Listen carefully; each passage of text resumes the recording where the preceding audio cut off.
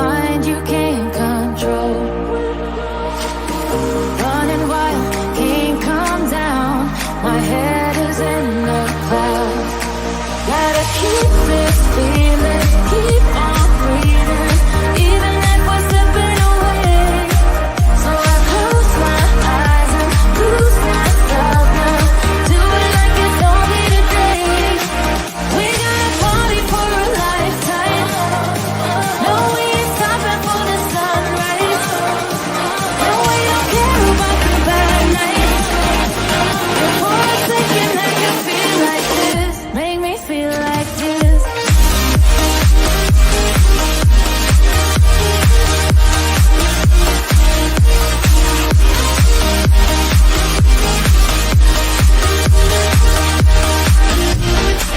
We got a party for a lifetime.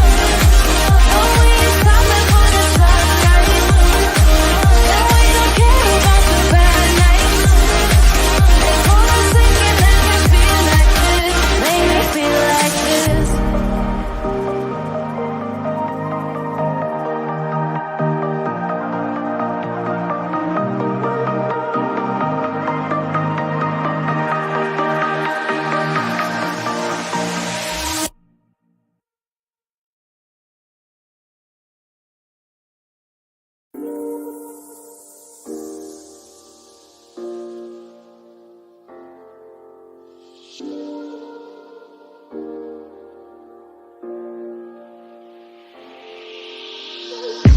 I'm on my last straw. I'm broken and woken up. I'm done feeling your lies. I've had enough. I can't run your place in this faulty game. And all the words you speak mean nothing more to me. 'Cause I'd start over now.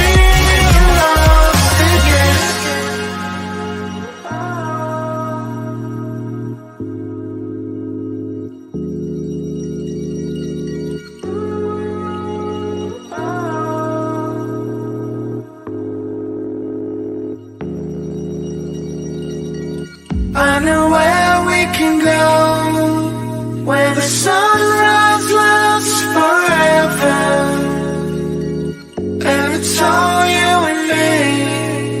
We'll kiss the sky goodnight. Come get lost with me. Come get lost with me. Come get lost with me. Come get lost with me. Just run away with me, darling. We'll get real lost. We'll get real lost again. Just run away with me, darling. We'll get real lost. We'll get real lost again.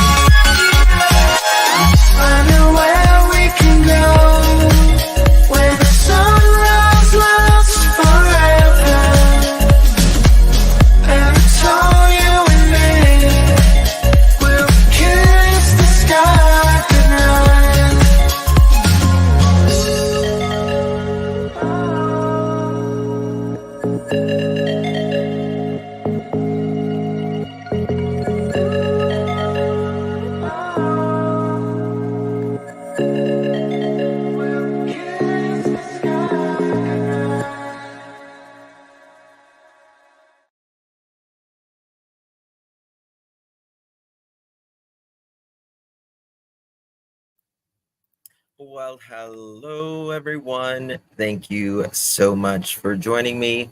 Good to see you all. Thank you. Thank you. Today is June 20th, 2024. It is 5:49 p.m. on the East Coast of the United States. I feel like I haven't been here in days. Um, did I go live yesterday? I went live on my other channel. That's what it was. I went live on my other channel. That's what it was. Good to see you all. Thank you all for joining me. If you guys don't mind hitting that thumbs up button as we come in, I would greatly, greatly appreciate it.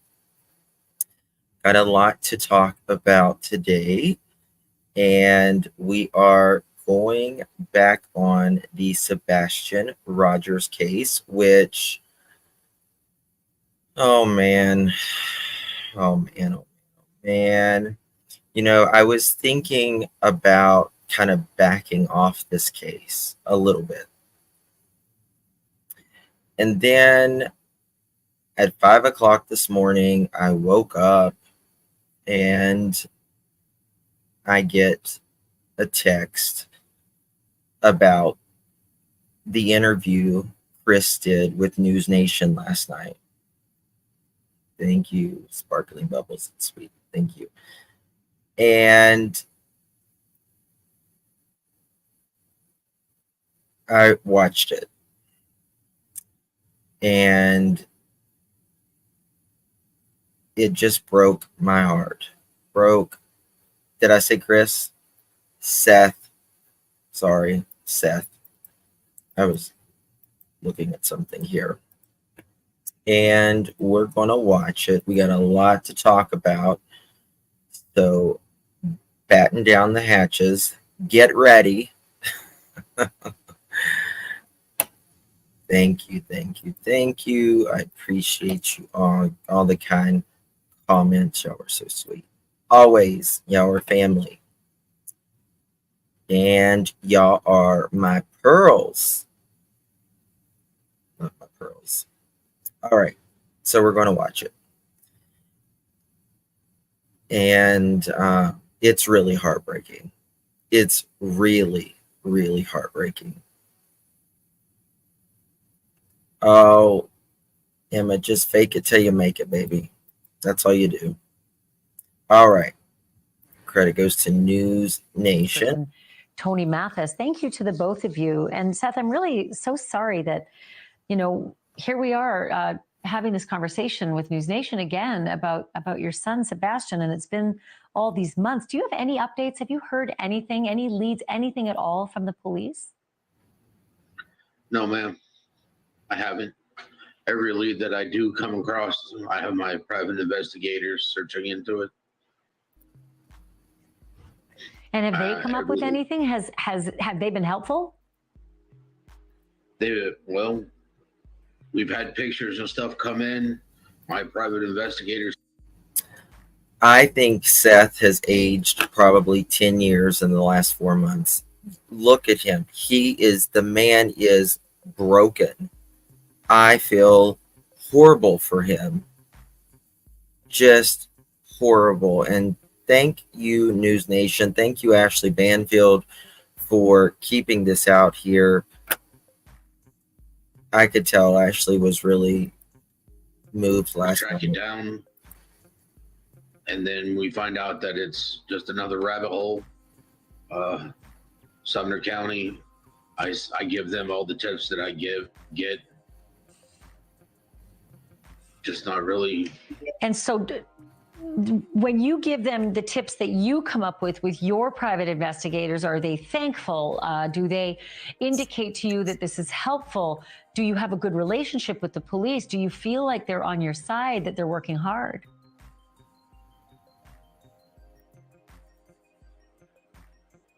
That's what they're conveying to me. But I can't imagine how hard this must be. I'm not seeing my son's not here. This is my first Father's Day. What made me a father is not here. Can y'all imagine? Oh my God. This was, first Father's Day for him. And this, it doesn't matter if you have 10 children, there's a saying, you're only as happy as your unhappiest child, right? Meaning if something is wrong, something is happening, something is going on with your child, then you're not happy either. And that is so true for most of us parents. Now, Chris and Katie, TBD.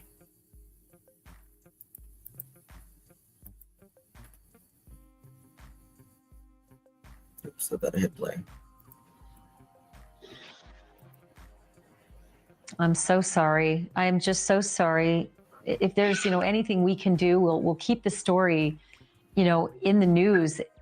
What's so bizarre is that Katie and Chris packed up and left that home. Are you in contact with them at all? I know originally they weren't talking to you at all. They weren't sharing information, which also seemed bizarre to me. Even if a split up is acrimonious, you still have this shared goal, right? To find your boy. Has it gotten any better between you and Katie in terms of sharing info? It doesn't feel like a shared goal. It sure doesn't feel like a shared goal. Wow. Now, listen to that. Listen to that for one moment, folks. Even Ashley Banfield said, even if, it didn't end, your relationship end harmoniously, right? You still have one goal in common, and that is the best interest of your child.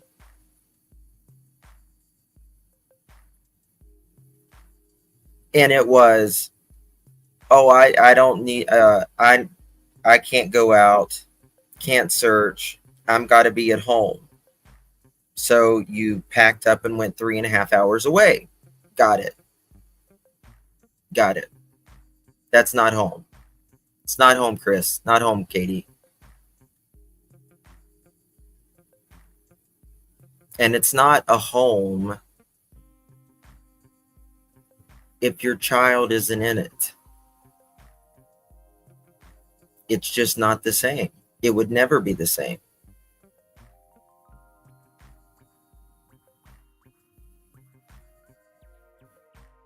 And to add insult to injury, in my opinion, whenever you are, there's so many holes in your story, in my opinion. I don't see how anybody can't see it, but I digress. But adding insult to injury is you're not even speaking to the father of the child, Sebastian Rogers, who you made a child together with, Katie. Why would you not do that? How can you not look? There is only one person in this world that could only grieve like you, and that is the other person, the other parent that you made this child with.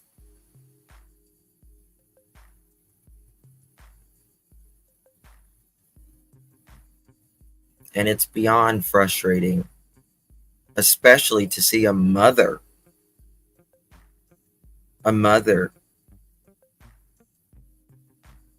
not searching, and I don't give a rat's cookie what anybody says. They're not searching. They're not searching. They're not looking.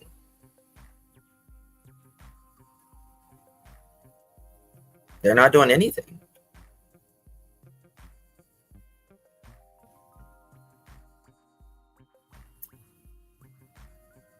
I really was just kind of going to slack off this until I seen this interview, and I was like, there's just no way I can. I cannot do that. It feels like it's only my goal in all of Sebastian's army. It's their goal. It's my goal to find Sebastian. But as for contact between me and the Proudfoots, there has been no contact. Better between you and Katie in terms of sharing info? It doesn't feel like a shared goal. It sure doesn't feel like a shared goal. Wow. It feels like it's only my goal in all of Sebastian's army. It's their goal. And that quote right there is why we got to keep going. Why we have to keep going. That's it. Says that it's my goal and it's Sebastian's army's goal.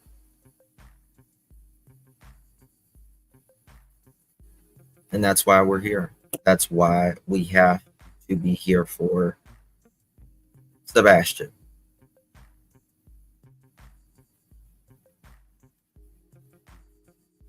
I don't understand. I do not get it. I understand people have to go back to work. Right? But you had 4 months, Katie. Almost 4 months. In a week, it'll be 4 months. You just started going back to work. I don't think you even reached your neck up to look outside of a car to find him. Nothing. Zero. And it's unfathomable that a mother, it's like the Proudfoots, in my opinion, feels like they just dusted that part of the life off, started something new, no more Sebastian, and moved, in my,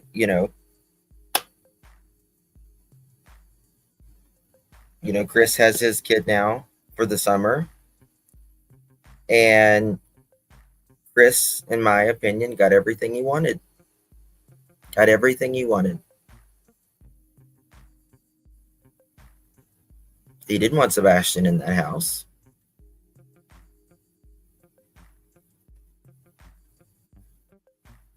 He didn't. He didn't want Sebastian around Faith.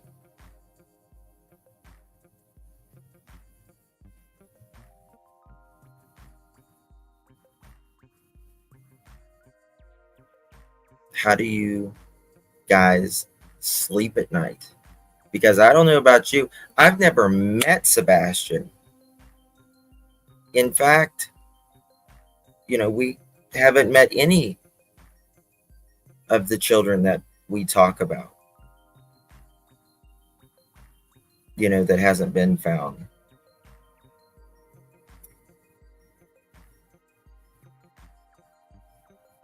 And it keeps me up at night.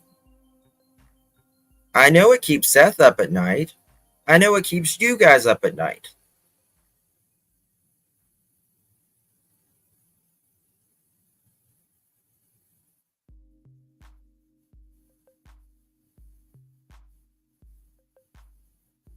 I just, for the life of me, don't understand how people cannot think this is wrong.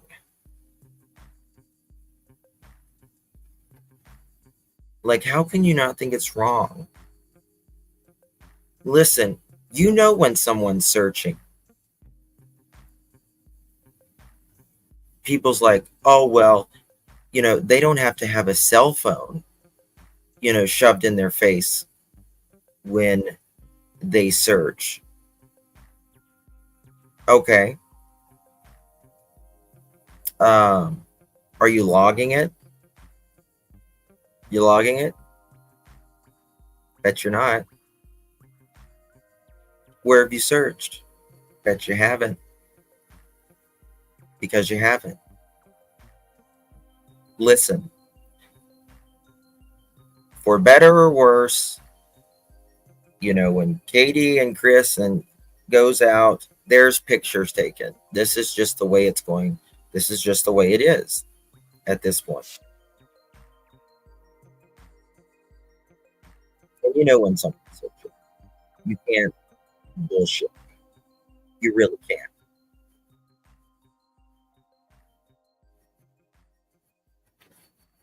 Yeah. Yeah. All they got to do is download the app, right? And it'll show you everywhere they've searched. So that would be something that would be really good, in my opinion, Cali Max.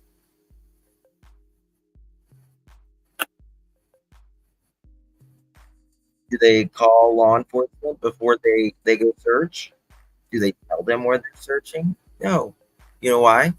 Because they're not searching.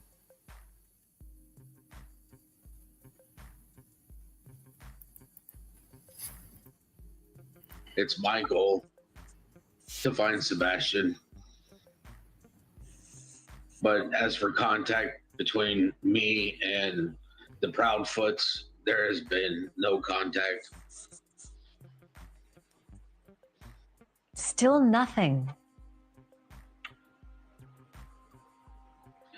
Yeah, Mike. It's like I'm the only one that misses my son.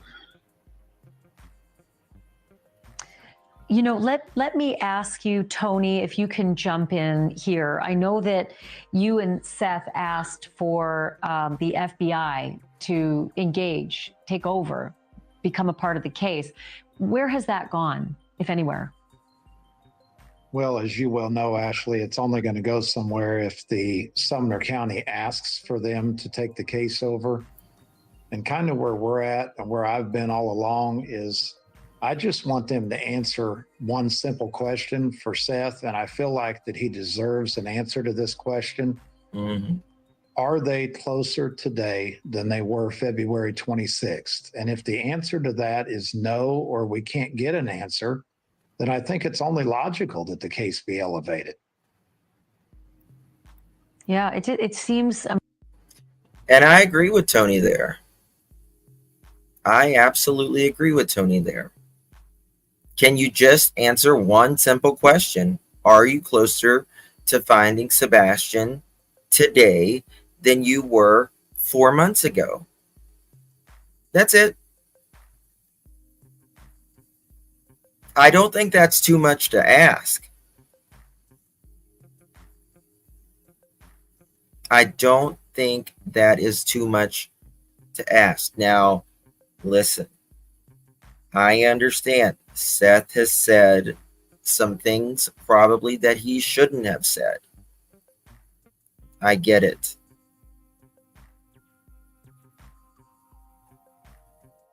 I don't think he would do that now. I hope he wouldn't do that now. But if they are not, if Sumner County is not doing anything, or TBI, if they haven't gotten anywhere in 4 months, after 48 to 72 hours, you have a 50% or less likelihood that this case is going to be solved. And then every single day after that, it goes down exponentially. Every single day. We're at 4 months.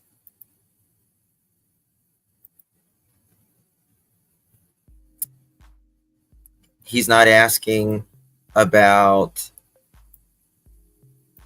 anything related to the case, right? Directly. Just, are you closer? I think after 4 months,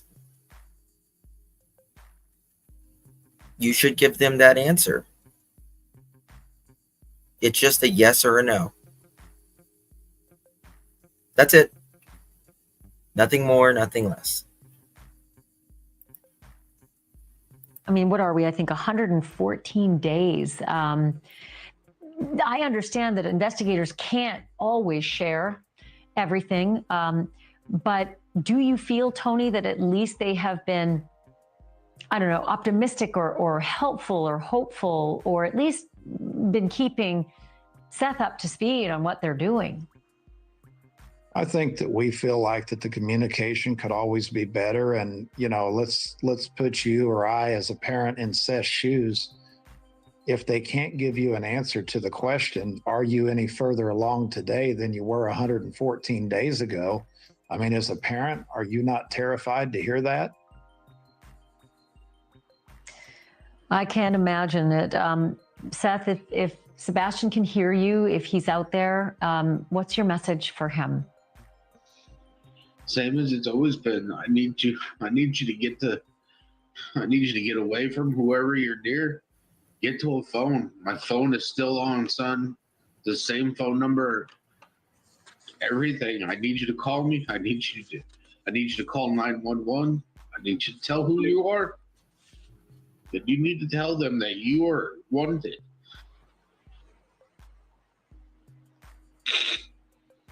I need you home. I need to know you're safe. I need you, buddy. You've always been my buddy, and you will always be my brother. Stay strong, Seth. We got your back here. We're going to keep the story on the air. Somebody knows something, and there's going to be a lead that turns up. In the meantime, we do want people to know, Seth Rogers and Tony Mathis, thank you for this. We do want people to know that if you have any information on the whereabouts of Sebastian Rogers, please call the Sumner County Sheriff at 615. So there you have it. Still absolutely nothing 4 months in. 4 months in. There are 6 high-profile cases right now in just Middle Tennessee of children who are missing. Many of them missing quite a while, years. You know, I was talking about Summer Wells, I think on Brittany's panel the other night. Summer Wells has been missing 70% of her time on Earth.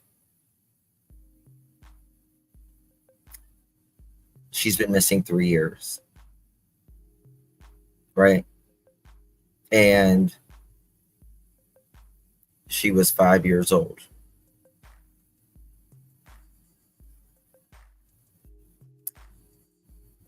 What do you do?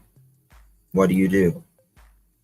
I mean, obviously, you're not making any ground on these cases. Obviously. I think it's very clear, in my opinion, that Sebastian Rogers never walked out by himself. We're going to go over an interview here in a little bit with some things. But there's some things that I was looking up in the very beginning of when Sebastian went missing.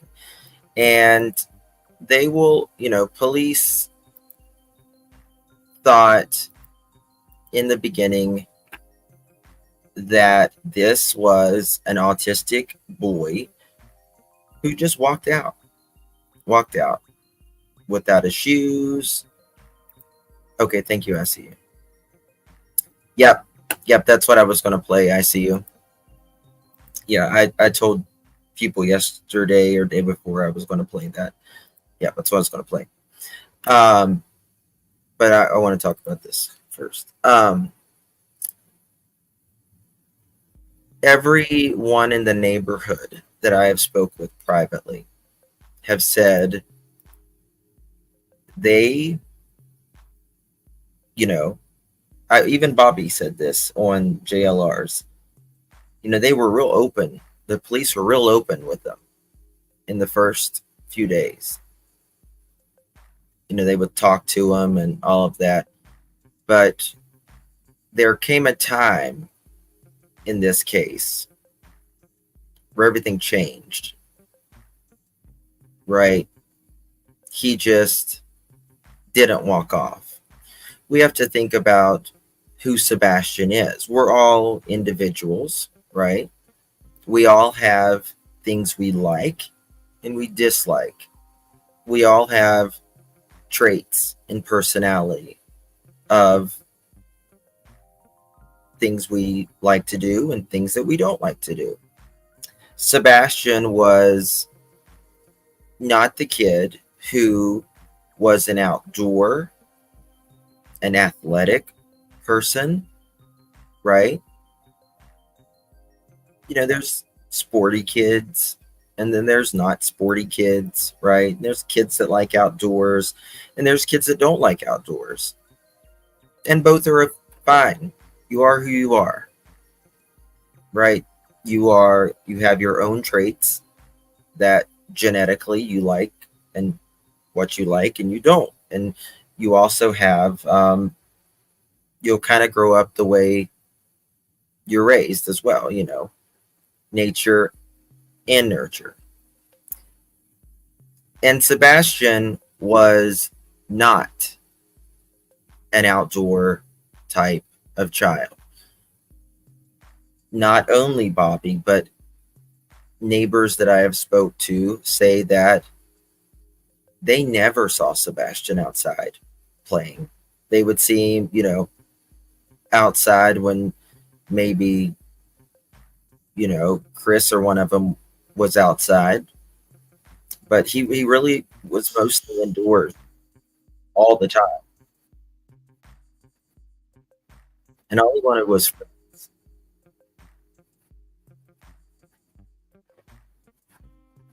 And you're trying to explain to the world that Sebastian was, you know, like to play video games. He was an indoor type. He didn't like to be dirty.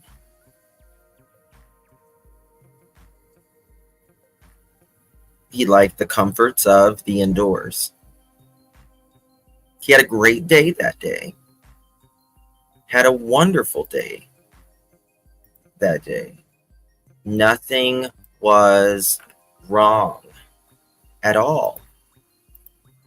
Just the greatest day, the greatest weekend. In fact, Chris's sister said, I was with him Sunday afternoon shopping. I took my sister and her daughter plus my sister-in-law and Sebastian shopping that afternoon. So I can tell you, he was in a good mood. They were headed home to put away groceries when I last saw him Sunday. Thank you, Dreamcatcher. So after they put away groceries, they went out to have dinner. Everything was fine. At dinner, they left. They come home. Okay. Everything was fine. How did we go from fine, okay, truth, to a child missing?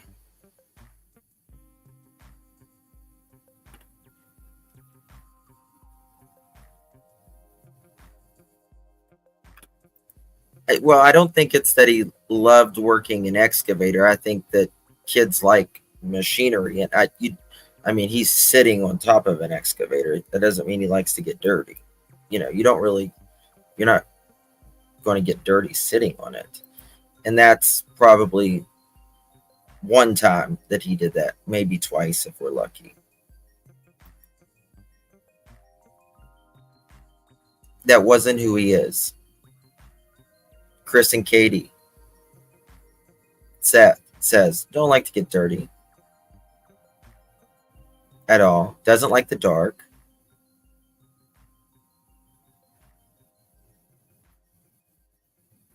Doesn't like loud sounds or anything like that. But he bypassed everything that he knew, that he was afraid of, and that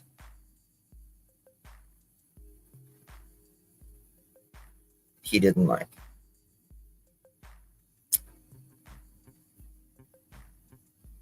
He stayed home by himself at Seth's, where he could have left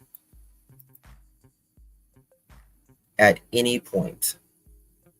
Any point.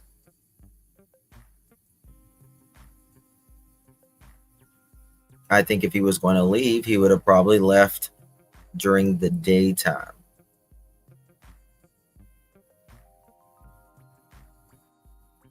But no. He would have left, you're saying that he left anywhere from midnight to 6 a.m. Now, I find this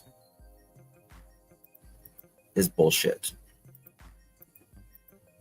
Just bullshit. This was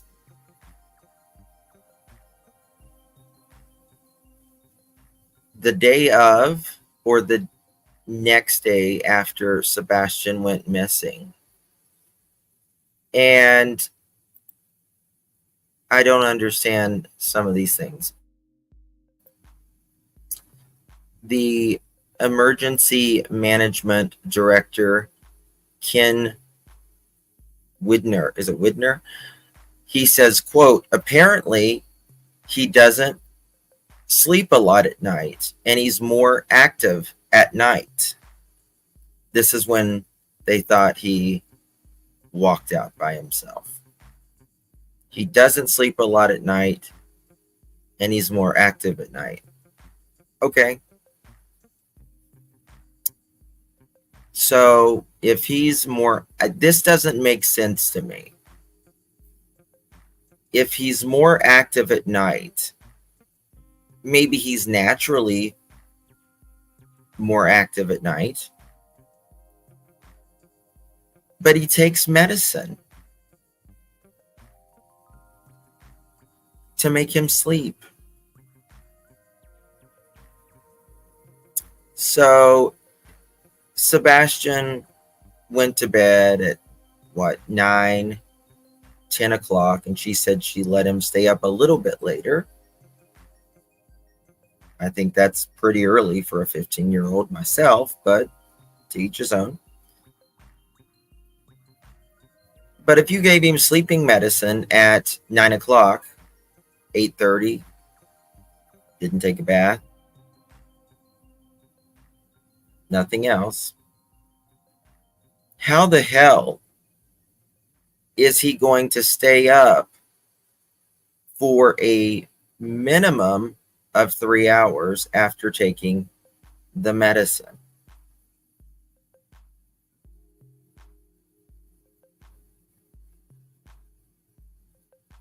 I don't understand that. Did she give him too much? I don't know.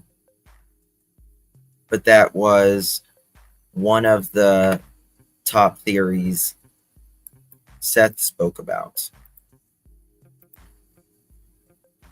Apparently, he doesn't sleep at night. So this is obviously what Ken, the emergency management director of Sumner County, said. And obviously he was told this, that he was more active of night.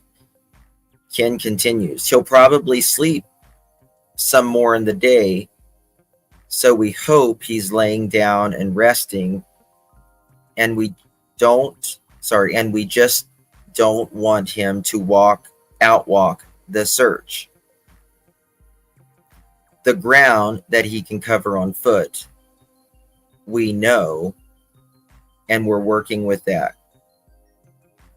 We're putting that into consideration when we create the areas that we search.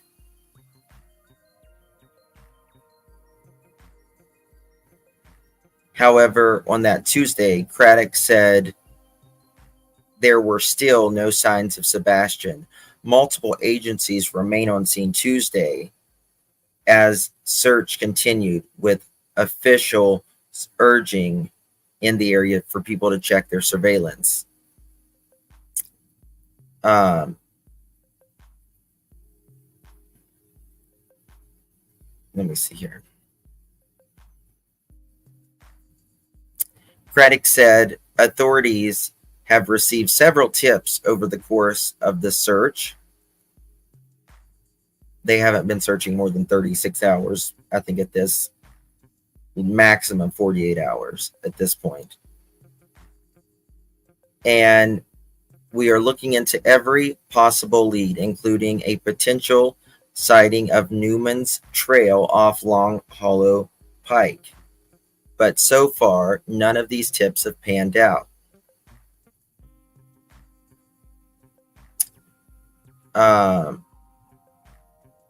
They said Sebastian was without his medication. The urgency of this search is continuing to increase, said Craddock. He said Sebastian is without his medication, and his mom has told officials, quote, all of his shoes are accounted for in the house, end quote. So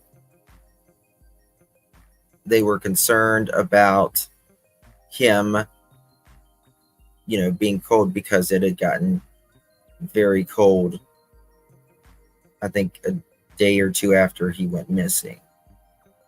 And the first 2 days they logged over 2,000 foot miles. These are literally cameras that you can see a field mouse in. And I think this is very important. Let me see if I can. I don't know if I have it pulled up. Let me look real quick. Because Okay. I want to show you just very quickly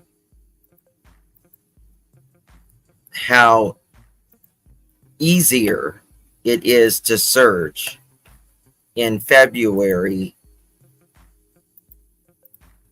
in Tennessee compared to whenever, the foliage is in the neighborhood. There's no leaves. Everything you can see right through the woods. Guys, do me a favor. Hit that thumbs up, please. Greatly appreciate it. Okay.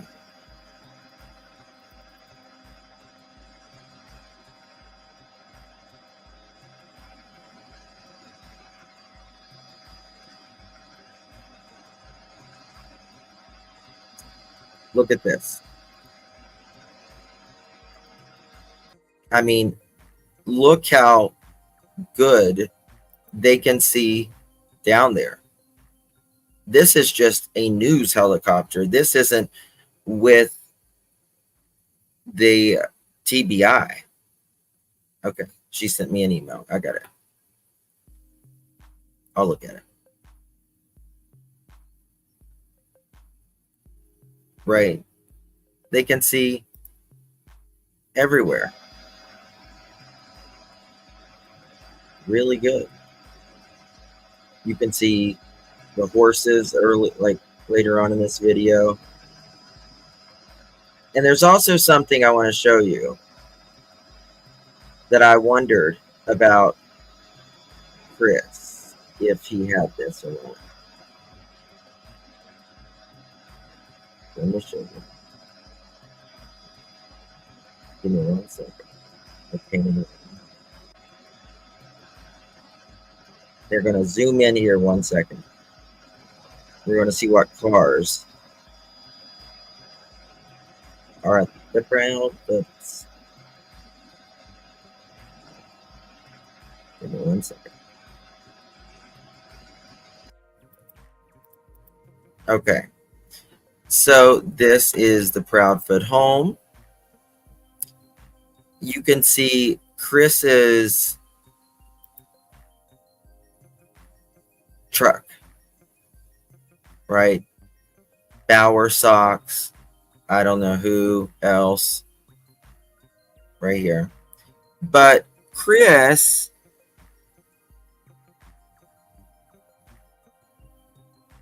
look at, when was this taken? February 27th. What time was this?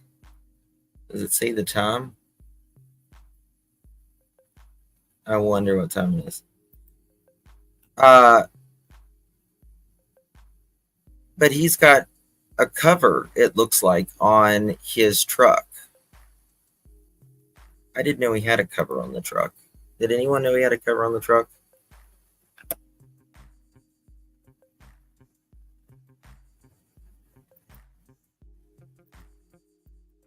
What? Okay, if there's a troll, just get rid of him. I don't see him. Just get rid of him. It's no problem. Okay, just get rid of them if they're being vulgar. Okay.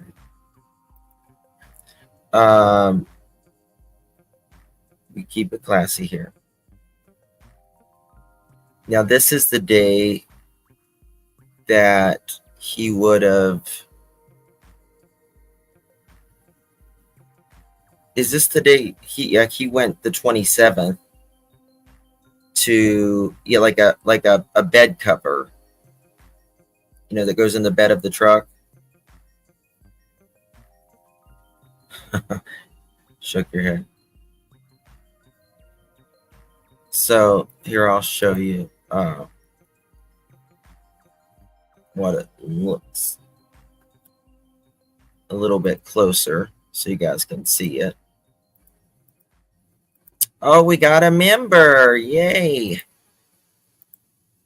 Hold on 1 second. Ooh, you got a member. Tina, thank you so much, my love, for becoming a precious, precious pearl, my dear. Welcome to the family. Thank you, Tina. Pearls looks amazing on you, Tina. Thank you so much. Rayanne. Rayanne the Diva to the office, please. Rayanne the Diva to the office, please. You're being paged. Late slip for Rayanne. Late slip. Lacey to the office, please. You're being paged. Lacey to the office, please. You're being paged. Good to see you, ladies. Thank you again, Tina, for your support. Really do appreciate it, my dear. See the bed cover? I can't tell if the tailgate is even down. It looks like the tailgate might even be down. Yep, there is a bed cover there. Certainly is. Certainly is. And there's that. Now, I do believe that, in my opinion, that vehicle in the dark looks more like a truck to me, specifically with the lights that is on there. They're more vertical than they are horizontal, right?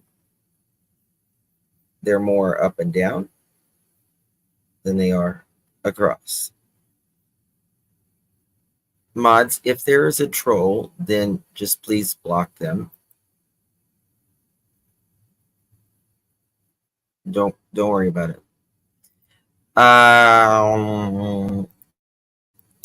East Coast chick to the office, please. East Coast chick to the office.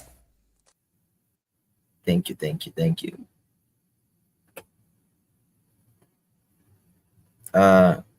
Why he put a cover on the box of the truck, the hitches, and the fifth wheel camper are a real son of a tune to put in and out. Yes. Yes. Someone sent me a video on how they go in like the middle of the truck bed. Right? The slide back or lift up. I don't know.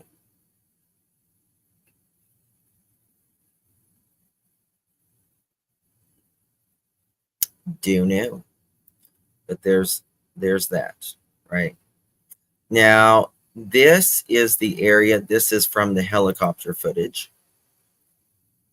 that we are working with, right?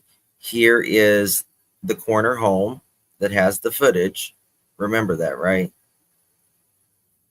And this was just hours after Sebastian went missing, right? Vanished, went missing. So this is what it looks like that time of year.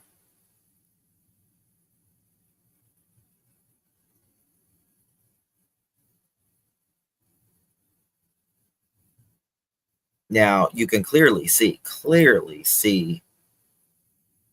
that there is, you can't even hardly see the backyard when the leaves are on, right? But now look at it. You can see everything. Absolutely everything in the backyard, in the side yard.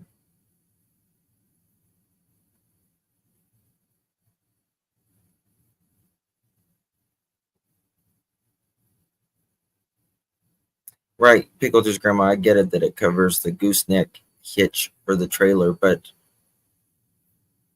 what's the point? You know what I mean? What's the point?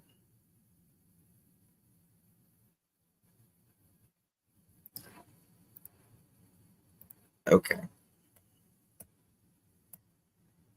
Now, here are other photos, right?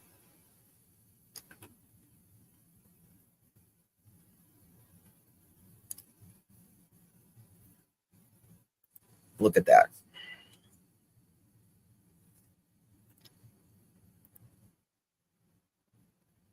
There's like, you can see everything that time of year. Hold on 1 second. I'll fix it. Just let me fix it if we need fixed. Give me 2 seconds, y'all.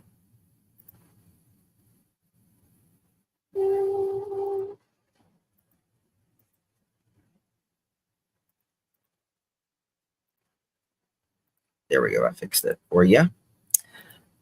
Kimberly, thank you, my dear. Thank you, my love.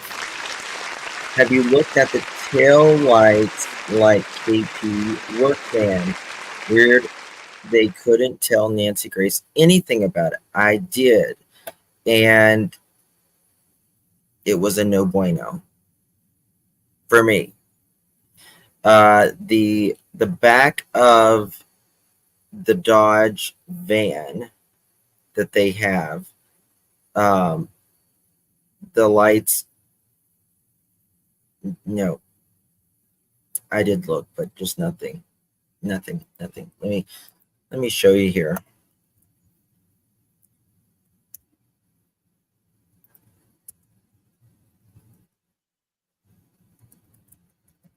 Here you go. Let me show you.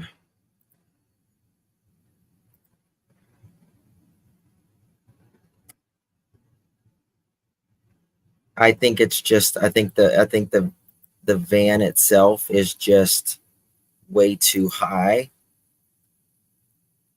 in my opinion. Where'd it go? I want to see this photo. Okay. All right. Look at this. Looky. See, it's really high, and they have these lights up here as well. So I don't think it's that personal. Marion, thank you, baby. Appreciate you. Welcome to the family. You are now a pearl. Pearls look amazing on you. Thank you, my dear. Really do appreciate it. Yeah, so I mean, the lights are, yes, horizontal. Usually with SUVs, I mean vertical, these lights are vertical, but usually with like SUVs, lights are horizontal, unless it's like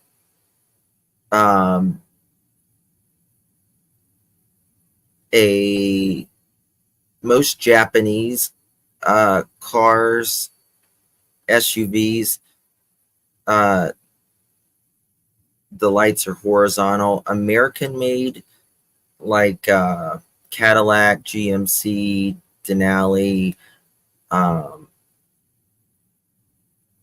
those kind, Fords, they're vertical, but otherwise most of them are horizontal when you go looking about it. What about the black SUV parked in the front of Katie's car? That's a good point. Hey Lee, good to see you. Hope you're well. Good point.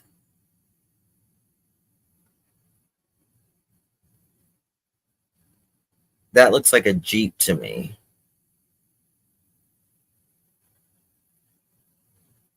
Maybe. What do y'all think that is? Hold on. See if I can. 1 second. Does anyone know what kind of car this is? Let me look. Let's try this. Yep. That I'm pretty sure is a Jeep. One of the newer Jeeps.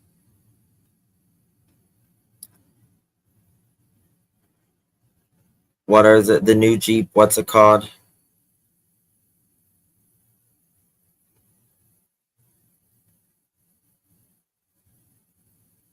No, they're the new Jeeps.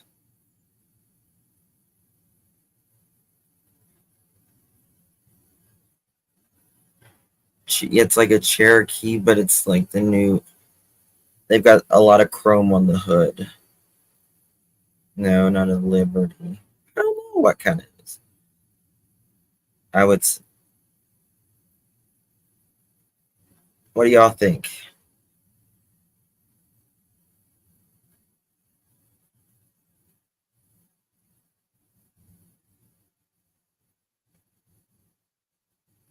This footage is from. Let me check. I think the 27th. But that's a good idea. What you just came up with there. This is from.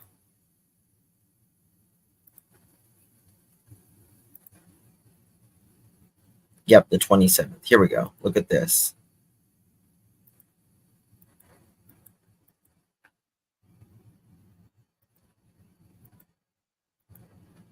Oh, here's Chris actually jumping in the mud, y'all. Watch this.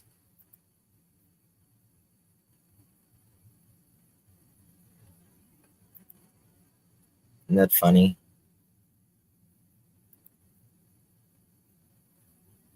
He like watch.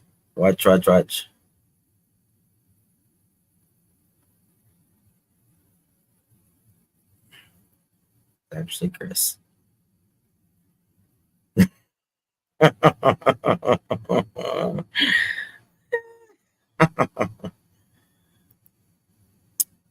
East Texas chick. Thank you, love. Appreciate ya. Girls look amazing on you. Thank you so much, my dear. Really do appreciate it. Welcome to the Pearl family. All right. Here, let me pull it up. Let me find it. All right, there it is.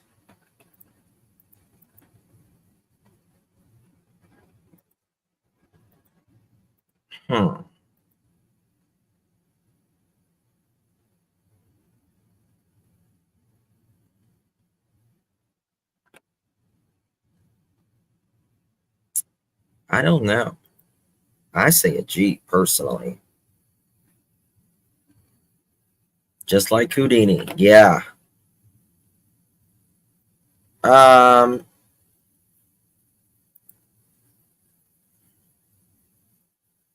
wonder, like, I don't know what Seth drives. I think he drives a truck, doesn't he? He drives a truck. So maybe Chris's sister. Yeah, I was thinking the Wagoneer. That's what I was thinking. Or Cherokee. What's next to the white van? That is their motorcycle trailers.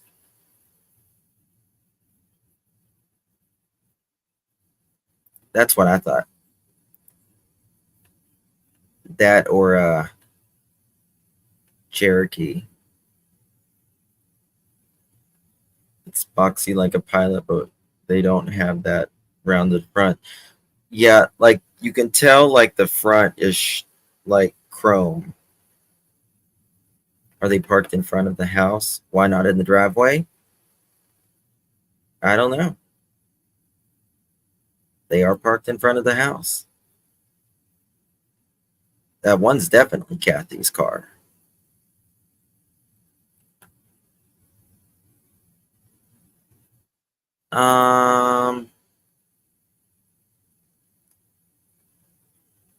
I don't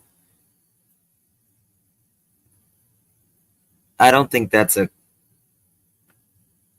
Tahoe. The wheelbase is different.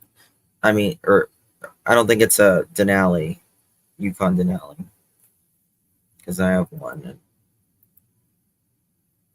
I don't think it's that. Is Katie's car as big as a Wagoneer?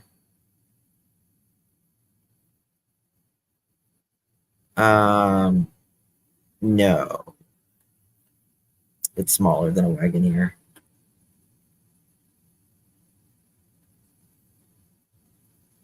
I was thinking like maybe a Kia SUV, but I don't know which one it would be.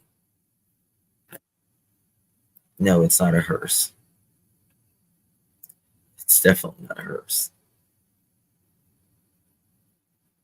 I don't know. We could check the rims on it. I wish we could tell the rims, but it's hard to know. All right.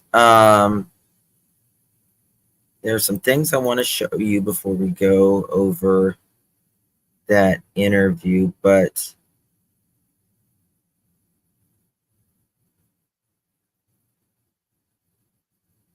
so these are all the very early days of when Sebastian went missing. Sharon, thank you so much. Thank you for your support. 5 months of being a pearl. Thank you so much. Looks like a Ford Flex. That might be something. That's a good guess. Oh, they had a Ford Flex at one time.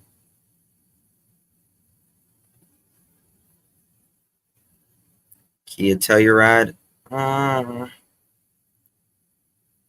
Maybe. All right. So after they thought that Sebastian walked off. Okay, here. Jeep Patriot.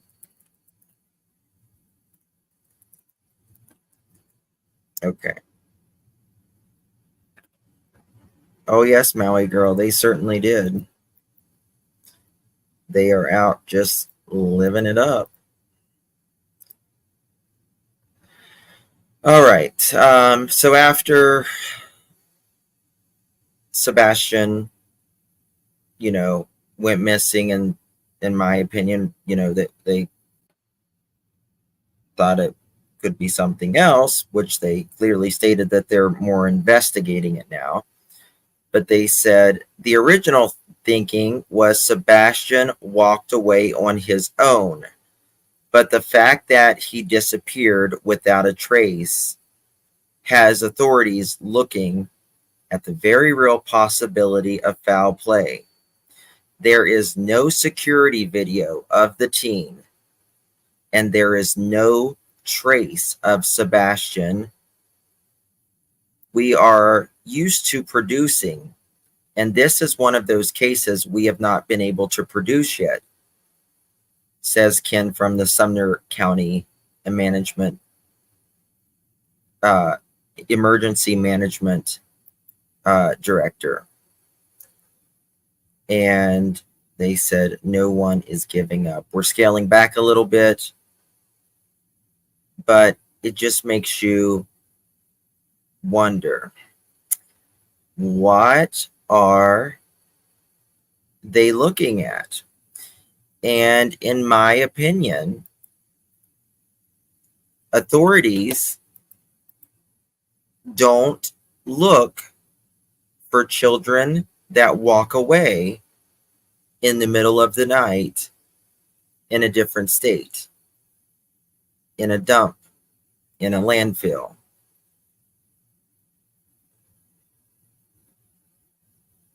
And in my opinion alone, you can share it with me or you cannot, but authorities have said that there is no, they have no reason to believe that, or there's been no, or the parents have been cooperating, right? And there is no evidence of foul play. I think that's how they worded it. How did they word it? But they said the parents have been working. But if you didn't expect foul play, then why are you looking in a dumpster or in a landfill? Why?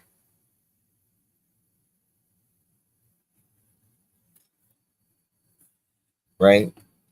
Now, another thing, there was a 16-year-old that just went missing in Hendersonville the other day. Right? You guys know what I'm talking about. They found her real quick, didn't they? Very quick. Why can't they find Sebastian? 2 kids in East Tennessee last year who went missing. Both were found within 48 hours. Okay. I want you to look at this. Credit goes to Brandy Gray. Link is in the description. Sounded weird. He said, "What do you mean you can't find him?" I said, "He's not in the house."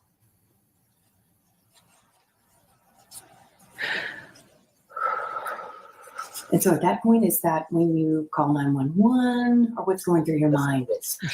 While we were on the phone, and I was like, is he on the other side of the bed? The normal places he may be in the house, and he wasn't. So I was like, okay, well, hold on a minute. And immediately after that, we called the sheriff's department and made the report. I ran all over the house, outside, inside. I looked in every closet. Within minutes, they were here. They responded within minutes, and here we go. So you said you were on. Wait, just a minute. Up until now, we've always been told that Katie was out riding around looking for Sebastian while she was on the phone with Chris, and that they called law enforcement on 3-way while she was out looking for him in the car, and that Chris told her to go back home because they were on the way. But here we have just heard them tell us that she was at home searching the house, and that it only took 1 minute, and then they immediately called law enforcement. So which is it? Yep. They immediately called law enforcement in the first video, the first interview. Immediately. Well, isn't that interesting? OG Sassy, thank you guys so much, my dear. Welcome to the Pearl family. Pearls look amazing on you, Sassy. Pearls look amazing on you. That's right. Look at what they said again in this interview. That sounded to me like she knows where he went. She just needs to prove it, possibly. I don't know. It kind of sounded weird. He said, "What do you mean you can't find him?" I said, "He's not in the house."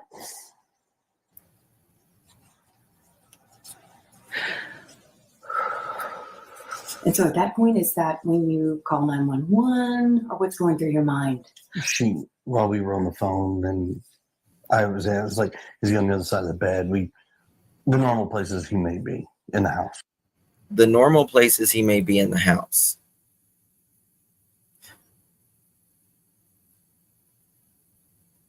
Okay. The other side of the bed. That's interesting. But she says they immediately called. She called. She looked 1 minute and they immediately called. Thank you, Truth Sleuth. Thank you so much, my dear. Very generous. Thank you for your support.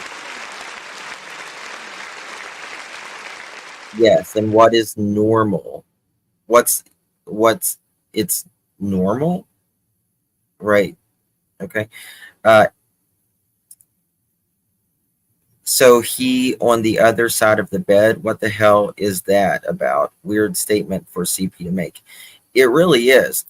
What, did you check the other side of the bed? Let me look over there. You know what I mean? It's like, what? It doesn't make sense. It doesn't even make sense. It doesn't even make sense. It's ridiculous. Stars 33712 who just emailed me. Was there supposed to be a picture with that? Because there wasn't a picture with that, my dear.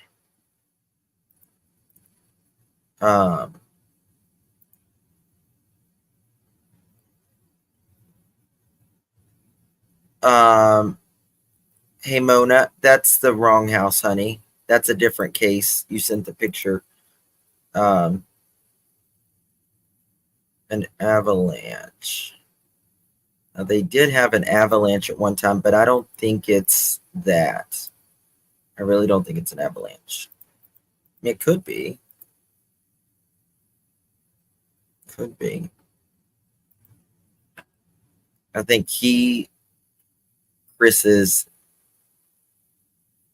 stepdad had an avalanche at one point. Or behind the shower curtain. It's like, what?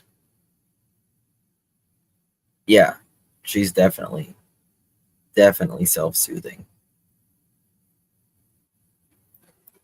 Doesn't make sense at all. Okay.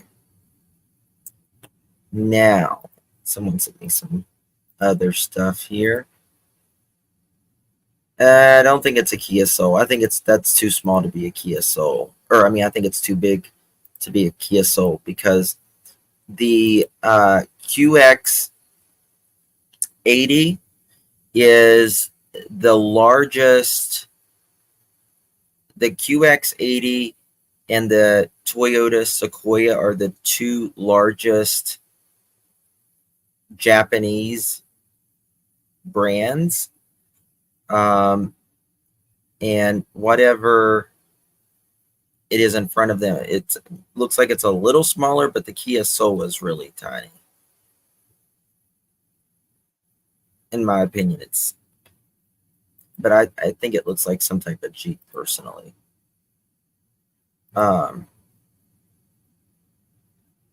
This is the Renegade. Justin, go over the video. Yeah, we're gonna. Yeah, I mentioned that yesterday. We're gonna go over the Blue Eyes. Okay, Mike. Got you covered, brother.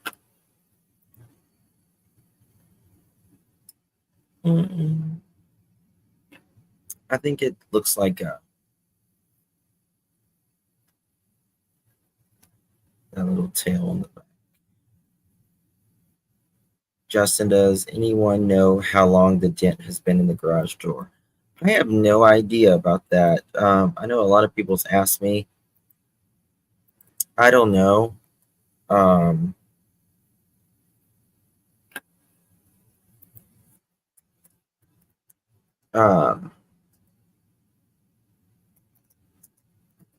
We're going to go over the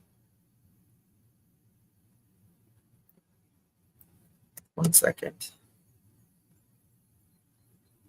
All right, we're going to go over a live that Miss Loli did the other day. And I wanted to go over this yesterday, but I didn't get the time to. Sue YouTuber Sue Moonshine works for Jeep. It's not. It's really okay. Well, she says so. She works for Jeep. If it's not a Jeep, then I think I look like a Jeep. I think it looks like a Jeep, personally. But if she worked for Jeep, And it's not a Jeep. She probably knows what a Jeep looks like if she worked for Jeep. Right?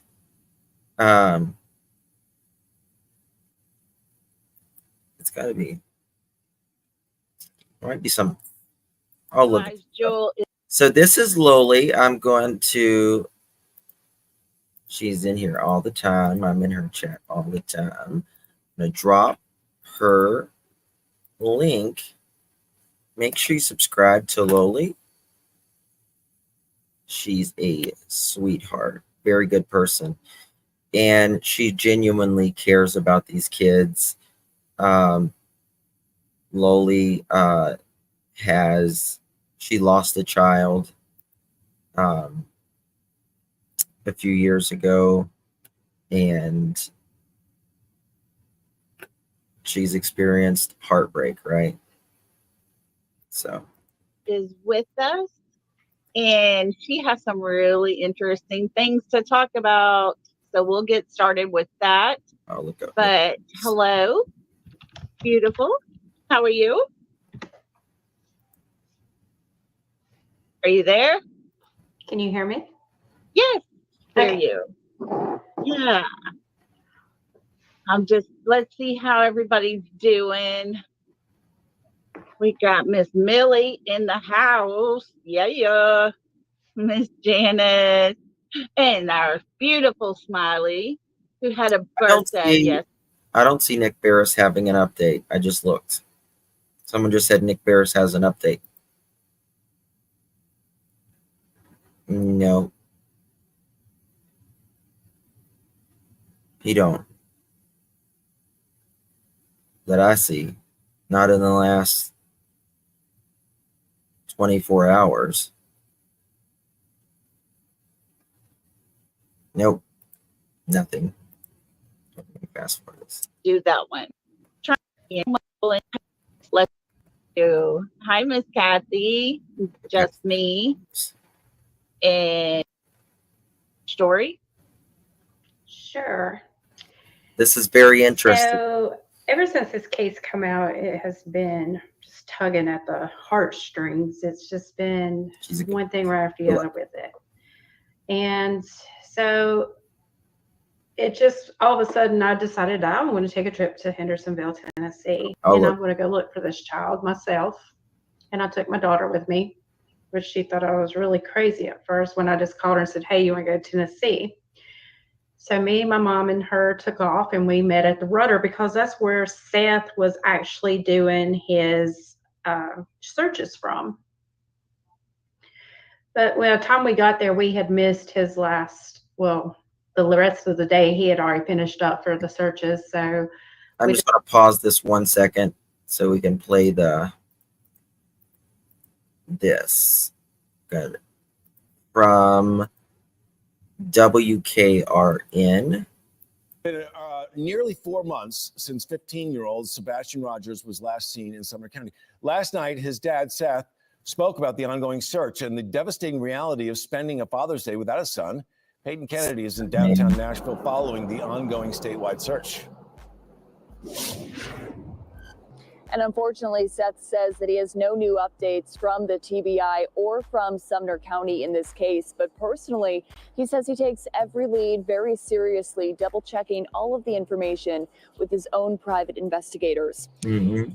No, Lee. And since February 26, we have seen massive efforts from local and state agencies and people near and far who have felt called to help in this search, scouring the areas where Sebastian may be and spreading missing person flyers across the country. Seth has previously asked for the FBI to step in, but only Sumner County can call on them for help. He says he simply wants to know if Sumner County is any further along than they were over 100 days ago. And if not, he says it's time to take next steps. Seth's message to Sebastian remains the same. Get to a phone. My phone is still on, son. The same phone number. Everything. I need you to call me. I need you to call 911. I need you to tell who you are. That you need to tell them that you are wanted.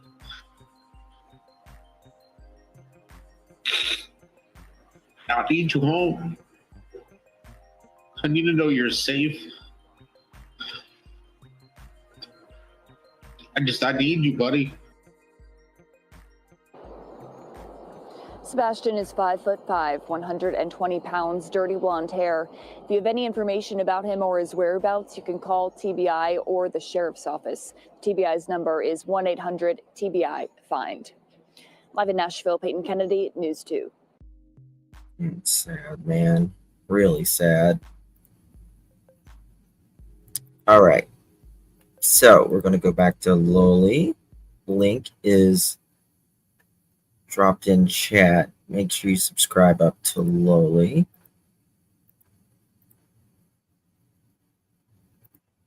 Let's see here. Okay. Decided that we would go ahead and go check in. We rode around a couple places, went to the house.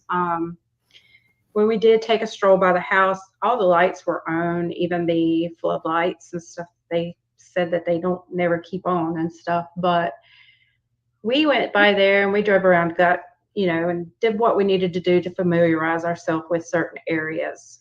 So the next day, me and my daughter decided to go out.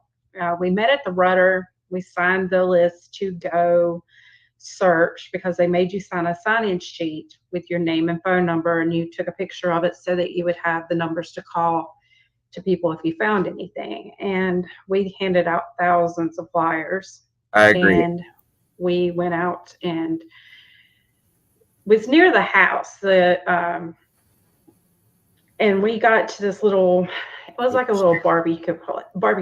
How many thumbs up do we got, mods? I'm only asking you to use one thumb. That's it. Just one thumb. Not even a finger, a thumb. Place. And I had text Chris on Messenger, and I asked him, I said, we are here now and we're trying to figure out what's the best place to search. Now, this is the day that they redid the searches and had the fire department as their command center. And he told us, he said, okay, he said, I can tell you where to go. He said, you need to go to Mary's Magical Place because that is where Sebastian liked to go. And he said, and if he wanted to, he could walk there. And so we actually asked a cop while we were talking to him on the phone. We asked a cop to come up, and I asked him, I said, are we allowed to search? And he said, yes, just don't get in the way with all the other ones that was searching. I said, well, we're going to go some other places. Well, Chris told me, he said, it's okay. Tell him who you're on the phone with. And I said, okay. So I told the cop I was on the phone with Christopher Proudfoot.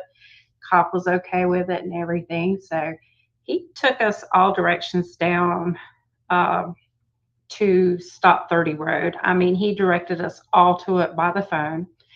And he said that Sebastian would have walked that road.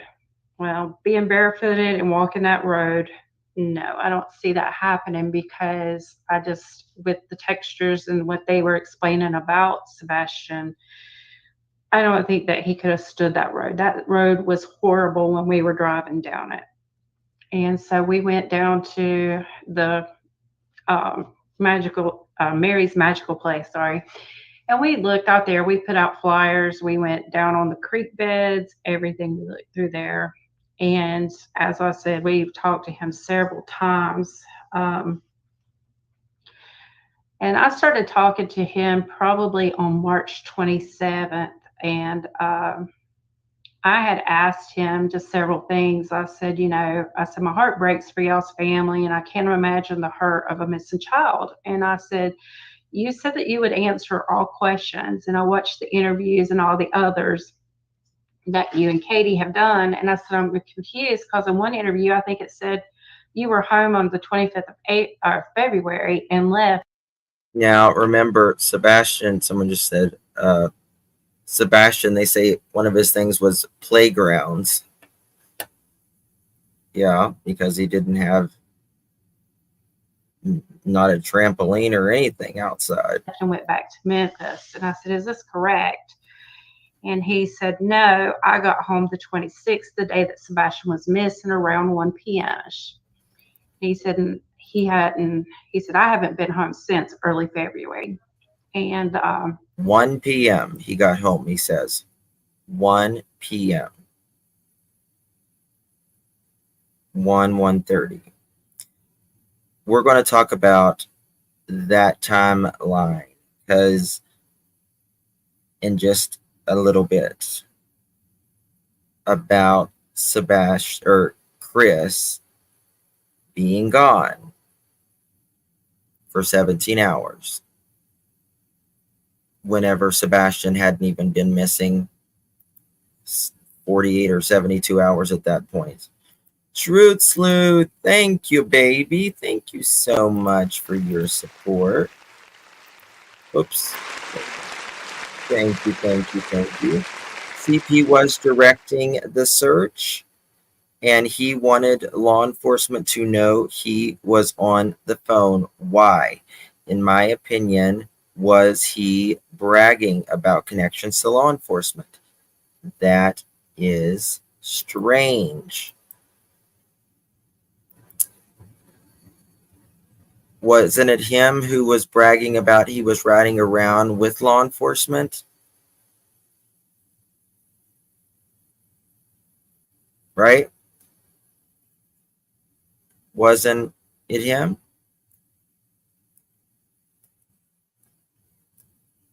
Someone was. I don't know. Something stinks. And Seth was not there.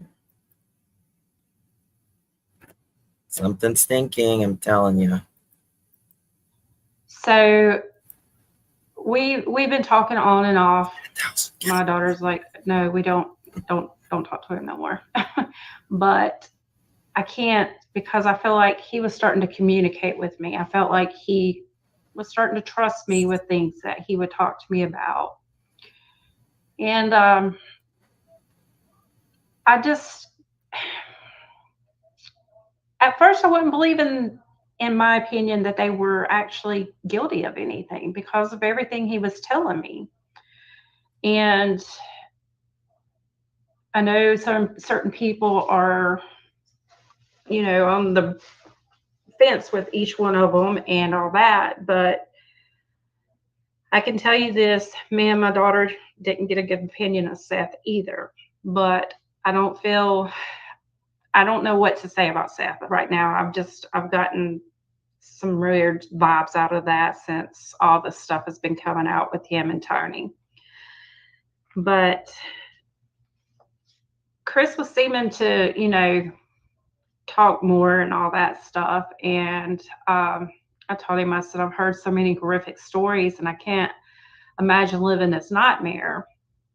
And I asked him, I said, I just have a few questions. I said, because I'm really, you know, there's something going on over here being said. There's this person over here saying this, and all people are saying just different things.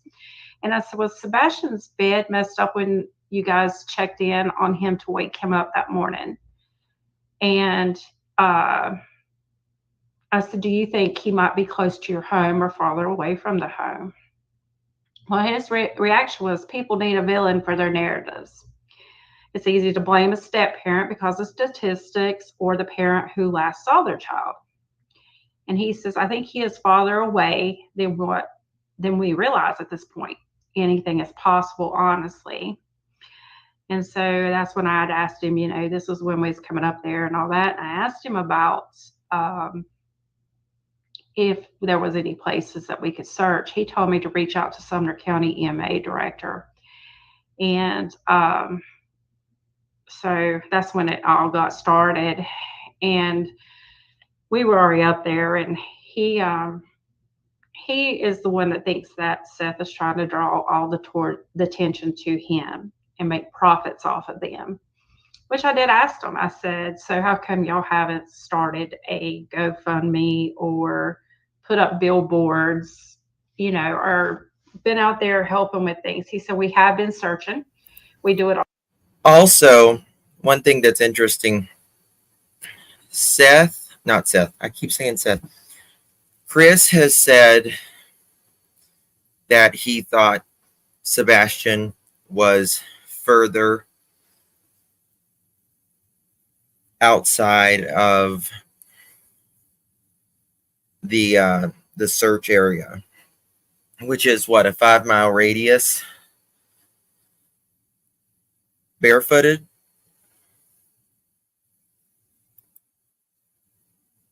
No. He wouldn't have got out of a 5-mile search radius in my opinion, barefoot. On our own and time. cold, frostbitten. And he said it's a little bit hard to do that when you got people threatening you all the time. He said, following you around. So I said, the situation with you and Katie, I said, is there a divorce in the future? And he said no, and that they wasn't selling their house. And he said, and Katie would not be speaking to anybody. Katie not speaking to anybody. A mother not speaking about her child?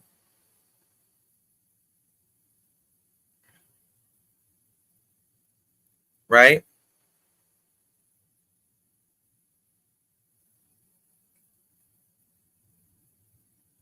Justin, do you see what the search area could look like? I have the where they searched before. Is that what you mean? Because she is not ready. And I said, well, she needs to, because I said, you know, this is why people are getting the assumptions that she's guilty of something. I mean, if it was my child, I would be screaming to the world. And my babies were grown. And I'm like, I would not stop. I'd stay up 24/7, go hell and high water to find my children. Amen. And still to this day, even if they are grown, but they'll always be my babies. Right. And so he told me just to keep reaching out to her. Maybe she would change her mind. And, you know, and I'd start the conversation with him on the next days. And so, Anna, wonder if he slept in his bed in his PJs that night if he was home. Well, I mean, I was thinking about that. I actually wrote a note about that. He was supposed to have a hoodie on. Do people sleep? Do they go to bed with hoodies on? I mean, that seems like it would be uncomfortable. Hoodie, a black hoodie, and then Adidas pants. That just seems like it'd be uncomfortable sleeping on a hood and stuff.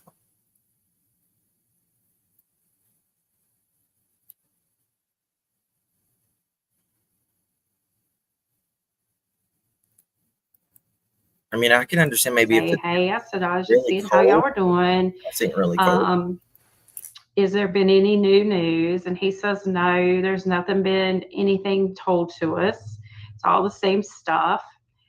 And I think that it's weird that they are talking to law enforcement and law enforcement's talking to them, but they're not giving nothing to Seth. And I don't know if it's, you know, with my opinion, if it's because Seth has released a lot of stuff that probably. That's right. They changed it. It's not a hoodie. It's a shouldn't have been released. Forgot about that. And I don't know what it is, but I don't know if it's because they are the parents he was with, but I think that all parties should be involved, including Seth. That is his child too. Right. And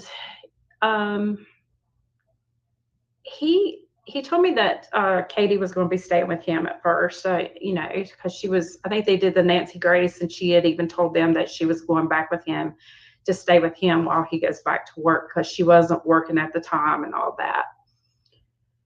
And I asked him about the bus stop and all that in front of the house, because I was curious, you know, does he ride the bus? And nobody's ever really said that I've heard.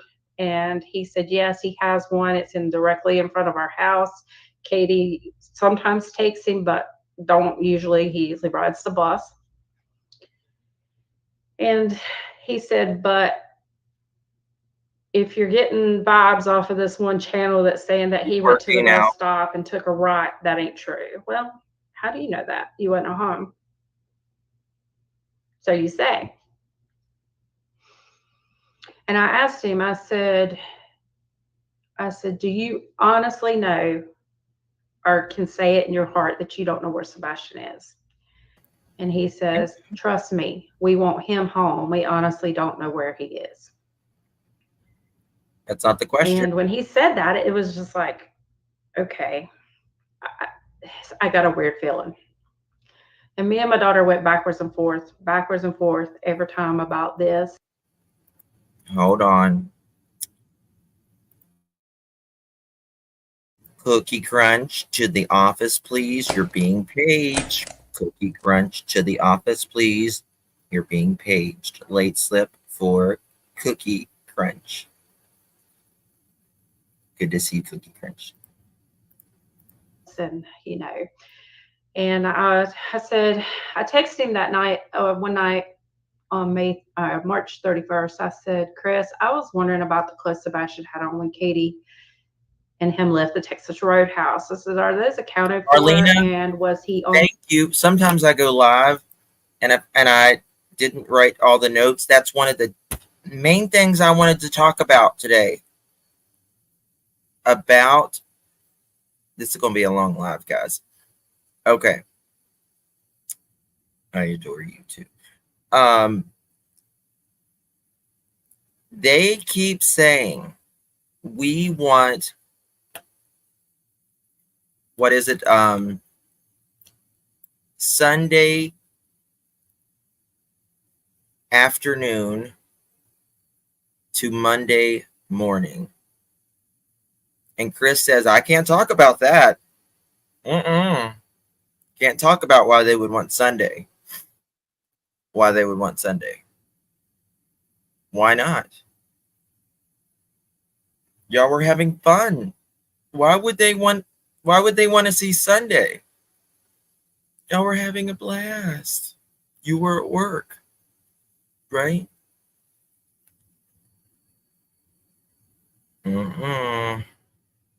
We're 153 away. Come on. You know you want to. Just the tip. Do it. Something's off here. Medication, what kind, and was the meds that he needed every day. And I said, I hope your Easter has been good considering the situation. Well, he never would answer me. And so he didn't answer me back till April 2nd. And he said, we are hanging in there. And that's when the press conference was supposed to start.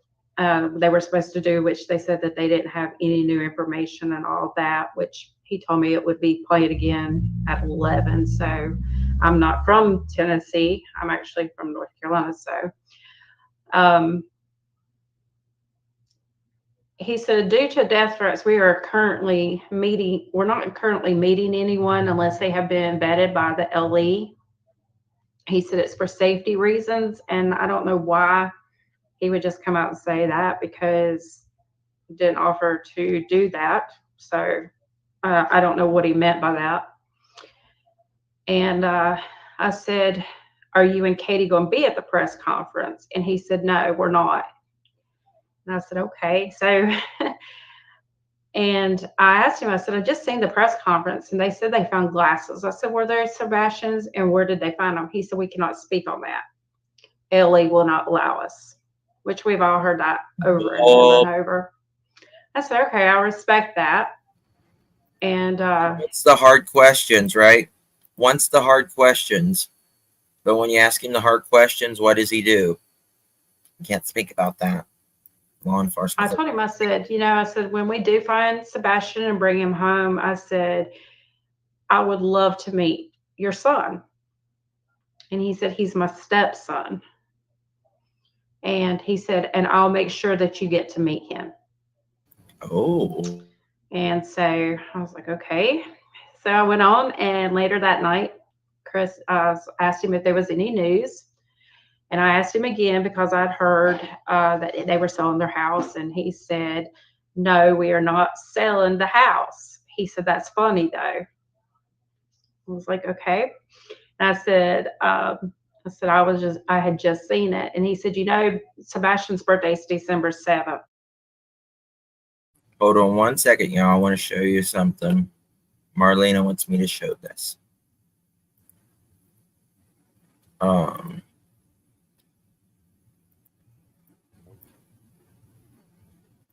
Hugging, love him. And Stepdad Chris says it's been an emotional roller coaster that all started Sunday night, February 25th. Pretty much. Let's go in depth now on the. Well, he didn't technically say that, but I guess he told that to them. They probably got it on recording, so he probably did say it actually. Okay. Just stuff out of the blue that I didn't really ask. And so I told him, I said, I texted him the next morning. I said, I hope y'all are doing okay. And I said, I hope that there's some positive information out there that on the searches. And he said, thank you so much. What did I always say? What have I always said? Katie starts with, fun fact, I made breakfast that morning. Well, he didn't go missing till Monday morning, the next day. Why are you talking? Why are you speaking like it happened on Sunday? Because in my opinion, it happened on Sunday. Much prayers, we get some answers soon. And he said nothing was new. Later on that evening, he texted me and said nothing new was found and still no leads. Sorry to report. And I said, I hate to hear that. And he talked about Indian Lake while we was up there. And I'm not sure. He said it was like 8 miles from their house. And I don't know if anybody knows if that place has been searched. Do you know if that has?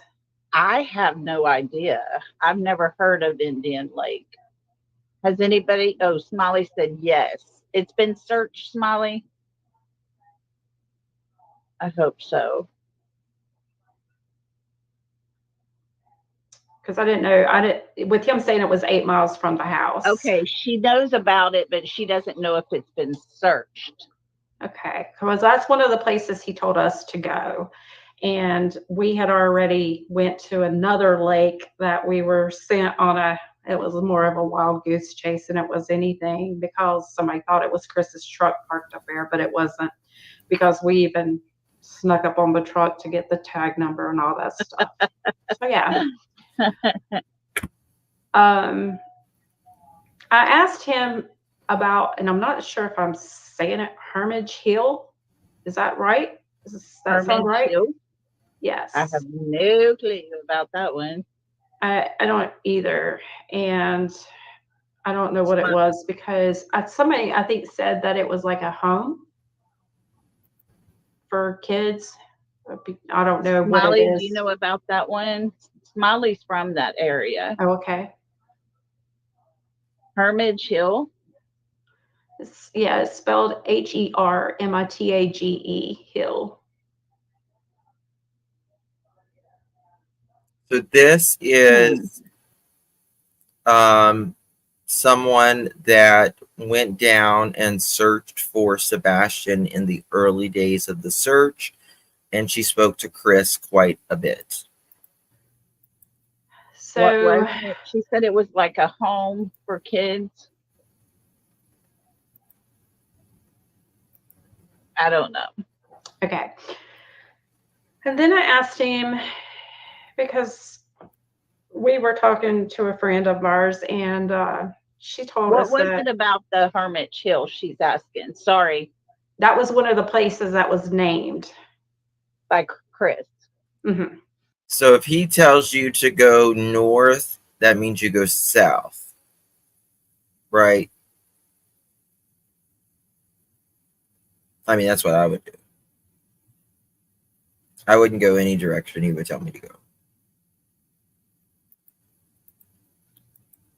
He talked about it to her.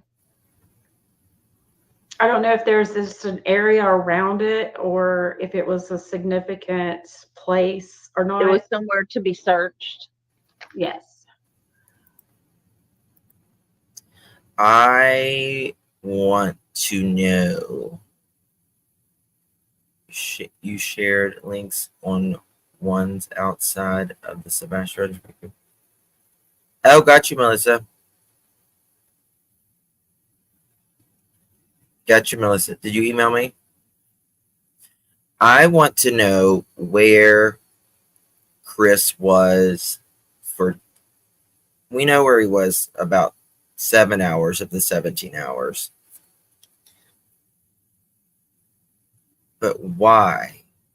I don't understand why go get your motorhome when you pay months in advance, 3 months in advance. Why? And people's like say, oh, well, they got to be moved. They make you move them every 90 days for long-term stays.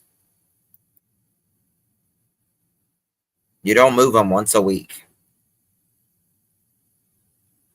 Worked here in Alabama and dated a chick here, so no. And Katie always says, we put, they put up signs all the way to the state line. I've heard him mention the state line quite a bit. But I told him, I asked him, is there None. I asked him. No reason. I mean, so let's think about this. God forbid someone went missing in your home. Wouldn't wish it on anybody, right? God forbid. And you don't know if this was intentional, if he intentionally walked out. Did someone lure him out? Did someone come in the house and carry him out? And you're going to leave your wife home when you are this protective alpha male, kind of like me.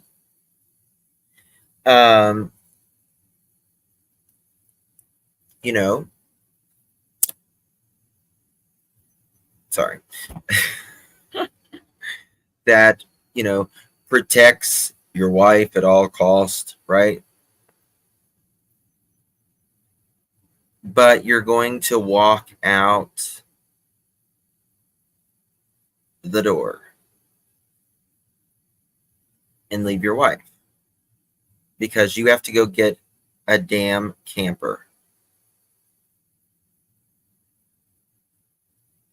I have 1,400 people in here. Not one of y'all got the joke.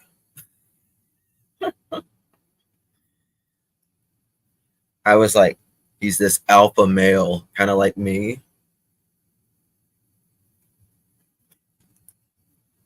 I give up. I thought it was hilarious. I'm sorry. Okay. We've got, oh my God, ladies and gentlemen, we have a new pearl up in this piece.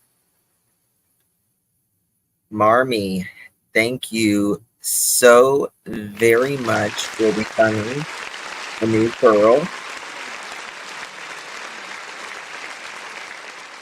Thank you so much. Oh, and thank you again, Marmy. That's so sweet of you. Thank you.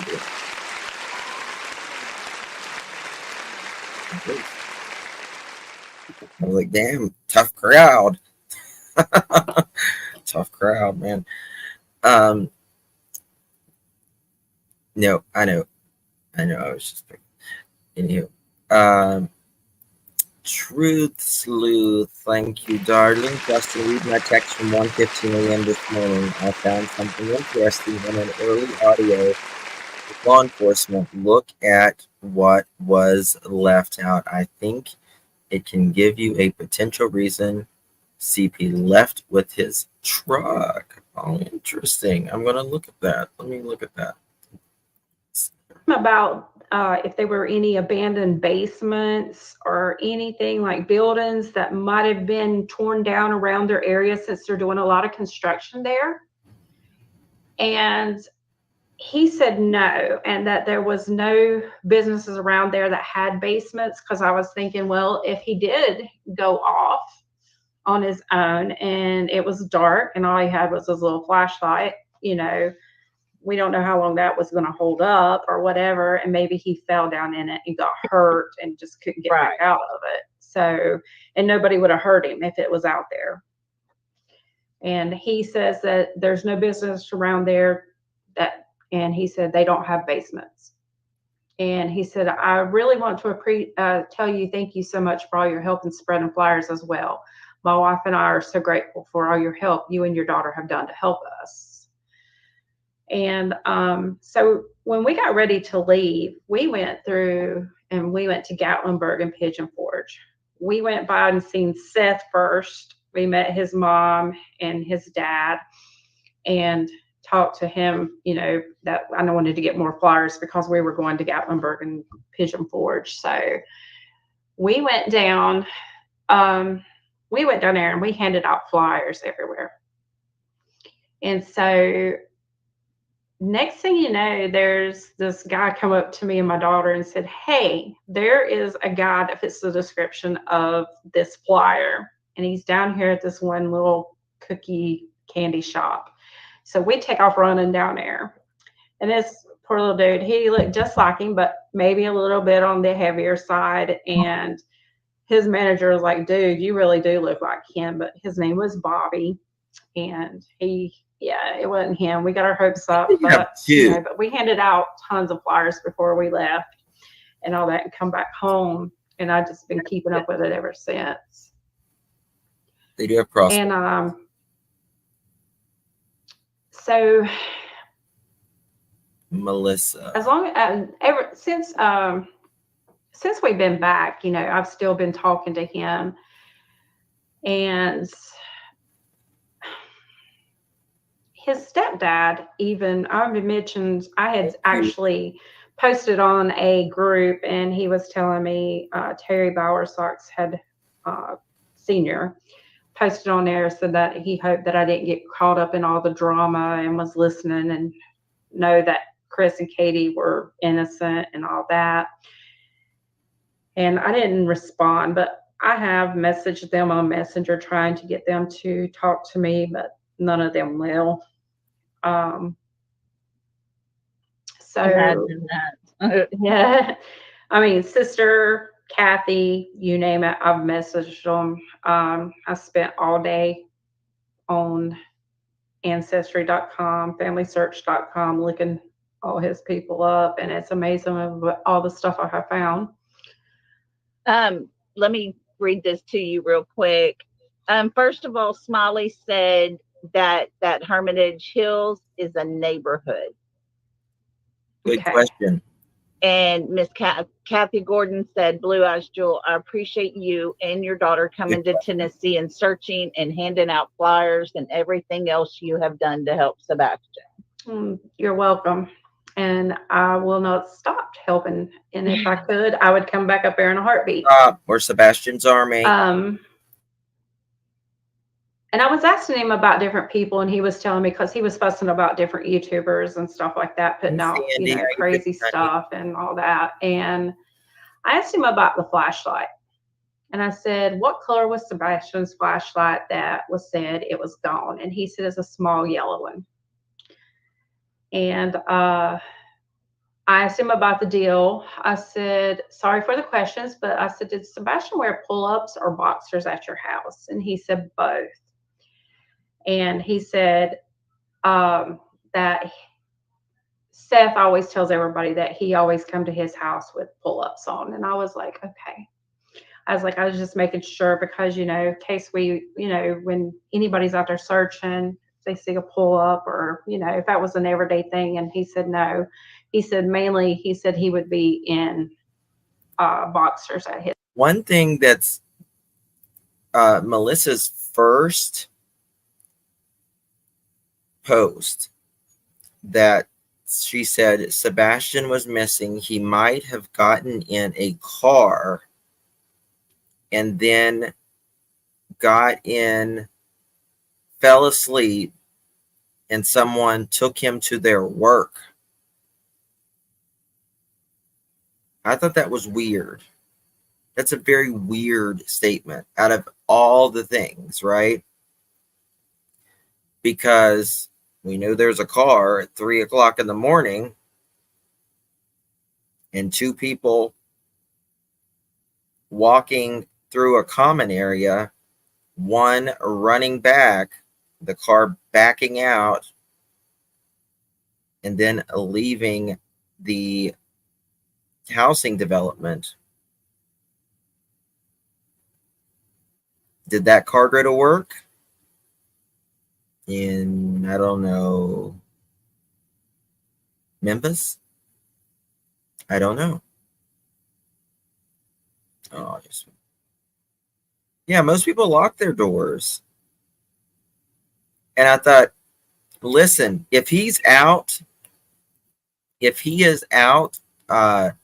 opening up doors, well then I'm sure that he's on camera. You know how many you would have to open up until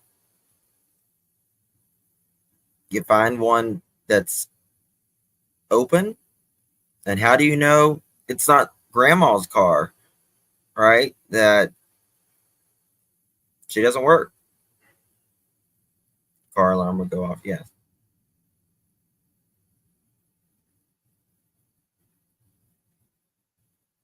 Doesn't make sense. Such an odd thing to say. His house. And I had asked him that on the phone too when we was up there. So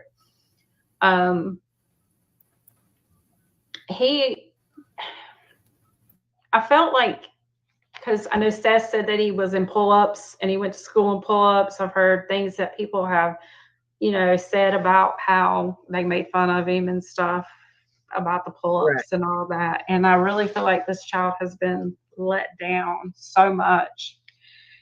And I asked Chris a lot of questions. I sent him a whole big message and I said, I'm going to ask you a few questions. I said, if you don't want to tell me, just tell me it's none of my business and we'll go on. And I said, is it true that you don't want Sebastian near your daughter Faith? And if so, can you tell me why? And he told me to go ahead and list them out. He said, just go ahead and list all your questions and I'll go back and talk to you about it.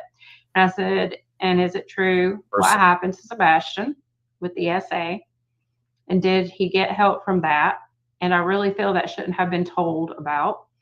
When we talked on the phone, when my daughter and I came to Tennessee and you were telling us where to search, what was the name of the road that had the ungodly places in the road? We went down it, and what was the name of the park? I know Mary something, but there is also the Veterans Park there. Is there another park there as well near it? And I said, I had already asked you if he wore boxers or pull-ups because I know it was said that he wore pull-ups all the time with you and Katie. And I remember you saying that he probably had boxers on, if I recall correctly. Where's Blue Eyes? And the lie detector test, have you and Katie both taken one? I have heard so much about your parents going to Alaska, and everyone is speculating that they took Sebastian to Alaska and left him with people there. And it talks about Katie not talking to anyone and that she holds the answers to what happened to Sebastian, that she colored. Blue Eyes, to the office, please. You're being paged. Blue Eyes, to the office, please. You're being paged. Late slip. Madame Gazelle. Late slip. Her hair, and they are saying she sold her car and a house is going up for sale, and that she will probably cut it short and then you and her will run. And I said, what do you have to say about that? And why did you and Katie go to Mississippi and not back to Memphis? Do you know where he is? And I know you told me that day on the phone that you felt like he walked out and someone picked him up. What makes you think that? I said, I also have heard so much about Katie did something to him and you covered it up due to an ultimatum. I said, I believe everyone is innocent till proven guilty. And it's like no one wants to hear what you and Katie has to say, but I do. like I said, there is two sides to every story, and I hope Sebastian is found safe and sound, and I hope that whoever is involved with this disappearance is punished to the fullest. Right, Rocco. So my daughter and I have put our hearts and soul into this, and I'm so wishing I could come back up there and help search for him.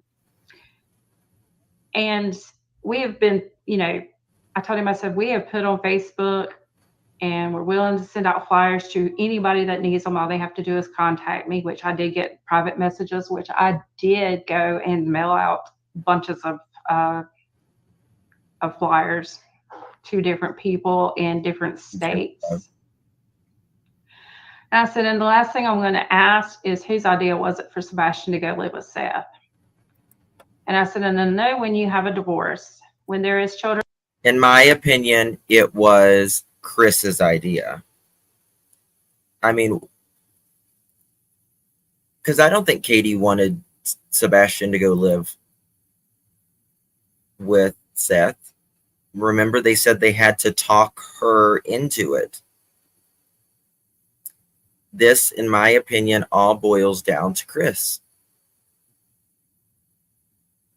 He thought he was going to get full-time custody, in my opinion, and he did not want Sebastian around Faith. The first interview he ever said, someone asked, why don't you want Sebastian, your daughter, around Sebastian? And he said, that's a personal matter. Never denied it. He only said, that's a personal matter. So in my opinion, Chris has everything he wants right now. Everything. He's got it all. I absolutely agree, Elisa. Elisa says, I think Chris threatened to divorce Katie, though, and demanded Sebastian could not live with them. And I think that's what it was up until the 25th. Something happened. I don't know if, Katie just said, okay, this is the way it's going to be. And she popped off, or he wasn't, wanting to go to bed, and she was tired, and she could have allegedly given him too much medicine. I don't know. Titch, thank you so very much, my dear, for your support. Was that really CP falling in the mud? No, it wasn't. It wasn't. If it was that at the retention pond? If yes, this is why he knows how deep it is.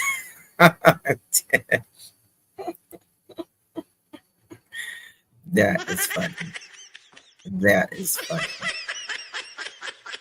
I would love that, actually, if that happened. I would love that. That would be very funny. Sabrina, thank you so much, guys. Sweet CPPs. Hi, Justin. I think that was Chris's idea. He wants to have all the attention. He's a donkey butt jackass. Thank you so much, my dear. Appreciate it. Were these calls recorded? Not trying to start trouble, just seems weird. I don't know if they were recorded. I think they mostly contacted by text is what I'm pretty sure that they mostly did text Muddy Paws. But that's a good question. It's a legit question. I understand what you're saying. Sure. Thank you so much, my dear Muddy Paws. I'm sorry I didn't see this earlier. Apologize. Isn't it weird that he would strike up a call relationship with some strange person from North Carolina? We don't know if these calls were legit, in my opinion. This is just off. She went there to search. She went there to search. So there's that. Yeah. Yep, it's real. It is. Children involved, that is always something, and not every parent does the same thing for punishment and chores and how they let their children live. She's got the receipts. I know firsthand that it is always something different. She's got the receipts, but they did a lot of texting, I'm pretty sure. We're at 981, guys. We need 1,000 thumbs up. Come on. You want to. Thank you so much, Holly S. Appreciate you, darling. Does anyone think he could be blackmailing Katie? He literally reminds me of a hostage at times. There is a side to Chris that, you know, I'll just say this, that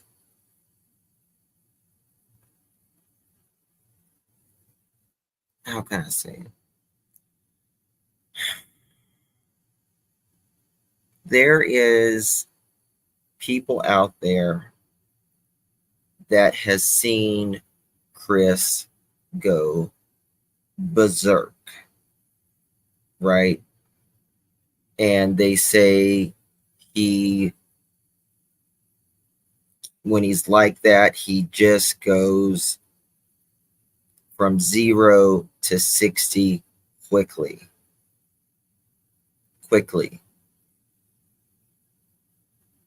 And it's been known to scare people, like how Chris, when he gets like that. Right. And that's concerning. I mean, I don't know how the man was ever married 5 times. I really don't. But I think he can, you know, I think there's also, you know, he can be very charming if he wants to be, right? He can be a smooth talker, right? So there's that as well. We made it to 1,000. Thank you guys so much. Let's have a party. Christopher! Oh, Grace! Oh, Grace! Christopher! Christopher! Oh, Grace! Christopher! Snacks, because, you know, he's 15 and snacks.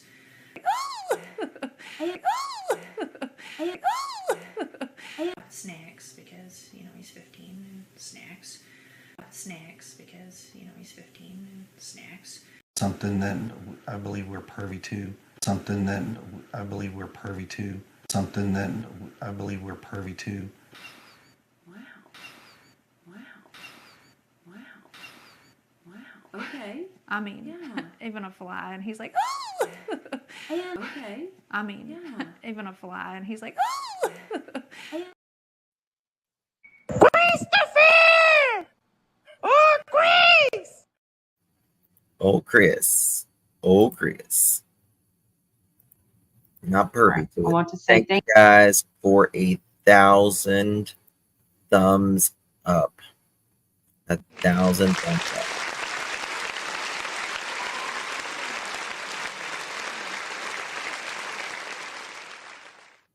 That's a sinus laugh.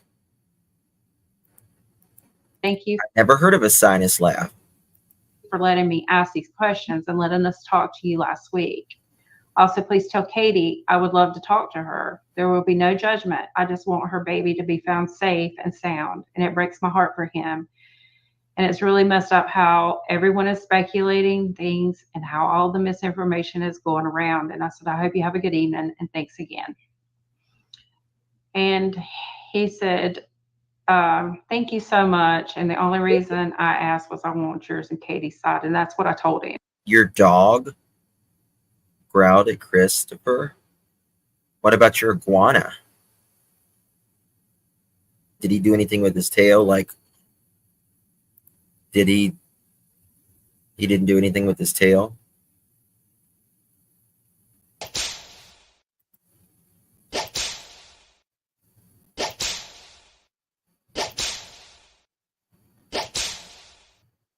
Nothing?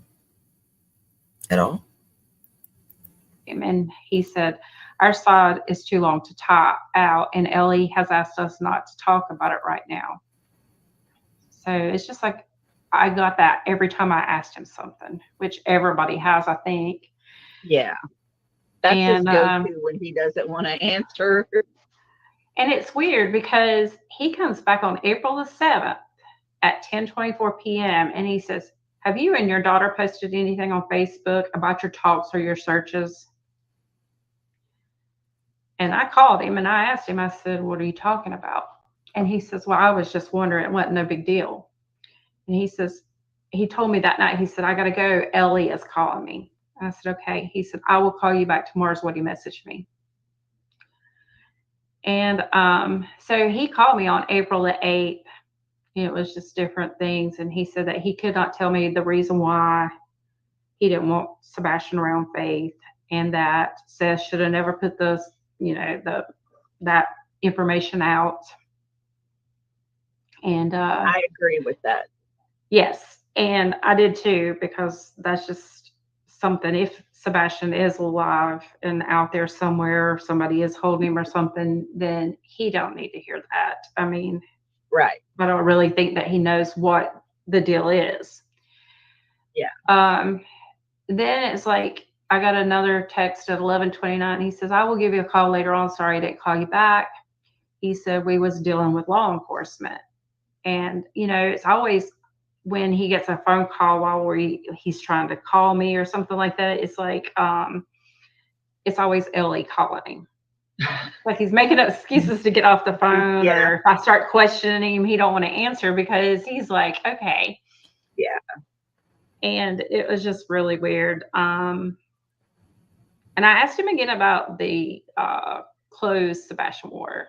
He said the closed Sebastian War at Texas Roadhouse are accounted for. I rode around with Ellie one day and they showed me some stuff. I will not provide the details of what was shown to me as people have asked. The phone call was with a search group called Narc Divers. They reached out and asked for information. What I provided to them is information that has been released already. I provided EMA director's point of contact to them, and they took it from there. They recorded the conversation and posted it on YouTube as if it's some big thing. I had talked to Ellie before them and told them what I was going to say, and they were good with it. Anything Trey from the Narc Divers is saying is stuff that Ellie has already. Personally, they are wasting their time looking within 5 miles of my house, according to Ellie. And the more he said, I think after people sees this, he said, trust me, when the truth comes out, it's going to be amazing. Seeing how many people have to eat crow and look like the biggest pieces of garbage. True crime folks on YouTube should probably shut down their shows. LOL. Okay. And I think he was talking about JLR, about how he's stalking people and stuff. He said, I'm sure there is something that can be done, but that will have to be handled in court, which technically, I mean, I don't know that he wants to mess with JLR about that. Right.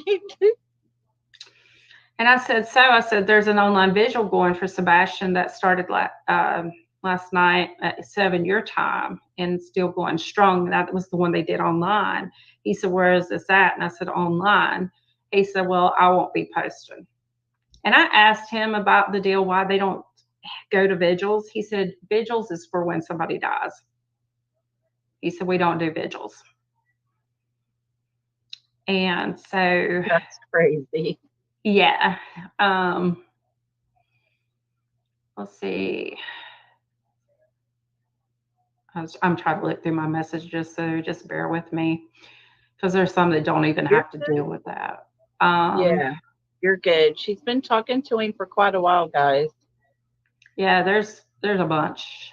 And yeah, Robin, Miss Janice, no, Sebastian did not walk out. No, I don't think he did either. Selena and little Miss Sharon. And he was talking about TikTok. He said they don't do TikTok, they don't do Facebook. And I said, well, that's funny because that's how I'm contacting you. We're talking on Facebook. We're in Messenger. I love that. You know, so yeah, you're on Facebook.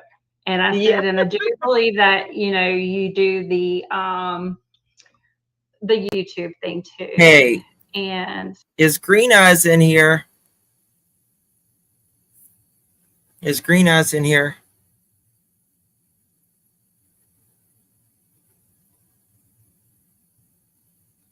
Let me know if Green Eyes is in here.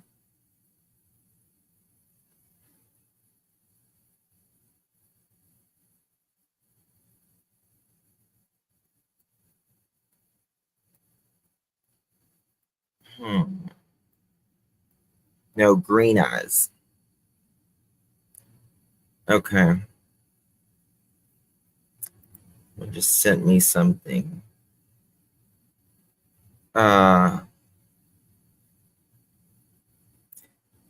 Chris has dark triad traits, in my opinion. Thank you so much, my dear. Tori, Justin got my hubby and grands to do a thumbs up. Oh, thank you, Tori. That's very sweet. Very sweet. Thank you, Debbie. Thank you so very much for gifting 5 pearl necklaces. You know what happens when someone gifts 5 pearl necklaces? We have an event around here that goes on. We have to do an application process. This is a Brooklyn-bound 2 express train. The next stop is Fulton Street. Stand beep, clear mother of the chickens. closing doors, please.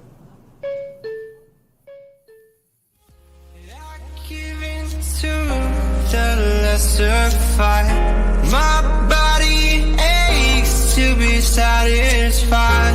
My weakness comes and goes. My weakness comes and goes. Congratulations to the 5 new pearls. If you received the pearl necklace, please give our beloved Debbie357 a big, big thank you. And your application is approved. Thank you so much, thank you. Really do appreciate it. Yay, new pearls. All right. Thank you, Debbie. Thank you so much. I just got a very interesting video, but it's got to be before he went missing. I asked him, I said, how are y'all doing today? And he said, she's doing better than I am today. And I said, what do you mean? He said, I'm just over everyone's BS and negativity from everyone. I'm at the point that I am ready to physically go after some folks, but I am going to handle things in a much better way. I was like, okay. So I didn't talk to him no more the next day because I wasn't going to push it, because I was just like, okay, if he's in the, you know, wanting to go after people. Yeah. And, you know, different days I've asked him, hey, how's you and Katie? Any information? No, we're hanging in there, literally. I said, have you left the campground? He said, no, the camper is still there. People are just out there stirring up what they can. And he said, it kills me that these people follow us. And he said, it does, but I think they are learning that we aren't the average person that will run from them. And I said, well, I hope that you have a better day. And I'm hoping that Sebastian is brought home safe. He said, thank you, man, better today. Hopefully we will be feeling much better sooner than later. And he's unsent several messages since then. And I had asked him, I said, Poetic. I said, this is what got me. I said, good morning, Chris. I said, can I ask a question again? And I said, it was you that told me that was his clothes was accounted for the night that he went missing. I said, or the clothes he had on at Texas Roadhouse. I said, what color shirt and pants did he have on at Texas Roadhouse? I said, I think people are getting that confused. He said, I cannot answer that question. And I said, why is that? And he says, well, first, I wasn't there. And he said, and second, there was, he said, Ellie has those clothes. I was like, okay. And we went on, and I said, you're pretty familiar with Tennessee. I was wanting to know, is there a place called Kent something? Because I've been hearing Kent. He said, there's Kent State University. No new leads of. Someone sent me a photo. Hold on.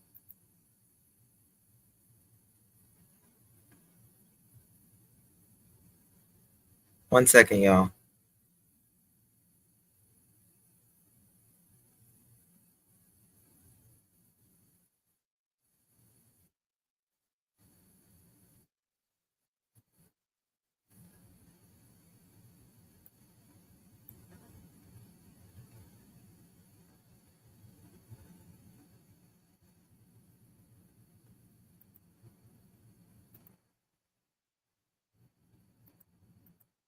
Okay. I'm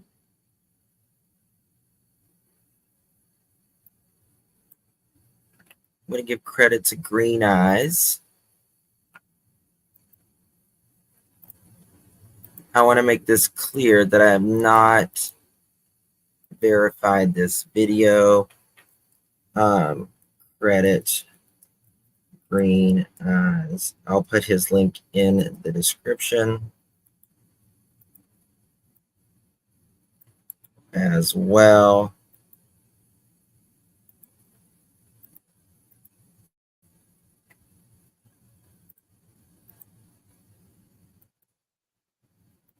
Okay. Now, I gotta add some music. Just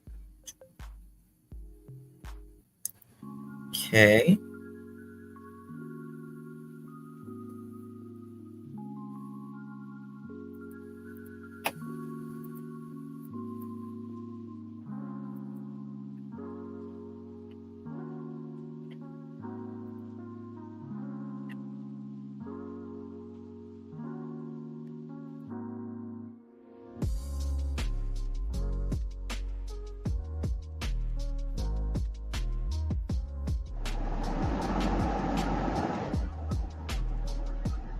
Is that's a car pulling in their driveway?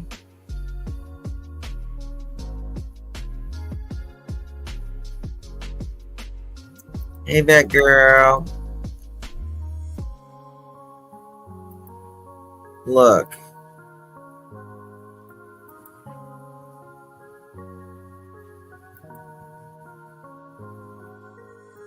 Take a screenshot of this. I want to see it.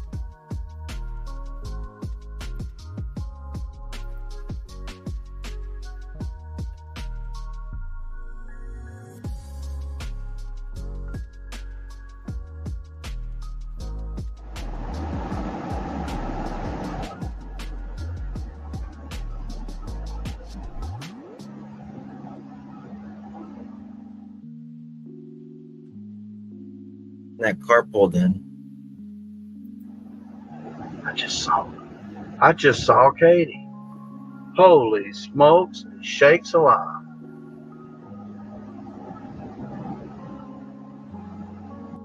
Is that Katie?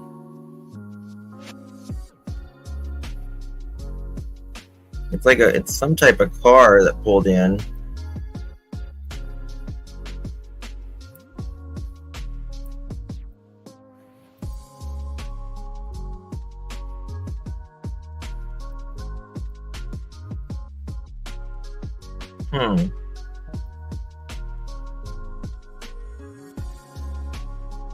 Did she walk over to the gym?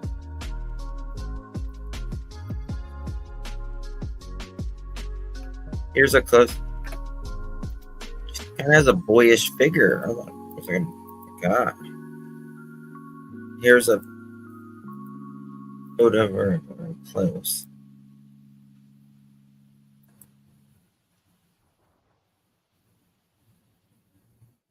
She walks like all the way down to the door, but when the car. Oh yeah, Katie is working during the daytime. Chris is working during the daytime, and I believe allegedly they have a caregiver there during a babysitter there during the daytime.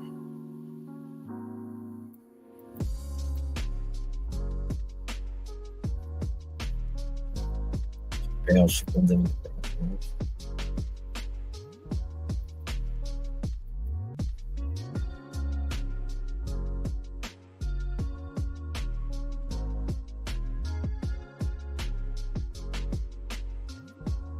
Subscribe to Green Eyes. Link will be in the description for the replay. Let's see here. Reddit. Green. That's interesting. Let me. Okay. Very interesting. Like I just saw Katie right there. She's gone. She goes right to that door, and then she turns back. She turns back. I don't understand. Why are you turning back, KK? I don't know. It's weird to me. Brandywine, hey doll, good to see you. Thank you so much. Appreciate you, Justin. Thank you for not giving up on Sweet Sebastian. Thank you. Listen, I know people have felt, some people feel a certain way about Seth, and trust me, I've been frustrated at Seth, but this man had nothing to do with Sebastian going missing. Nothing. And when I watched that last night, and he said that, it felt like he was in it and Sebastian's army, and he didn't share, he wished that, Katie and Chris would care the same way. It was filmed by a new creator called Silvers on the Scene. What's that, Lisa? I don't. What was filmed? There's a word out there that they have new night lights on the house installed not too long ago. Yes.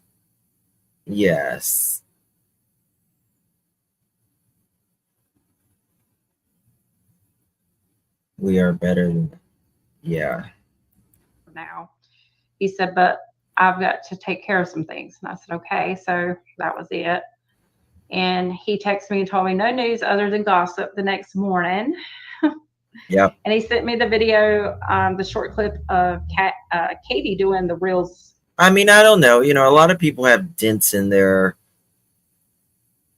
garage. I know a lot of people think, that something, could have happened like that. I don't know. But I think it's probably the door itself is probably unrelated. But that's just my opinion. Others believe that it could very well, video. And he sent me that, and he said that she did a great job and that he was proud of her. And he said, I'm going to say this case has become so out of hand. And I said, yes, it has. And I said, well, let me just put it to you this. I said, yes, the case has become so out of hand. all that he said and she said, it annoys me, and they are forgetting what is happening right now. Everyone needs to get off of the, of the finger pointing and focus on what is being done. Like how are they helping find Sebastian by doing all of the, going backwards and forth at people? And I said, everybody speculates, but we're all human. Like you told us, we have our. Why did it do that? Our opinions. And I said, some may be hurtful and some may not. But I said, our main concern is trying to find out where Sebastian is. Is he safe? Is he alive? Is he somewhere that we can bring him back home? And I said, that's all I want to help do. And he said, yeah. He said, that's one of my theories and my wife's favorite video of him being safe, because I was talking about the green tea video where he holds up the green cup and the tea. And every time I look at that video, it makes me want to cry. And he said, in that series, and he said, yeah. He said, that's one of my theories and my wife's favorite video of him being safe, because I was talking about the green tea video where he holds up the green cup and the tea. And every time I look at that video, it makes me want to cry. And he said, if Seth would close his mouth and his mother stayed out of it, things I feel wouldn't be as bad. And I was like, well, out of it. He said, and every time I look at that video, it makes me want to cry. And he said, if Seth would close his mouth and his mother stayed out of it, things I feel wouldn't be as bad. You gotta look at the common denominator, right? And in my opinion, the common denominator, the person who has really bad history with going from family to family, who is that? In my opinion, that is Chris, right? I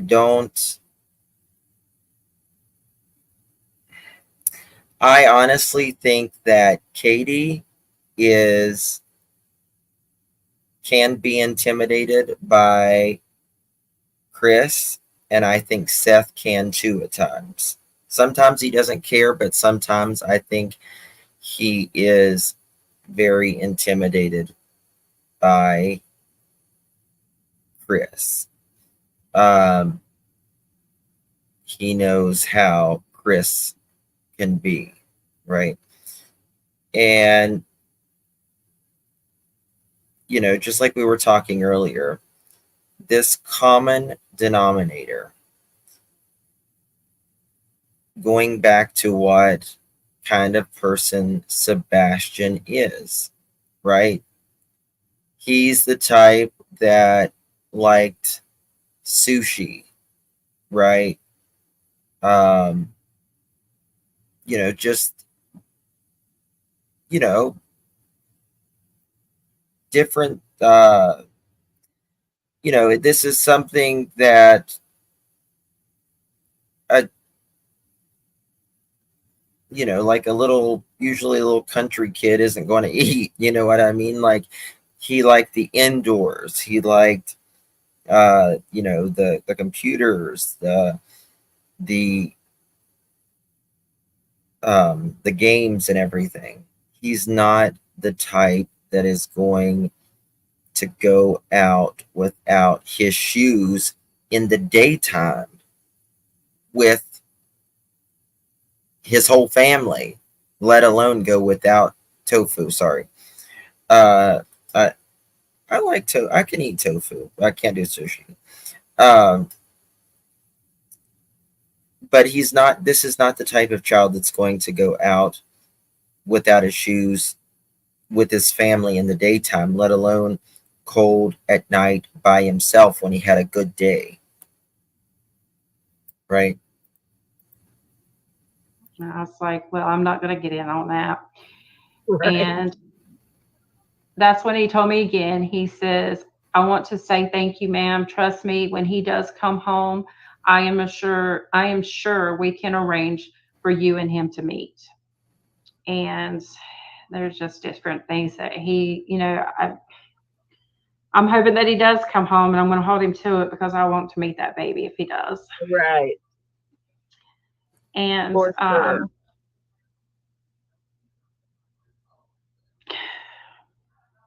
then and it was like, I got to talk. I mean, like I said, I felt like I had gotten a relationship with him going as to be able to talk to him. And then it amazed me because one night when we talked, Katie was there.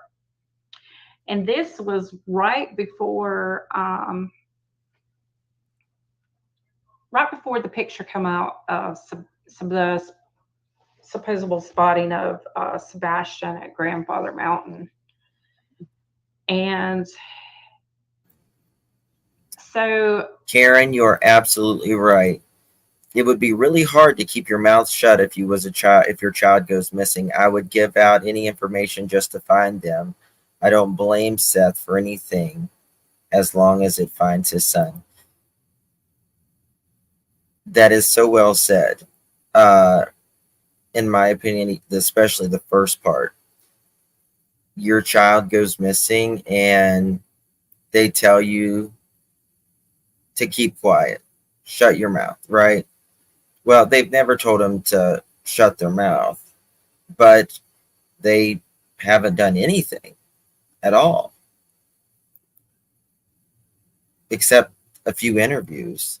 And it was more, in my opinion, about disparaging the child and making it sound like, they were giving, themselves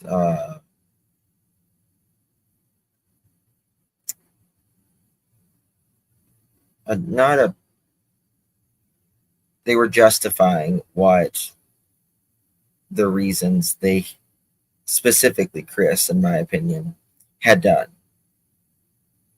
How could you keep quiet when your child is missing? Why did it take you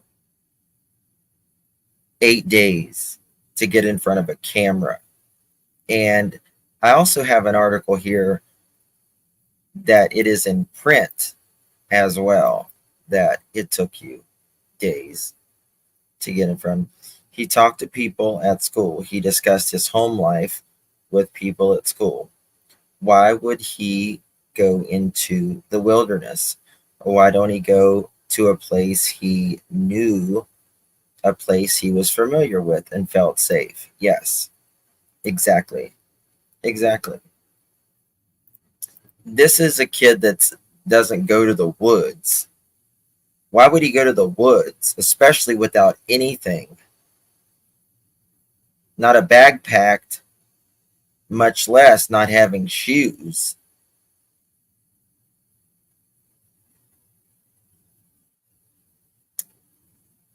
They didn't say if he had socks on or not. Socks isn't.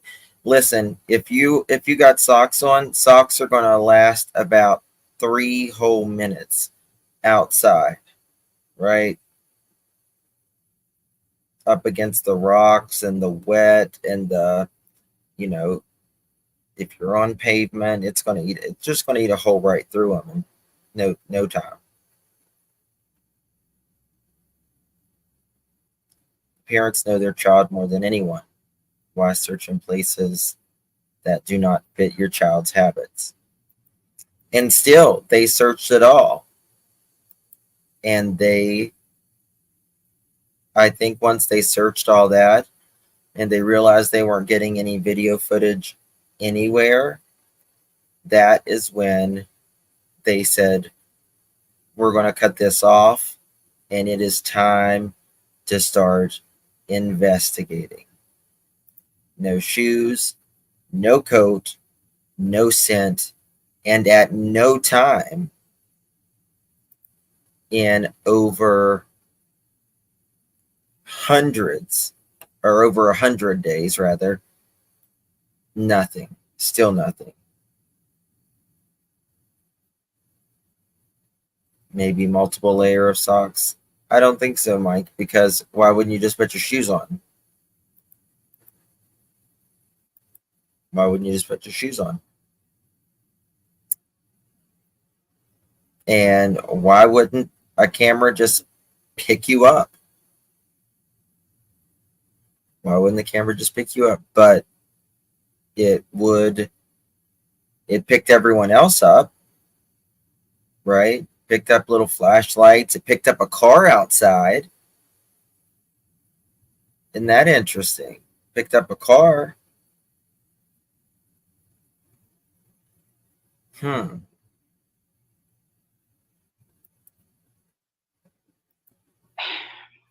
Right before that, I asked him which roadhouse it was because I wasn't familiar with things up there. And I knowed when I looked online that there was more than one Texas Roadhouse showing on the map, and one had closed down, and one was actually the one that they went to, which is now the only one open, I think. And see, the reason why I asked because when he said search the Indian Lake area, that's where he said the Texas Roadhouse was Indian Lake. So I got to wondering about that. So that's why I asked if it had been searched or not, because Texas Roadhouse, Indian Lake, on Indian Lake, and there he tells me to search Indian Lake. And I asked him, I said, could there have been anybody following her? And he said nobody was following. And so then, I don't know. I mean, a lot of people ask me that. Justin, the dogs didn't even follow his scent to the trash at the end of the driveway, did they? I don't know the answer to that. It's something that's never been directly asked that I'm aware of. Related, was there a scent?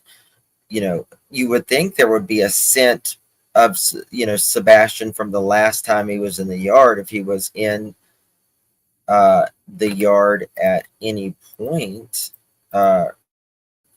recently, but he didn't go, out very often. Let me show you this. Where was this at? Autistic 15-year-old. It's a case we vanished from his Sumner County home.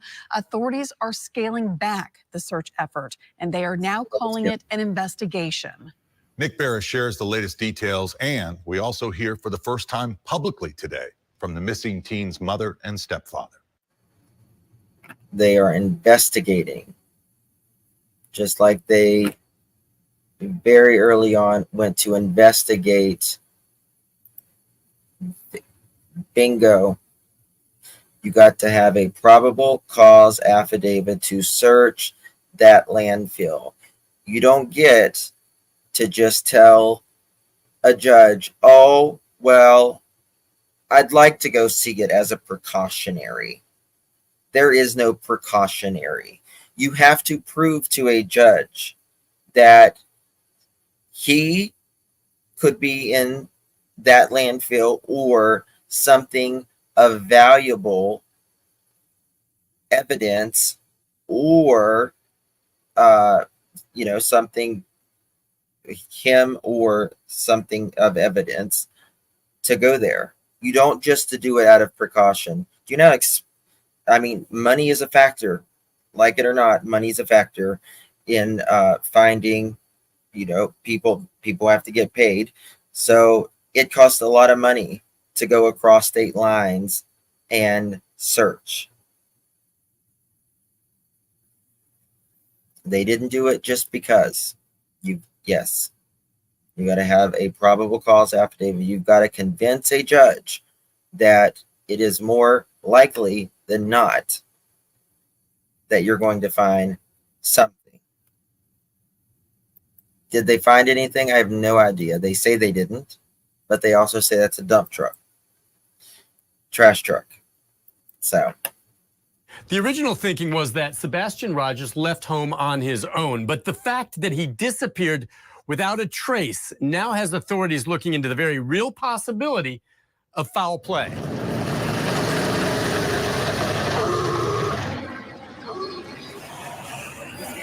Consider 7 days of intense searching from the ground and air. Hundreds of officers and citizens, bloodhounds, and nothing. No security video of the teen and no trace of Sebastian. We're used to producing, and this is one of those cases that we haven't been able to produce yet. No one is giving up. Sebastian could still be alive somewhere, alone, hurt, lost, or trapped. The search effort will continue, but we're scaling it back a little bit. What exactly does that mean? Well, sources close to the case confirm authorities are now considering foul play, and that...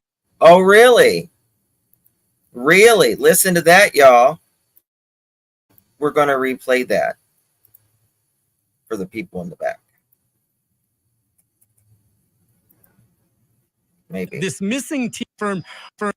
Back a little bit. What exactly does that mean? Well, sources close to the case confirm authorities are now considering foul play, and that this missing teen case could become a criminal investigation. Oh. People close to the investigation.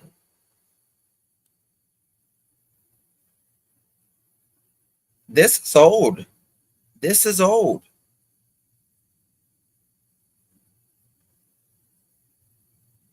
But people close to the investigation are now saying that there is potential. Sebastian's teen. Well, sources close to the case confirm authorities are now considering foul play, and now considering foul play. This is old.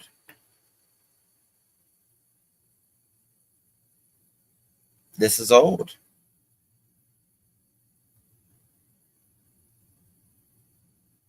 They say they have no evidence of foul play, but they also say that's a trash truck.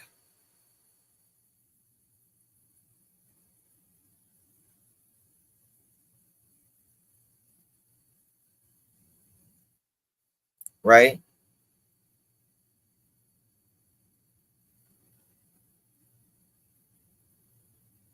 It's old. Why are we listening to it? Well, the reason we listen to it is because we go back and we catch things.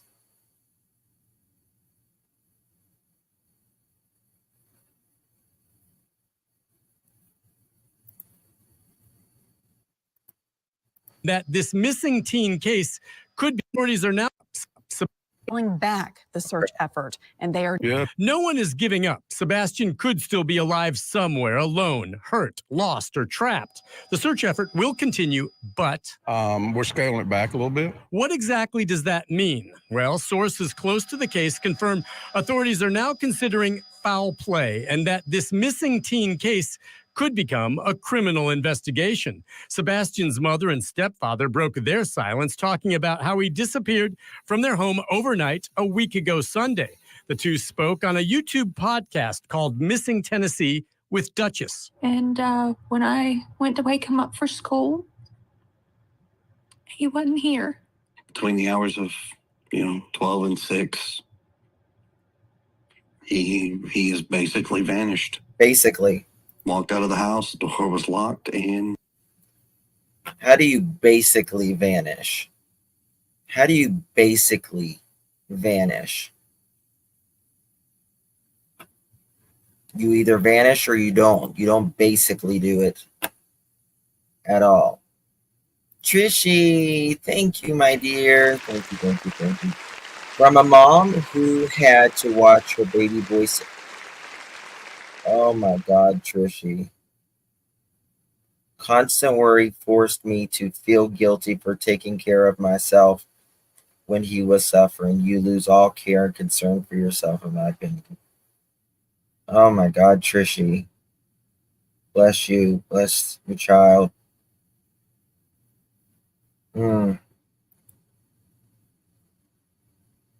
Exactly. Exactly. Wow. So sorry. Basically is leakage, yes. Yeah. You even feel guilty. You would even feel guilty for, doing anything, probably, being a parent like that. And how does a mother just go on and not even try?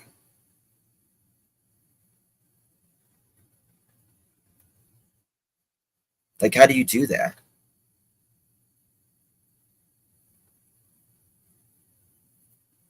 You know what I mean?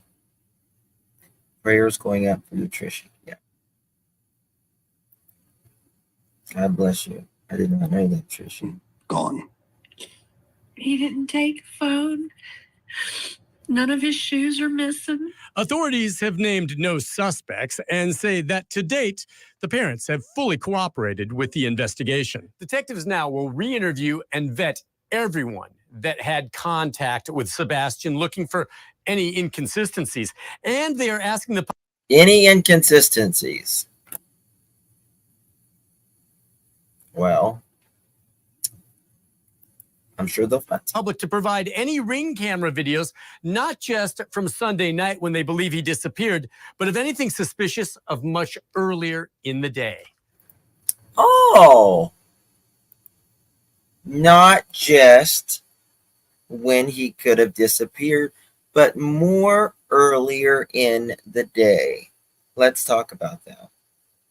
Why are they wanting something more earlier in the day?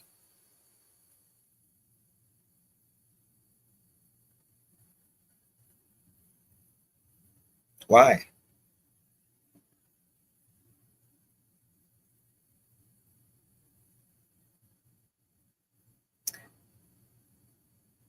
One could be because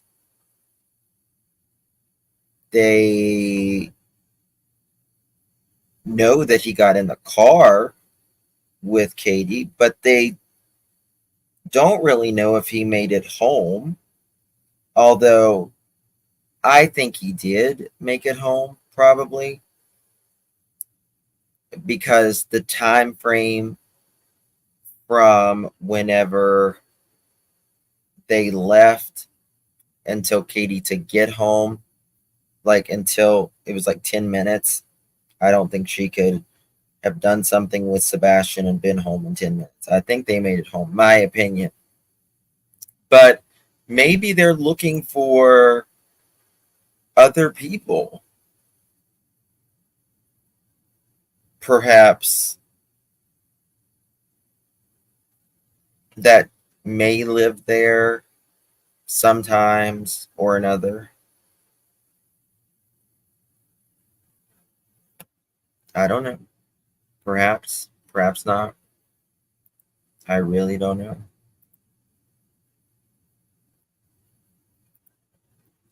The court allowing Faith to be in the Proudfoots' home of a vanishing, belt-beaten CPS investigating child blows my mind.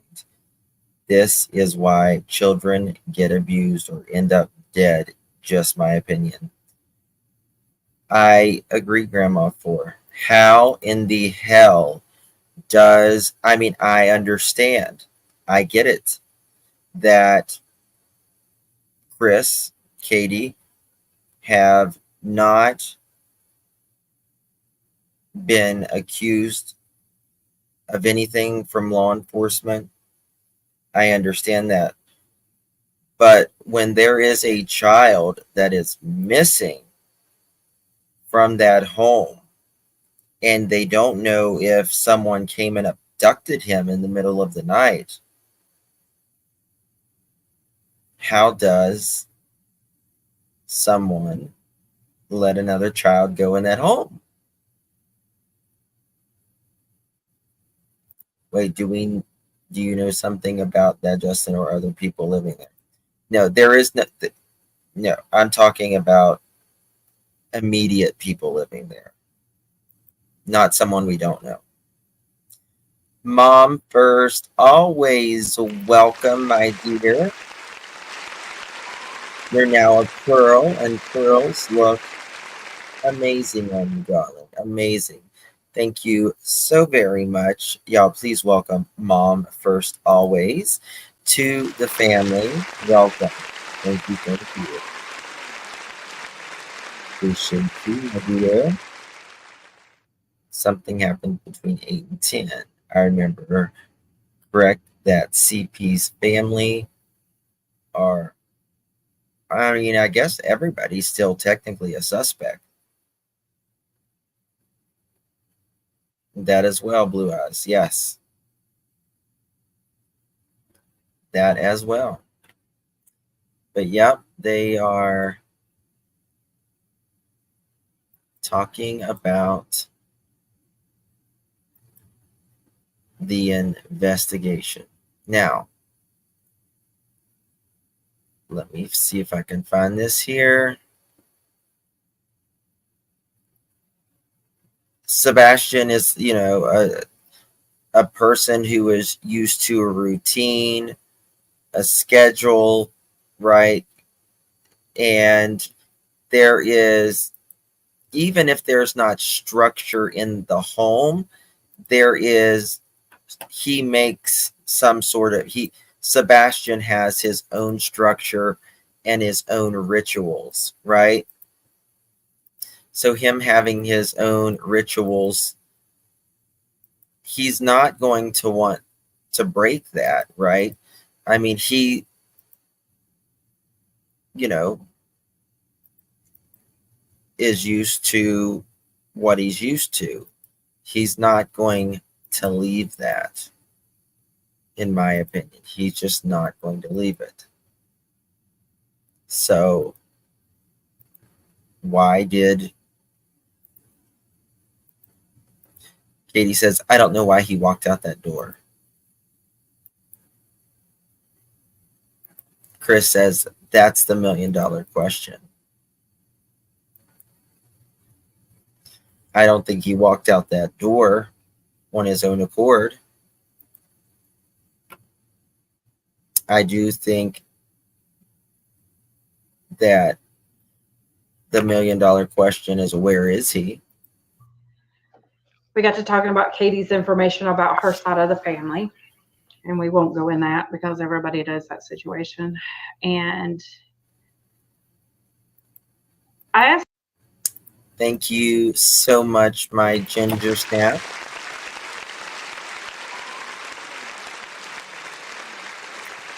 Yes, yes, yes. Please just use the term F or CP.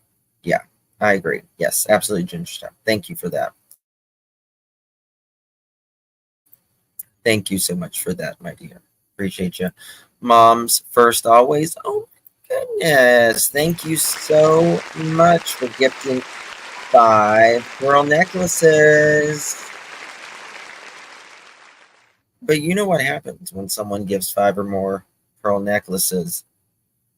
We got paperwork to do. Because we have to do an application process. This is a Brooklyn-bound 2 express train. The next stop is Fulton Street.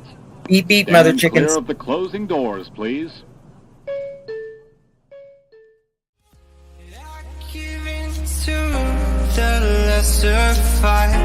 My body aches to be satisfied. My weakness comes and goes. My weakness comes and goes. Congratulations if you received one of those pearl necklaces. Please do me a favor and give Mom first always a big thank you. Congratulations to the lucky winners. Your application has been approved thanks to Mom first always. Appreciate you, Mom first always. Thank you so much. Thank you. Very much. Forgotten DV survivors, you could be right. It's never, you never know. You never know. You know, I told him, I texted him that morning because I woke up. That's the first thing I do is I wake up and check my phone, see if they've found anything, if there's any new news or, you know, things like that. And Yeah, I think we all do that. Yeah, so I go to sleep watching this stuff, and Yeah. and it's just, it's something. And I think there was somebody was there somebody by the name of Mark? Mark? Yes. I don't remember a Mark. Does anybody remember a name Mark?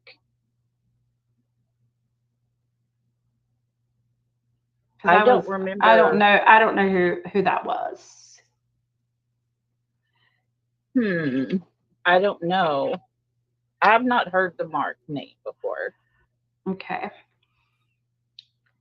And I did write a letter to Katie. I sent it to her house and she never responded, but she did tell Chris that she got my letter.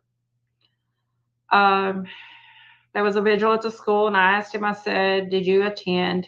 We didn't attend, but I did come to talk to Seth. And I said, well, that's good that you did. I said, hopefully you can all put things behind and find where that precious boy is. And he said, that is the plan. We can deal with the indifferences later. And so I guess, you know, that's when we found out that they weren't going to work together, was after that. Right. He says, everybody is, I said, I'm not trying to be nosy. I said, I just told you from the beginning, a lot of stuff was said. And I said, I'm putting this out to you too, that I think everyone's innocent until proven guilty. And I said, and I'm not going to try to make him out looking like the bad guy and all this. And he said, let them, law enforcement knows the truth, and so do we. And he said, if everyone wants to drink the Kool-Aid, let them. And I said, okay. And he keeps telling me every morning, if he'll text me or I'll text him, have you heard anything? Still no leads. We're hanging in there. And I think this is where I told y'all, I said, can I ask if you and Katie are doing a prayer vigil at the church? Because there was something going around on Facebook that they thought that Chris and them was doing one. And he says, we have not done anything as far as a vigil goes. I am back working and Katie travels with me, so she isn't alone in the house with the crazy ass people trying to go there and start some stuff. Normally, vigils are reserved for those who have passed. We refuse to believe Sebastian has passed on. And then, can you say that last part again? Oh yeah, he said, I was talking about the vigil that was supposedly going to be at the church. Just scroll up, hang on. And I said, are you and Katie doing a prayer vigil at the church? He said, we have not done anything as far as a vigil goes. I am back working and Katie travels with me, so she isn't alone in the house with the crazy ass people trying to go there and start some stuff. Normally, vigils are reserved for those who have passed. We refuse to believe Sebastian has passed on. Are you there? Yes, I'm here. Oh, okay. You faded out for a minute. Okay, so what part did you hear? Him and Katie were not doing the vigil, and then it started getting kind of robot-y, and then you faded out. All right, can you hear me now? Yeah. Is it okay? Okay. Okay, he says, we have not done anything as far as a vigil goes. I am back working. Katie travels with me, so she isn't alone in the house with the crazy ass people trying to go there and start some stuff. Normally, vigils are reserved for those who have passed. We refuse to believe Sebastian has passed on.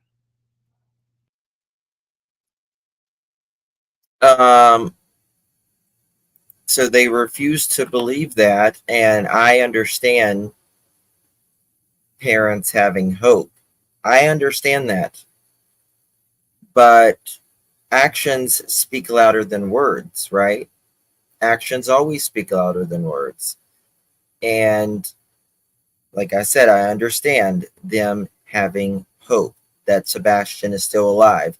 But what I don't understand is if you believe he's still alive, why the hell are you not doing anything? You just throw your hands up in the air and say, I'll go to work. I'll do my thing. I'll go to Harley shops. I'll do whatever I want leisurely. That's what I don't understand.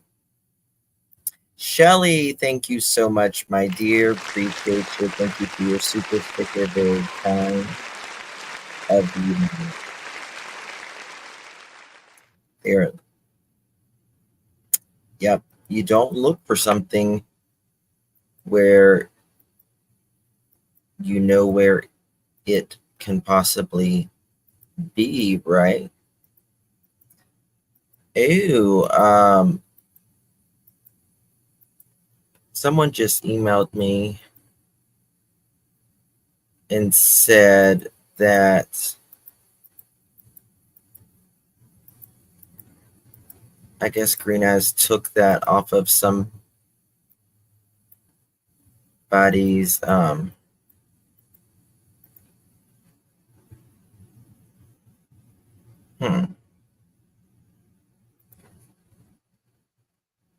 All right. Let's see here.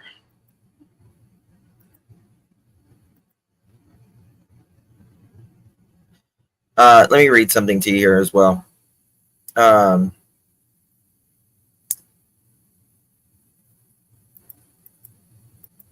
did it go? I can't find it. All right, let me just continue to play this. I'll pull it up in just a second. Okay. And he said, and the thing that bothers me the most is these people, the only way people will truly understand this is for them to be in our shoes. And I don't wish this on anyone for that matter, really. So then the picture comes out of the possible sighting in Grandfather Mountain. I'm 20 minutes from there. So I get my mom. I said, get up, we're going to Grandfather Mountain today.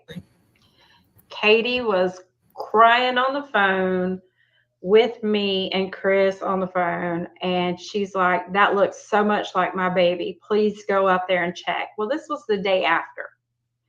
And I said, I will go up there and see what I can find out.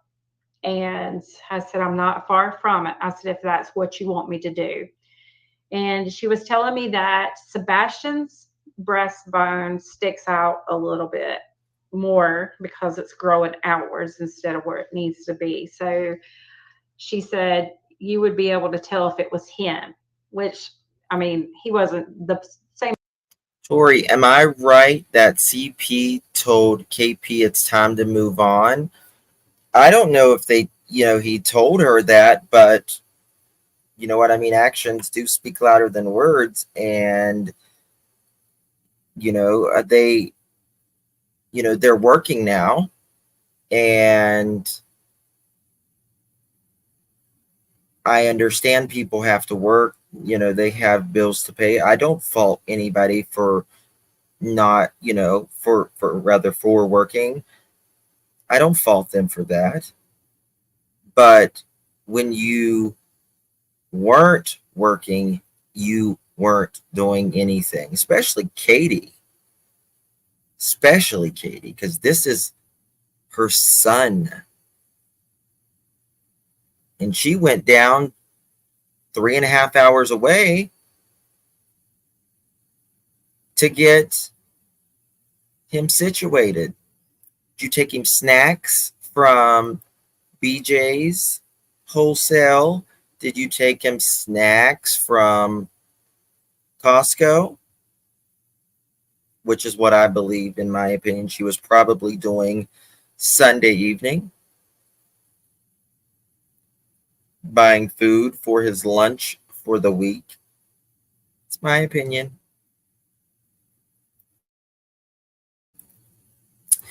It's Daisy Love's birthday.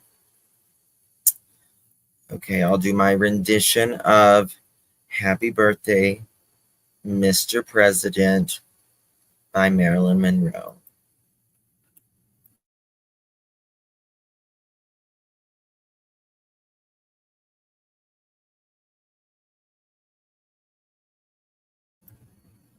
Happy birthday to you. Happy birthday to you. Happy birthday, dear Daisy Love. Happy birthday to you.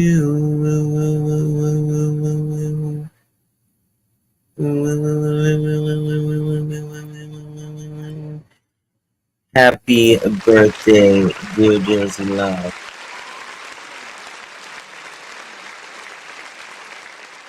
And many, many more, my darling. And many, many more. Wig needed. I got a wig on right now. Look.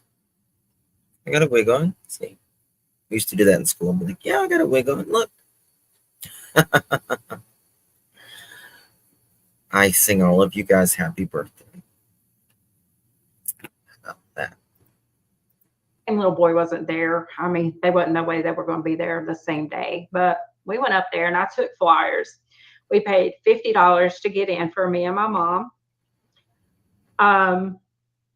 The guy at the ticket stand, he gave us our receipt, and I gave him a flyer, and he said that he would pass it along, see if they could post them at the entrances. So we got up there and we went to where Sebastian, or the little boy, would have been standing.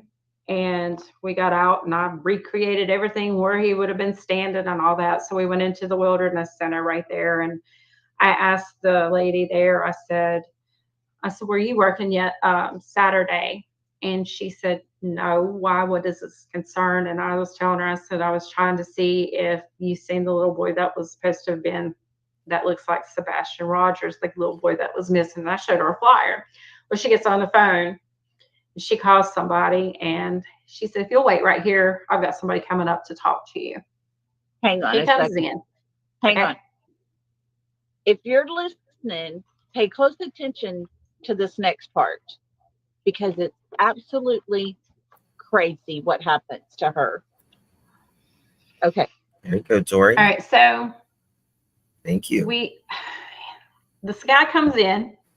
Listen. And he says, can I help you? And I said, yes. I said, I'm wanting to find out information about, the little boy that was up here on Saturday that everybody is thinking that it's Sebastian Rogers. And I showed him the flyer and he tells me, you can come down to the office and we can talk there. And I said, well, why can't we just talk here? And he said, no, we'd have to go to the office. So I follow him back down. And I go into the office. I'm led to a conference room. There is a lady sitting to the left of me. The guy that come up to get me at the main top of the mountain was in front of me, and another guy was to the right of me. I had to show my license. I had to give them my phone number. I showed them pictures where I had been up there searching. The whole sheet, and I got interrogated like I had just committed the worst crime that you had ever thought. I just told him, he asked me what my relationship was to him. I said, I'm just a concerned person being up there to look for him.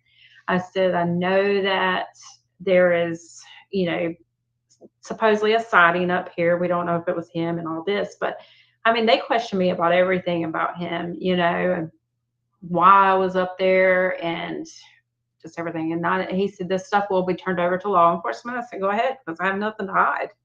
I didn't do anything. I'm just here as a good Samaritan trying to find this little boy. Finally got out of an interrogation room. And I mean, this lady was writing down everything I said in there. And, like I said, they took copies of my license and stuff like that. I had to give them phone numbers. Anything that they wanted, I gave them. Because like I said, I don't have nothing to hide. And that's exactly what I told them, which really shocked me. But Chris told me the whole time it wasn't him.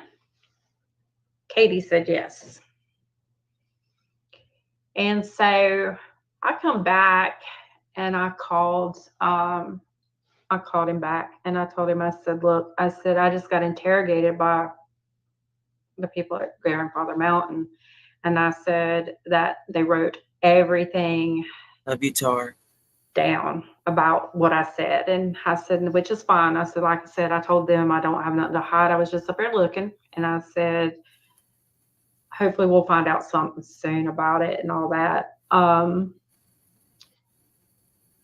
said, and so going from there, the next conversation was about, I'm not sure, Terry Lynn that found the pants. Yep. Terry Lynn. Summers Army. Thank you so much. And thank you, Tori. Hope Katie takes you up on that. Thank you so much, Summers Army. Appreciate you, my love. Good to see you. Hope you're having a good day, love. Ange, welcome. Thank you so much. Welcome to the Pearl family.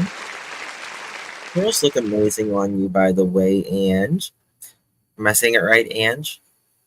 Let me know, darling. Thank you so much. Welcome to the family. Really appreciate it, y'all. Please welcome. Ange, I hope I'm saying it right. Or am I saying it Ange or Eng? Or neither. Let me know. Thank you, my dear. Welcome. Appreciate it. It's a park, not a jail. Yes. And he was not very happy with her. So I won't even read what he said about that. And I want to read. I want you to read. Blue Eyes, are you still in here? I think it come back that they were not his pants. I'll show it. I ain't. You know I will. So he said that they're keeping tight-lipped about it, and I said, "Who's keeping tight-lipped?" And he said, "Law enforcement." And I was asking him about Mother's Day, how I thought that Katie was going to react to Mother's Day. And the way he told me was just weird. It gave me an eerie feeling. And I think this is when things started turning for me. Justin, only police can demand to get your information. Can you back it up? Sounds like police talked to her. Yeah, they did. Yeah. There's that. I said, and so going from there, the next conversation was about, I'm not sure. I come back and I called him back and I told him, I said, look, I said, I just got interrogated by, didn't do anything. We'll be I said, yes. I said, I'm wanting to find out information about Jennifer. She gets on the phone. She calls somebody and is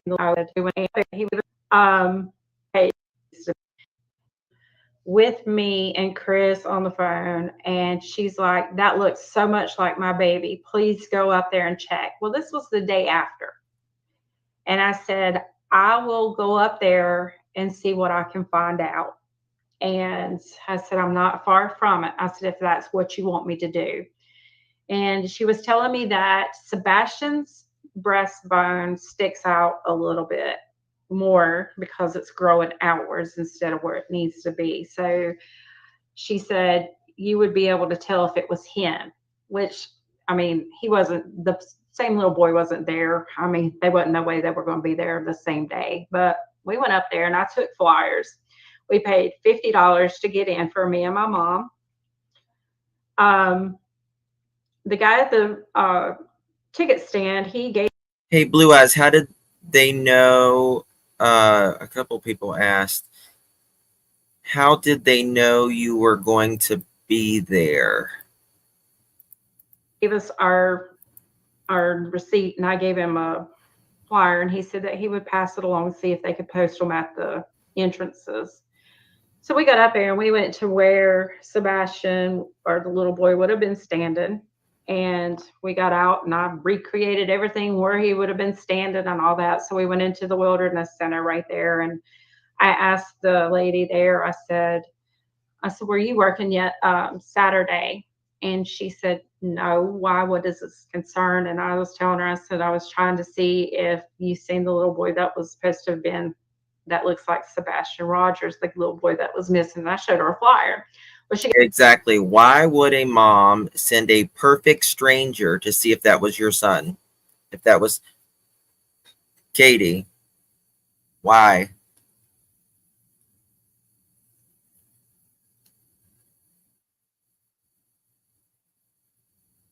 That's weird.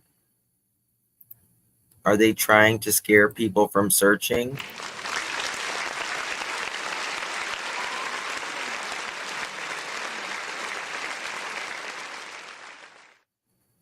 You never know. You never know. She gets on the phone. She calls somebody and she said, if you'll wait right here, I've got somebody coming up to talk to you. Hang on. He a comes second. in. Hang on. If you're listening, pay close attention to this next part because it's absolutely crazy what happens to her. Okay. All right. So this guy comes in and he says, can I help you? And I said, yes. I said, I'm wanting to find out information about, the little boy that was up here on Saturday that everybody is thinking that it's Sebastian Rogers. And I showed him the flyer and he tells me, you can come down to the office and we can talk there. And I said, well, why can't we just talk here? And he said, no, we'd have to go to the office. So I follow him back down and I go into the office. I'm led to a conference room. There is a lady sitting to the left of me. The guy that come up to get me at the main top of the mountain was in front of me, and another guy was to the right of me. I had to show my license. I had to give him my phone number. I showed him pictures where I had been up there searching, the whole sheet, and I got interrogated like I had just committed the worst crime that you had ever thought. Fire cameras. I don't remember what fire cameras. We use the fire cameras. Has anyone tried to tap into this? What's fire cameras? I don't know, I Doug. just told him, he asked me what my relationship was to him. I said, I'm just a concerned person being up there to look for him. I said, I know that there is, supposedly a sighting up here. We don't know if it was him and all this, but I mean, they questioned me about everything about him, And I know they use trail cams. They had trail cams. They checked trail cams and stuff. Why I was up there and just everything. And he said, this stuff will be turned over to law enforcement. Oh, gotcha. I have nothing to hide. I didn't forgot about those. Do anything. I'm just here as a good Samaritan trying to find this little boy. Finally got out of an interrogation room. And I mean, this lady was writing down everything I said in there. And, like I said, they took copies of my license and stuff like that. I had to give them phone numbers. Anything that they wanted, I gave them. Because like I said, I don't have nothing to hide. And that's exactly what I told them, which really shocked me. But Chris told me the whole time it wasn't him. Katie said yes. And so I come back and I called him back and I told him, I said, look, I just got interrogated by the people at Grandfather Mountain. And I said that they wrote everything down about what I said. And I said, which is fine. I said, like I said, I told them I don't have nothing to hide. I was just up there looking. And I said, hopefully we'll find out something soon about it and all that. I said, and so going from there, the next conversation was about, I'm not sure, Terry Lynn that found the pants. And he was not very happy with her. So I won't even read what he said about that. Makes Terry Lynn happy, probably. And Terry Lynn don't take anything from him. I don't blame her. I think it come back that they were not his pants. So he said that they're keeping tight-lipped about it. And I said, who's keeping tight-lipped? And he said, law enforcement. And I was asking him about Mother's Day, how I thought that Katie was going to react to Mother's Day. And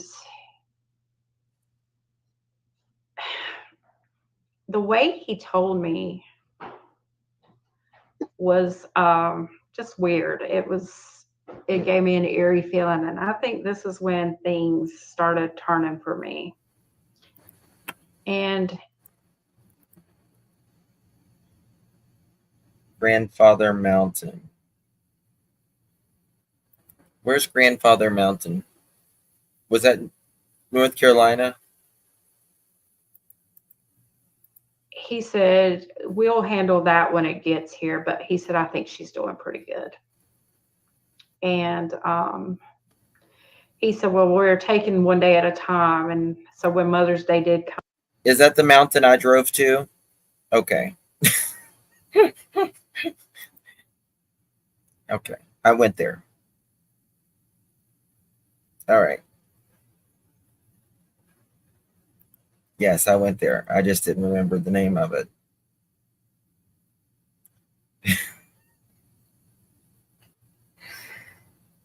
Told you guys. No, I have a memory of a goldfish. It rings a bell, but I don't remember. Like, I don't remember the name of it. Couldn't tell you the name of it.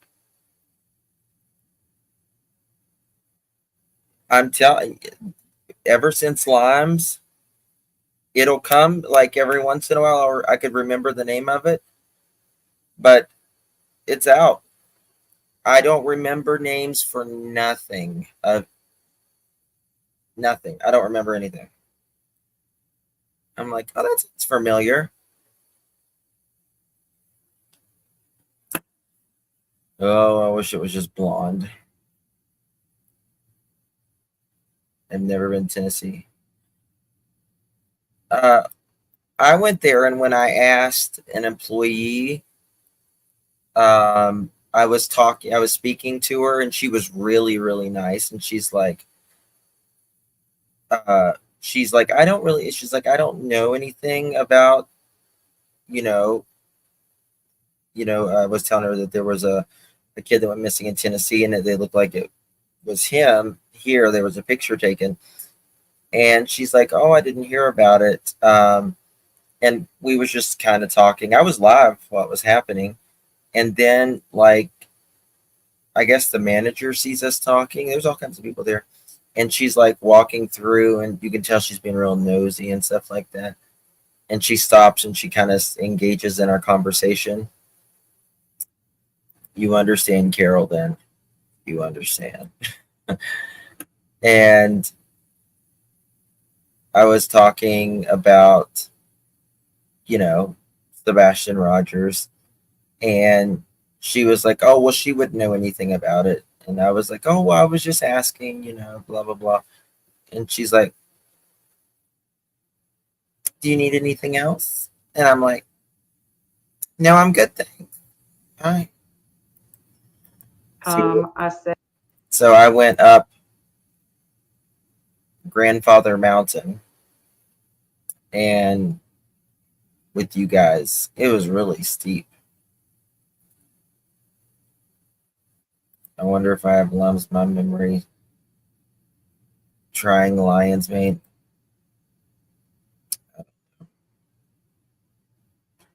I just don't remember names. It's just not there. I felt like I was getting a little bit interrogated by her, but I'm like, I'm here. What you need to talk about? I won't remember anyways. I couldn't tell you. Said, I'd like to wish her a happy Mother's Day in the instance. So I said, I know it's not a good time to say that, but she is still a mom. And not this time. He said, well, she's doing good.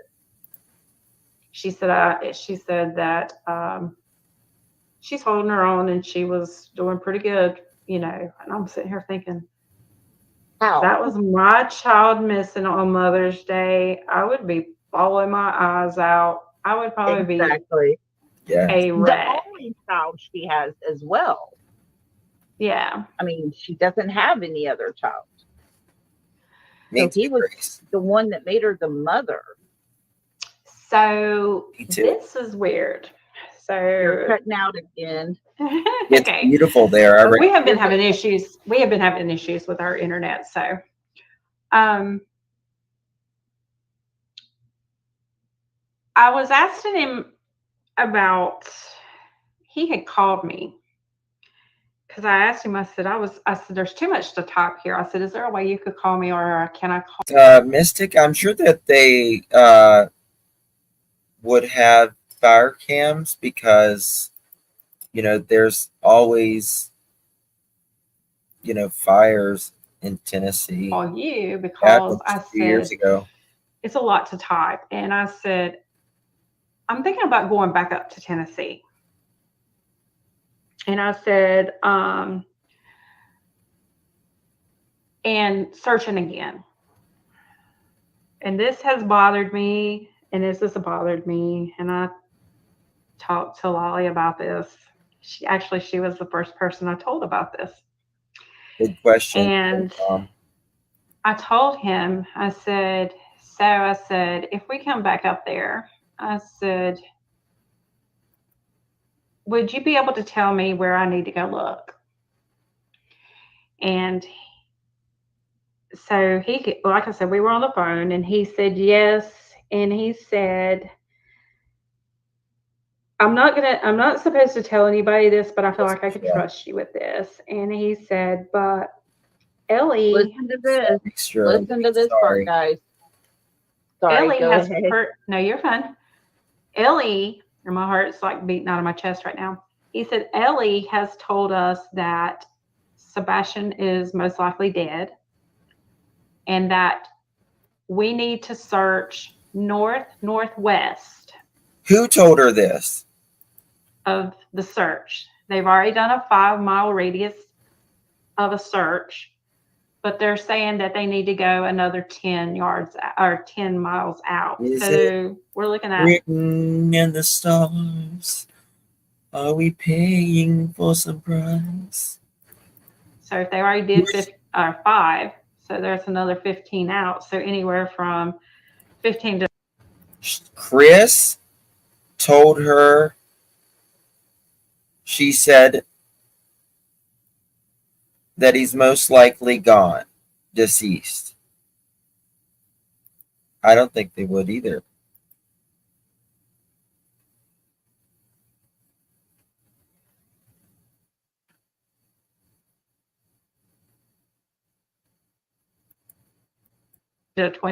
I mean, guys, like let's think about this for a minute. If there is nefarious involvement with family members in the Sebastian Rogers case, right?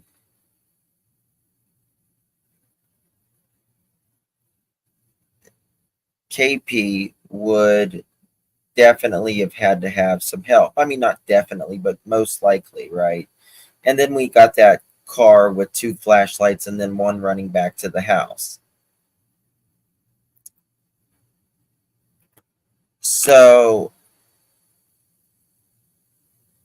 if that happened, then they would have had to have went south.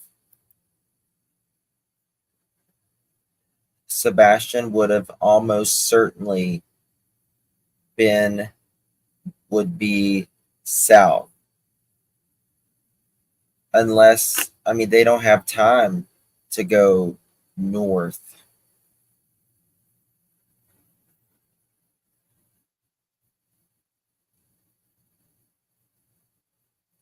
Yeah, Blue Eyes is in chat. The woman in this interview is in chat. Yes. Mile radius from the house. Northwest. Yes.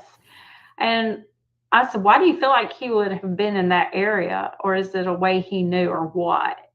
And he said, that is just the direction Ellie recommended to us. Why is Ellie telling you that? Right. Why aren't they searching?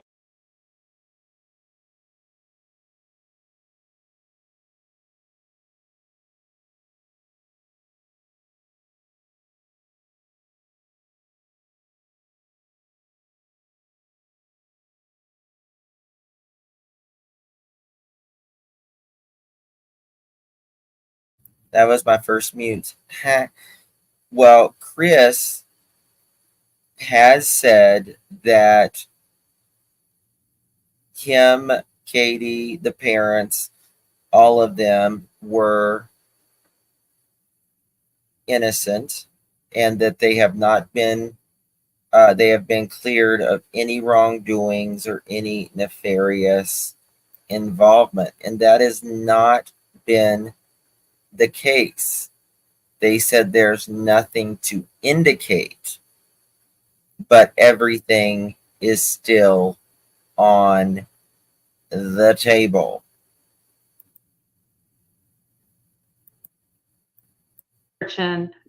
Northwest. He said, I don't know. He said, that's just what they recommended. He said, is Ellie telling you that? Right. And you know what? In another interview, I'm going to try to find it. He was talking about going that people needed to look north. Aren't they searching northwest? He said, I don't know. He said, that's just what they recommended.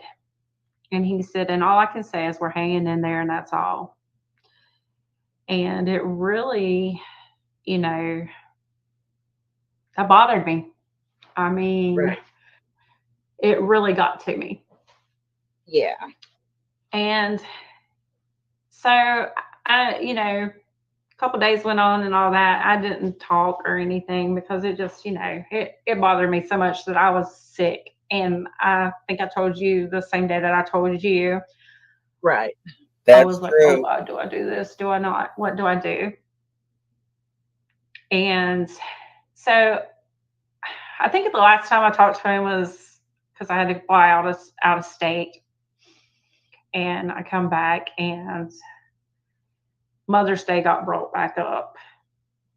And excellent point, Linda. Again, I don't know what. Excellent point. No, Chris said he doesn't do vigils because it's for the dead. Now Chris says Sebastian is unalive. Which is it? Well stated. Brought Mother's Day back up. And he said, well, he said, I just wanted to let you know that Katie handled it pretty well for what she could. And my parents were around her and he had to work all day.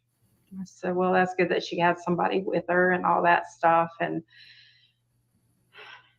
I did contact other people about the, you know, what he had told me and if it was passed along or not. I don't feel right calling Hendersonville Police Department. I really don't. Because I feel like that, okay, he does have a neighbor that's in his community that works there. And I really just feel like that they are involved with somebody there. And he had mentioned two names that I don't even know who they are. And I don't know if they work for the police department there or not. I can't say. I don't know. But he told me that he didn't do the ride or the motorcycle ride. And he did say that he did an interview with somebody. But I don't think he didn't tell me who that was. And then I've got a little cousin that has cerebral palsy and autistic and stuff like that. And I was asking him because we were talking about peanut butter. He said that Sebastian loved peanut butter, that they had to buy him his own jar. And we were talking about that because she was like that. And he keeps telling me there's no leads, nothing new. And he's unsent, I don't know how many messages, like he was going to try to tell me something. So I went back and I asked him again about, I said, I had sent him one at 9:10 one night. I said, good evening, Chris. I said, Katie did a good job on her interview on that Reels. And I was sitting here remembering back to our phone conversation. Hang on. Start that over because you got kind of blurry there again. Okay. I told him, I said, good evening, Chris. I said, I wanted to let you know that I did watch the interview, that, did good on her interview today. I was sitting here remembering back to our phone conversation about, they were saying that Sebastian had passed and it would be a recovery and maybe searching a 10 to 10.5 mile radius north to northwest of the house. And I said, again, is that a specific location? Does it go into another city, county, or what the area is like? And he never would answer that back. And it went on till May 25th. And he said, searching outside the 5 mile radius is the best place to start. He always says search outside the radius, but he always says they haven't found nothing. They're absolute, Sometimes he slept with socks on. What did that have? I didn't ask you nothing about. That's really strange. Yeah. Yeah. And I said, and you said north or northwest, correct? He said, yes, but please do not spread that out to the public. He told me not to even tell Seth. Why? And I told him I wouldn't, but here I am. That makes sense. I'm probably waiting. not even in here, so you officially probably haven't said anything to Seth. I said, if I was looking at your home, he said, just go in the general direction of north, northwest. And he keeps bringing that up. And I just, I was like, why do you keep mentioning? So we need to go northwest and southwest. This direction. Exactly. And I said, in one of the pictures when he is sitting in the car, I said, did he normally wear that the chest brace? And I was wondering if that's because of the thing that she said that his breastplate, was growing out. So that's what I was wondering. He said he used to wear it, but he hasn't worn it in a long time. So is this something that he needs to be wearing, that y'all are just not letting him wear or not putting on him? Because, I just really didn't. I don't know. That bothered me too, because if he's not getting his meds and he's not wearing a brace and knowing that he probably needs it because of his chest, I just, I don't know, but that bothered me a bunch too. So here's more stuff to add to the list of why I'm not feeling like I can. Smiley said, where is it then? Do cops have it? Have what, Smiley? So bizarre. Let's see what she's asking. Probably the brace. Oh, the brace. Yeah, you're supposed to wear it 24/7, she said. Okay, well, in that one picture that he's sitting in the car, he's got it on. But we've all seen, it hasn't been recent pictures of him. It looks like a younger Sebastian. Right. Yeah, they didn't even give him a So I recent don't picture. know if maybe, he outgrew that one. I don't know. There's a possibility, but it looks like they would, every time you grow, that they would give you a different one. I would think so, and it was weird that I also started getting Facebook messages from a guy, and I'm not going to mention the name. Yeah, just in case he's crazy. legit. Yeah. But it bothers me because he's always online at the same time that Chris is. and he knows a lot of information. And I talked to Lolly about that, and we had discussed some things about it, but it just seems like he knows too much. The guy that is texting her through Facebook Messenger is not far from where I live,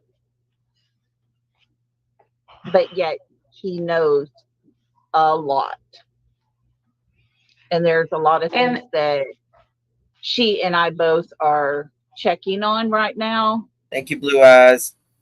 And making some calls on it because this guy's told her a bunch of stuff. So we're not going to mention it all just right now because we really don't have any answers from anybody yet. But we can always bring it up here once we give it some time to find the answers. And we're not trying to be rude. It's just trying to protect these places that we're checking out, basically. Okay, And are you there? Yeah. Yeah. I don't know if y'all know, but there is a Facebook group called Chris Proudfoot is Innocent. And I thought it was really weird because the first post on it said, about that time, a real man can't miss his lunch. And he's got a big plate of food sitting out there. And I said, oh my gosh. So I asked him if it was him. I said, did you create this group? He said, no. And he said he don't mind being a guest on anybody's shows, but Katie, on the other hand, will be difficult. Bullshit. Because he's at work and she won't do shows without him. And he said you can reach out to her. Because you don't want her to talk, maybe, and she won't talk without you, maybe. And ask her what she thinks. And I said, what about if I was to start my own? And he said, I'd still say it doesn't hurt to ask. He said, but I would be glad to come on your show.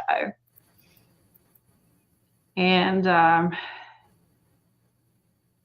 said, so is there any lawsuits in the future? Because I had heard, there was a thing that said that he was suing some people.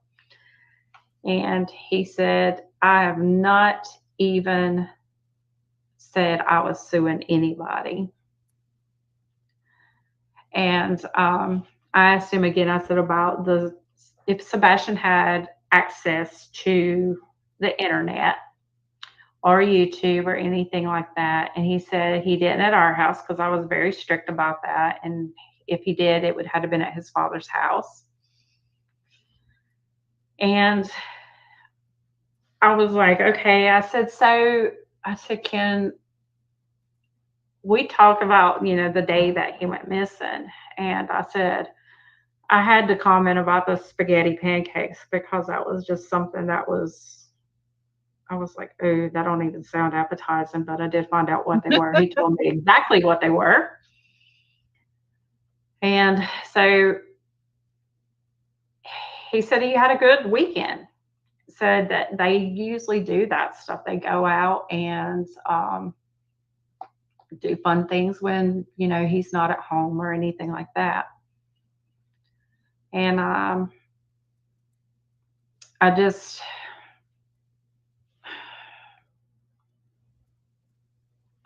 trying to find this one thing that he sent. He sent me a thing saying that it was about Seth. That somebody had asked Seth to talk to him and he wouldn't do it. That he told him he would have to pay him, which we've already discussed that. But that was the first thing he sent me one morning. Mm-hmm. And he said that's all he's about. And then he asked me about the deal about the girl that was supposedly with him, which I don't know why he was asking me because I don't know what Seth does. Good interview, Lolly. Listen to this, y'all. This is a message from Melissa on Facebook. We are still running billboards and dropping off flyers. We are still looking in contact with law enforcement. But because of the three-ring circus created on social media, the bio dad trying to profit off of this, I just can't go there. What I can tell you is that what we have learned from all of this is that every 5 minutes, a child 15 to 17 is lured from online. 1 in every 9 cars on Tennessee interstate involves S trafficking. 1 in every 7 cars involves drugs or weapons on the Tennessee interstate. Because all major interstates, north, south, east, and west, connect in Tennessee, our numbers are higher than other states. 10 years ago, that number was 1 in 13 cars from either, but it's so bad that they had to split them up. 2,300 people a day go missing and 40% are without a trace. That is so wrong. 1 in 8 cameras that you think are real are fake, broke, and so old that the picture quality is outdated and pointless. No. We are hopeful that he is found, but they also told us that it is possible he may not. 1.3% each year are not. And it was taken 7 years before for people to resurface. And it has taken 7 years before for people to surface if they are hid from predators. I hope no one else has to deal with this as well.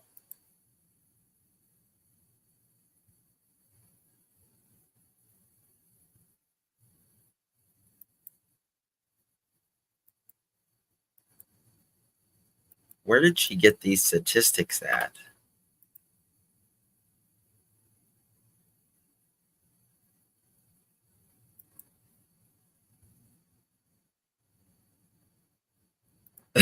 That's what I'm asking, Trishy.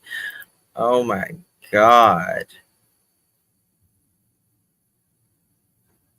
Yeah, here, I'll show you.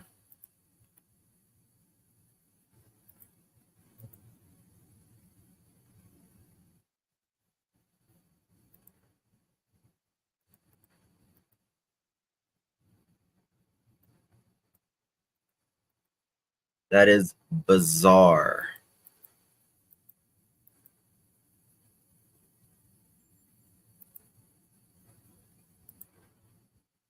That is 9 out of 10 statistics are made up.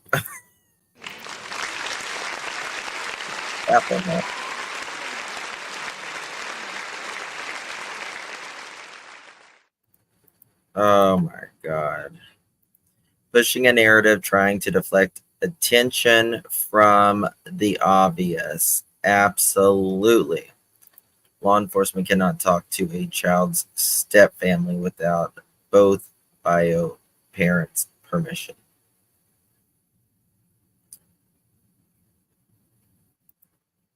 For real. I thought she thought he was in the back of someone's car in the beginning sleeping. That's what she said. I'm afraid he got in the back of someone's car and, fell asleep and they drove him to work. And then he, it's like, what? What are you even talking about, lady? What are you even talking about? Just, you really can't, Ange. You really can't.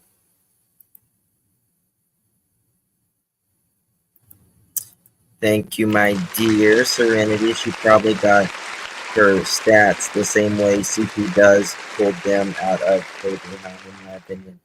Well, remember his statistics about what do you say, 20% of dogs are right or something? It was ridiculous. He was asking me about the girl that Seth took with him to Their statistics are on key with each other. Grandfather Mountain. And I was like, I have no idea. I don't keep up with him. And he said that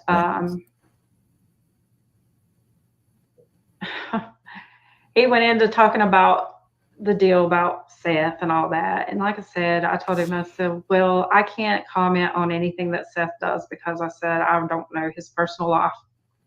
I preferably do not care to know about his personal life. I just want his child found.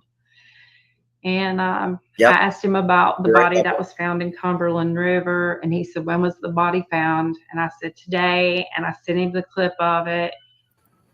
Bubbly. Sorry. I He always said, if I find out anything, I will let you know. I promise. And he said, there hasn't been any news on the body found. Right. 20% of dogs are cats. I was like, why but not? I had already heard that it wasn't. And he goes, but it doesn't sound like anything we should be worried about. It's not close to our house. Isn't that like, something? I That was one like- just floored me when you read that to me. I was like, wait, what? Yeah, and so to me, it's like he's telling me to stay around the house. Yeah. He's somewhere around that house. That's what he's making it out to be. Yes. It always refers back to the house. Hey, Nashville. Thank you, Lovey. Good to see you. Melissa doesn't have a sign in her yard or subdivision. Local places have not been handed a flyer from her. Local law enforcement didn't even know she lived here. And trust me, she knows. I'm just saying. She knows. For real, for real. For real, for real. For real, for real.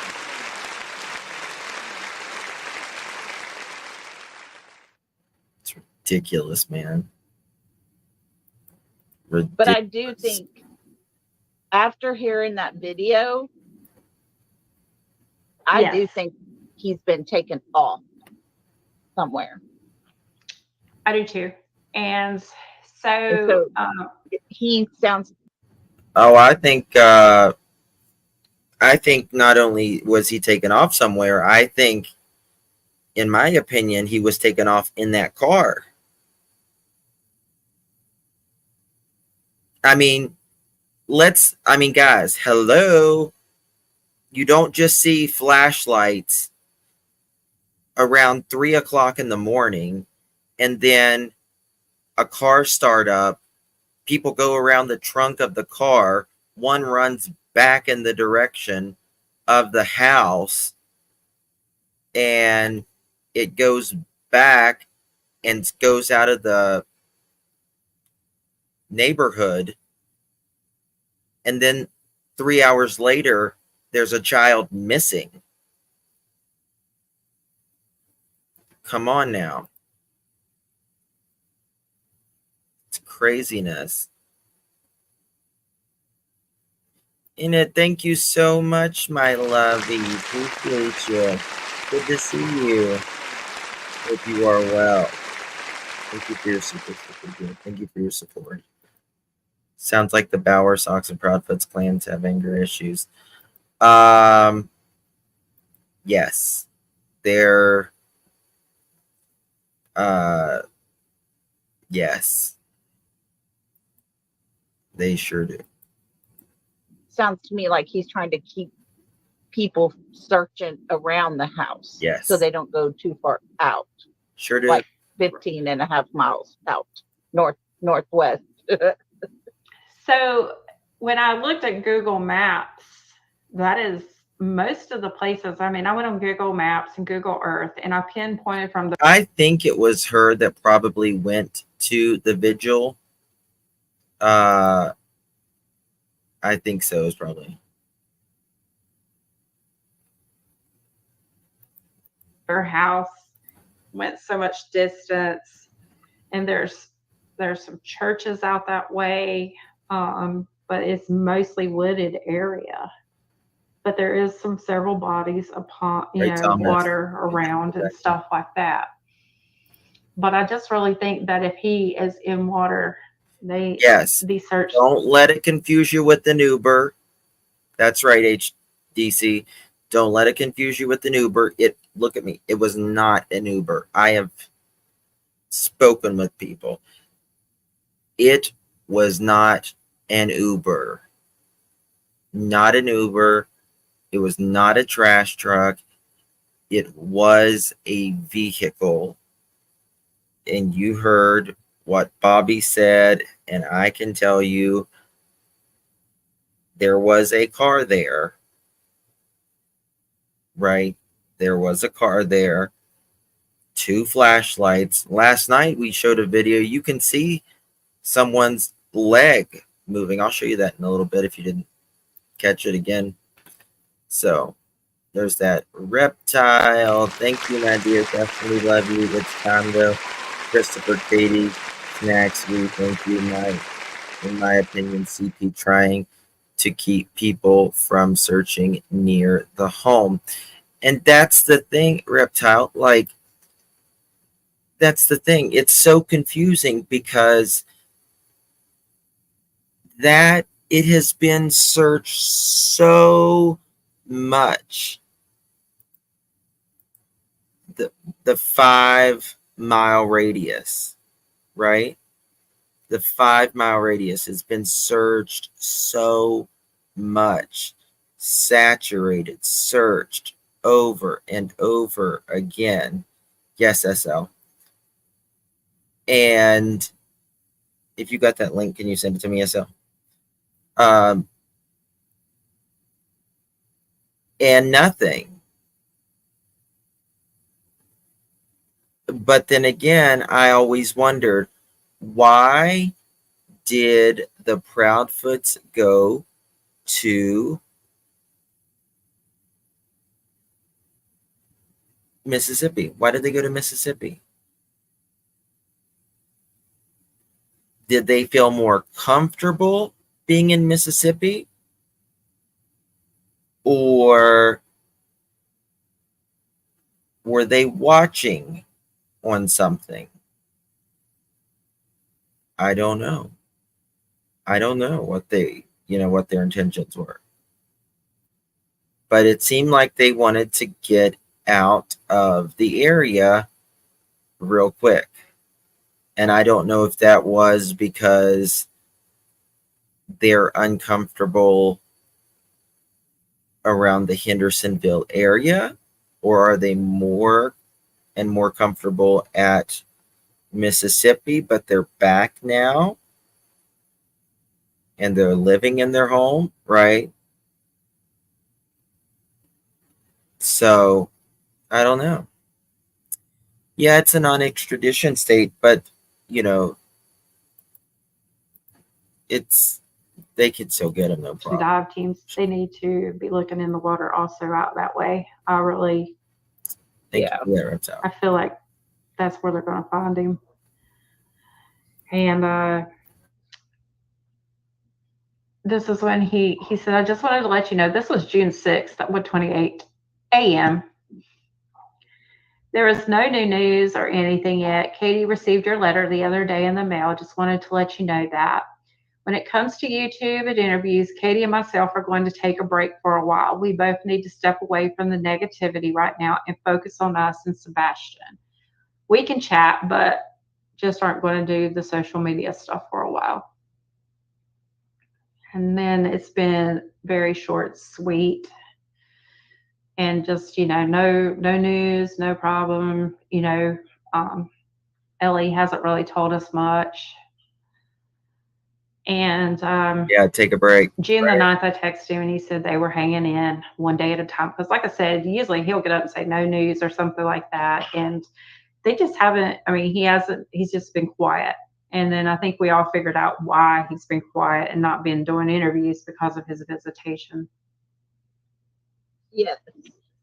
And I asked him, I said, do you know, I had asked him, you know, I said about his daughter being there, and he said, my daughter is off limits to everyone. She is fine and having a great time, the time of her life.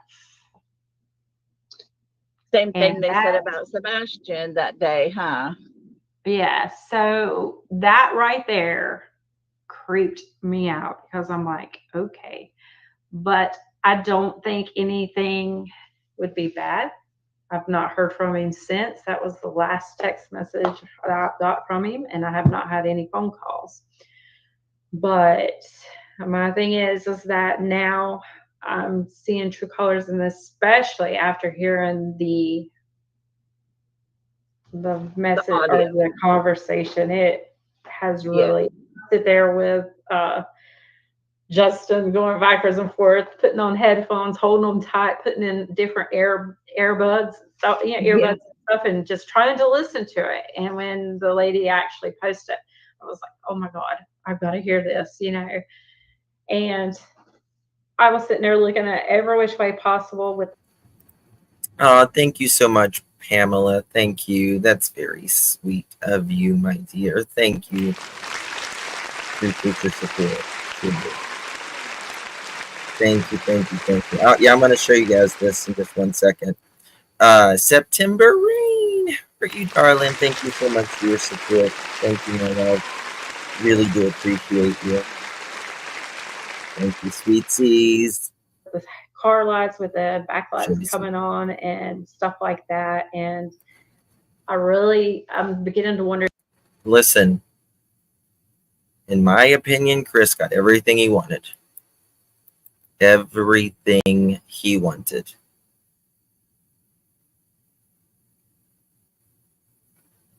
It's the way I feel. If it was his truck. And that was his tailgate that we were hearing, and that. Yes, that it definitely sounded like a tailgate being shut. And it just. Thank you, SL. I really feel like Sebastian's not with us no longer. Yeah.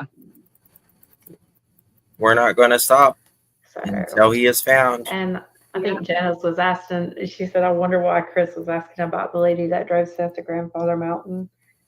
I don't know. I'm just wondering, you know, sometimes if some of these people that's getting in with him is part of their team. Right. So I'm just wondering, why did you get interrogated so bad? Justin went up there, videoed the whole daggum thing, talked to people inside. I think because it was the next day after. Yeah, got in his car and left. So yeah, just being the next day after, I guess. But oh my God. No, it wasn't the next day after. It wasn't the next day after. Honey, they started with me. I'd be like, listen, I am mad right now. I gotta put my blush on. I am pissed. Look at how red my face is. I say, no, ma'am. Do me like that. I'm looking for this little woman. That's what we're doing. So we're looking at. No ma'am, no ham, no turkey. Right? So credit goes to Brandy. Great. Guys, y'all really subbed up to her. She's got like 3.2 thousand now. Thank you guys for subbing up to her. I love to give like people who actually find and do the work, sub up to them. They're really working hard. So thank you for subbing up to her. She did a brilliant video here. Brilliant video. I know I'm crazy. But look at this. She found something very to show you what I have found. We are going to enlarge and slow down this video. Link is in description. Sit back and watch. It will surprise you. These big lights could be a garbage truck. I'm not sure, but I think that they are lights on one of the houses, and I believe they are on the Proudfoot's home, and they are stationary. They do not move. Now, if you pay attention to the rest of the screen, the other two sources of light that you are going to see moving across the screen, I will enlarge it. I'll slow it down some, but I will point it out to you in just a minute. Hold up. Listen, nobody writes Chris's daughter's name, Nina's daughter's name in chat. Please just write something else, initial or whatever. If that happens, a mod will delete your comment if you don't delete it first. So please that these are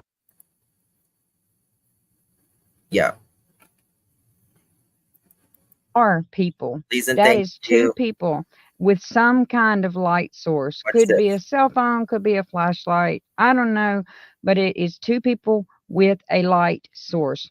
And they are walking back towards those big lights, which are right at the Proudfoot's home.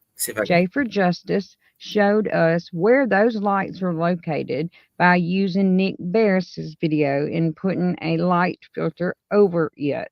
You can go to her channel to see. Now, I'll be honest with you. Like this, I personally, every creator's different. Every person is different. I don't believe it is a ruckus, if you will. I think, in my opinion, we know what it is. It's that little skinny tree in front of the window there in the neighbor's house, or where the garage lights are. That's my opinion. I think a ruckus wouldn't look like that. I don't think it would last that long. And also, if they're over here with the lights, and that can't really be a ruckus unless there's multiple people there. And I don't think, and exactly, I don't think they would do any of that outside. I just don't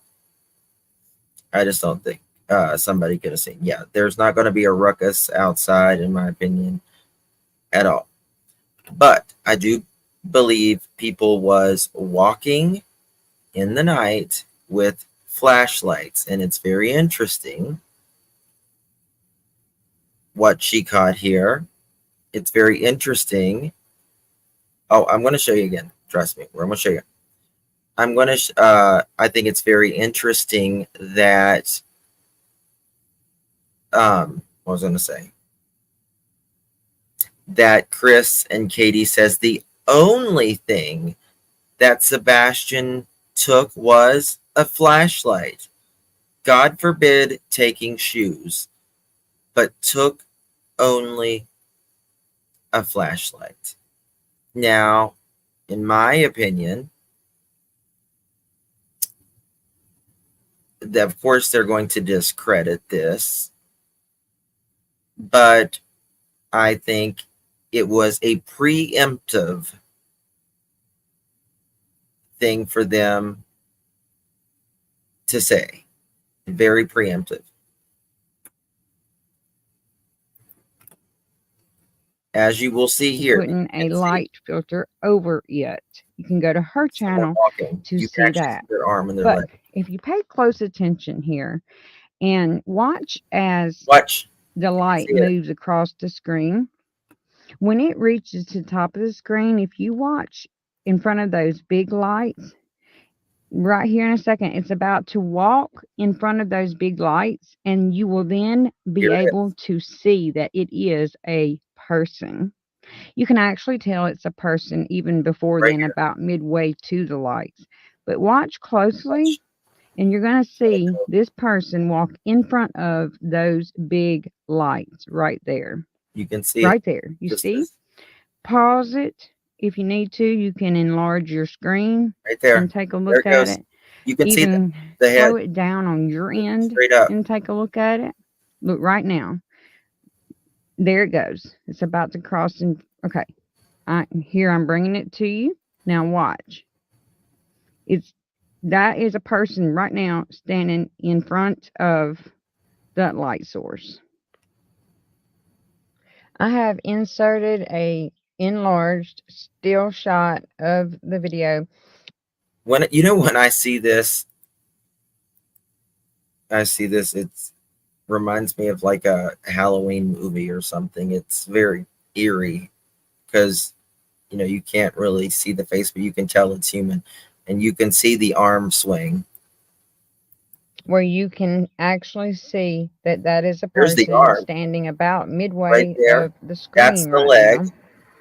You can see the arm. And I know you can Let's go back. pause it home, and they are sources of, but I will source. Could be a cell phone, could be a flashlight. I don't have to pay attention to the rest of the screen, the other two sources of light that you are going to see moving across the screen. I will enlarge it. I'll slow it down some, but I will point it out to you in just a minute that these are people.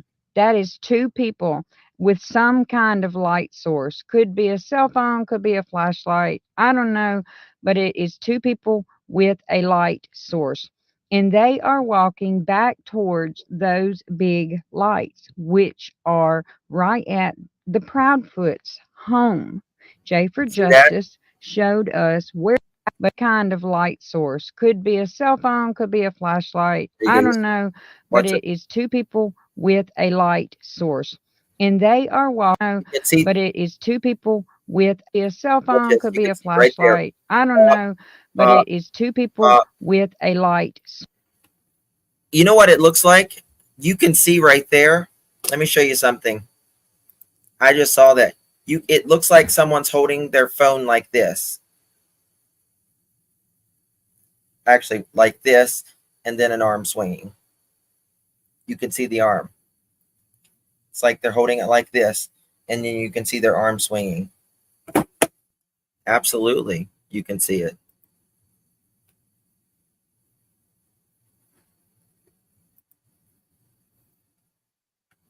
Watch this. That is two people with some kind of light source. Could be a cell phone, could be a flashlight. I don't know, but it is two people.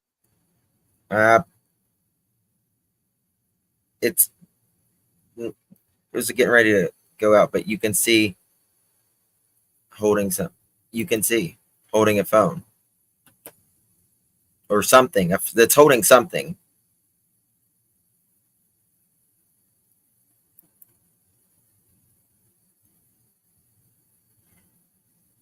Remember, the car was over here and then it pulled over. Could be a cell phone, could be a flashlight. I don't know. Some kind of light source. Could be a cell phone, could be a flashlight. I don't know. But sorry, I'm trying to catch something. Kind of light source. Could be a cell phone, could be a flashlight.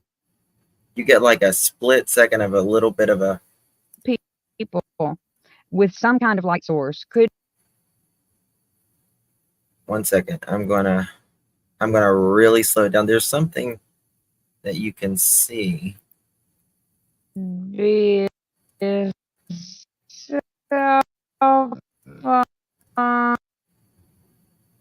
is where it starts. You can see it right there. Right? That's where it starts. Now.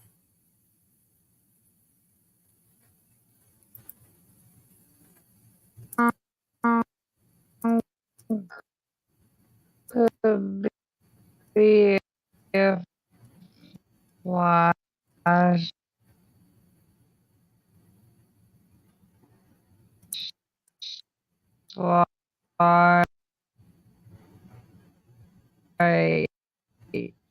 I don't know,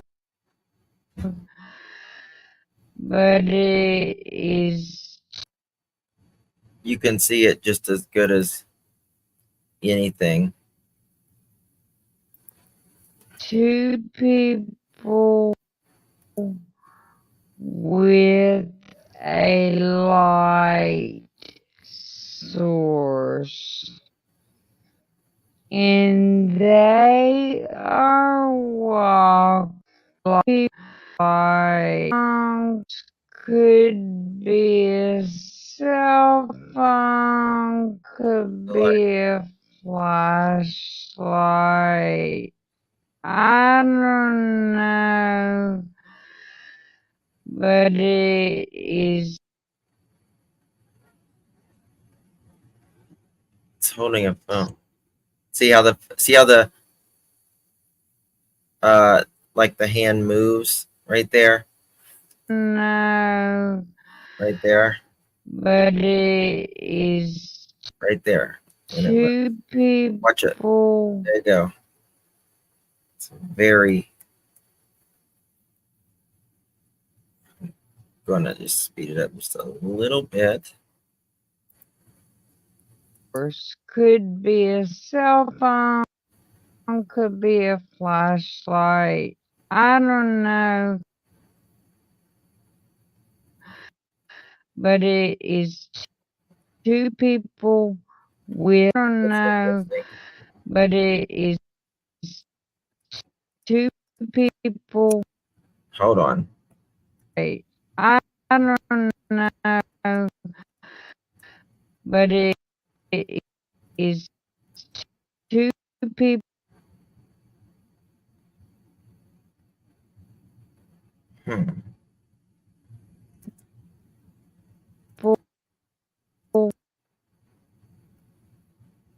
Put some filters on that stuff. Yes, pitch black.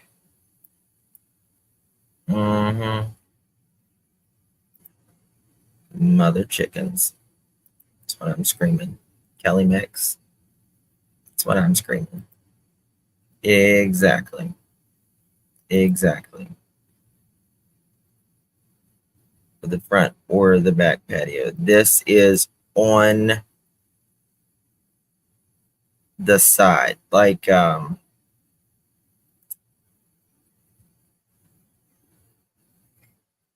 the corner where the side is, where the ditch is. It's over there. Look at my last text. Did you text me or in chat? Justin, 3 people, 2 are carrying something white. There are 4 legs, and you can see their arms, and one person walks up to them. You think so?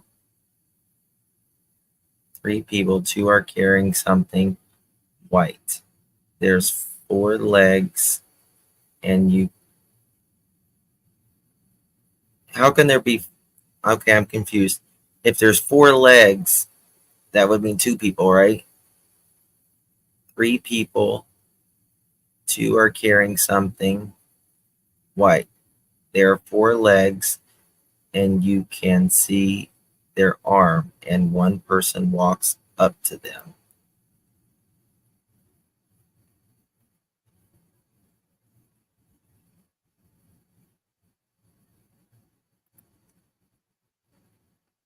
Two separate images coming up.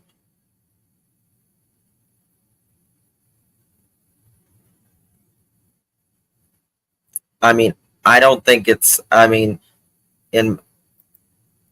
they didn't pick Sebastian up, right?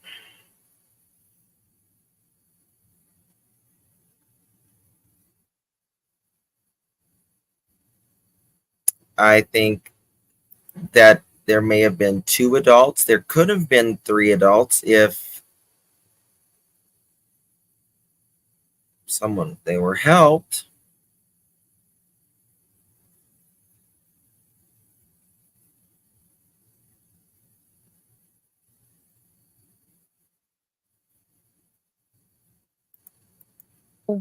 With a light source. Well, also, if if he's not on the ground, you know.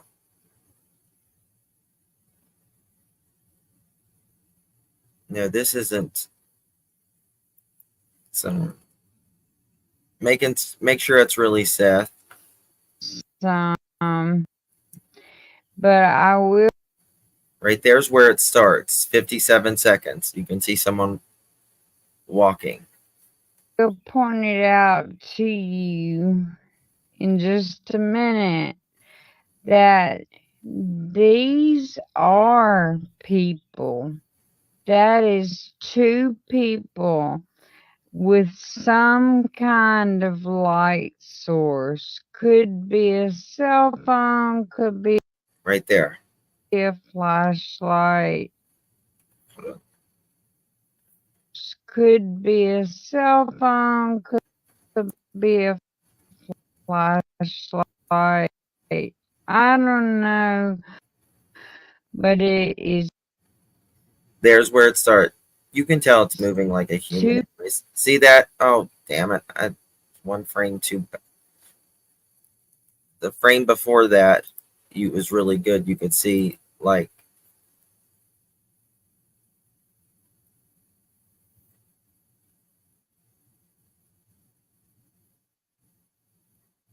yeah, I don't. People. I wonder if I don't know. I want to check something. But it is two people. All right. We're going to do something. Copy.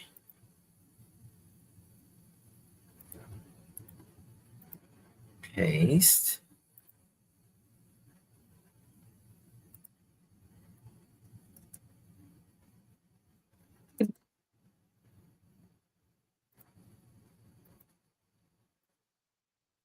Copy.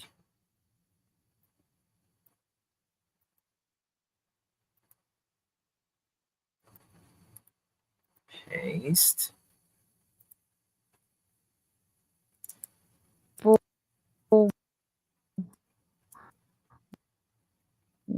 With a light source. And they are walking back towards those big. Okay. Screenshot. Copy. We're going to put some filters on it. Paste.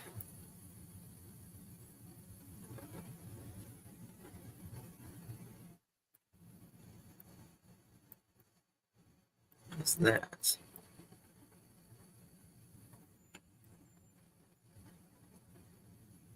Hold on. Copy. Paste. That's weird. Okay. Is this, I wonder if this is a person and this is a person and they're holding something. Lights, which are right Look at there. at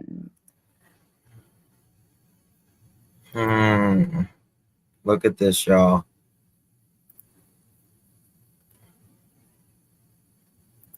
Is today Seth's birthday? Yes, I'm going to sing happy birthday to Seth. Is that the real Seth? Seth.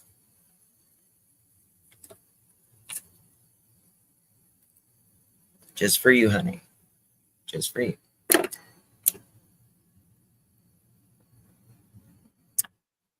I sing everyone happy birthday, and I do the Marilyn Monroe version of Happy Birthday, Mr. President. I'm sorry for my singing. Happy birthday to you. Happy birthday to you. Happy birthday, dear Sethy Pooh. Happy birthday to you. Happy birthday, Seth. Happy birthday. And we are Sebastian's army. And we're not going to stop until Sebastian is home. Happy birthday. And I pray to God in heaven next year is better. Amen. Okay, let's look at this. Which are okay. It's interesting. I got this light here. big. Oh, hold on.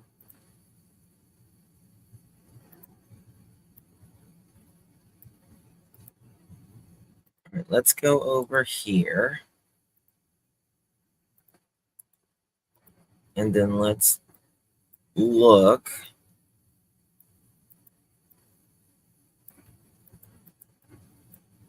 This is so. Oh, 1 second, y'all.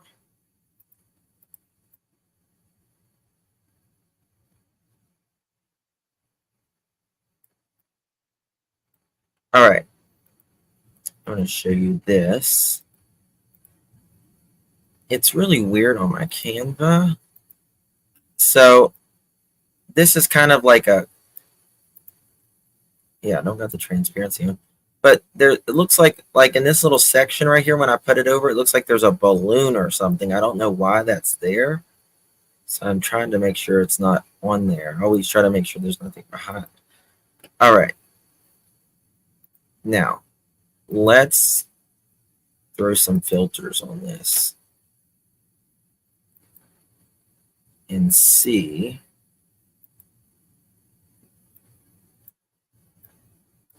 if and when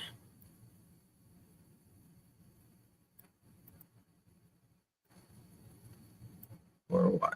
Let's see here. Warn.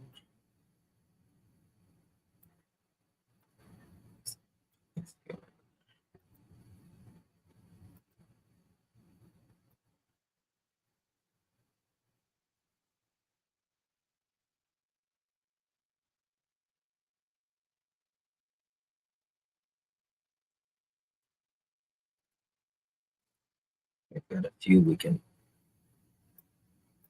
work with.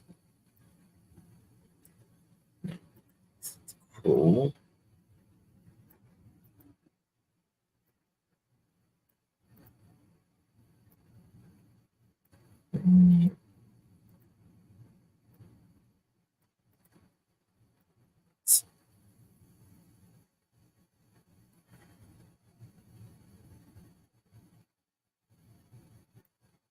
Polar. Vivid. Maybe that one. Vivid. Zeal.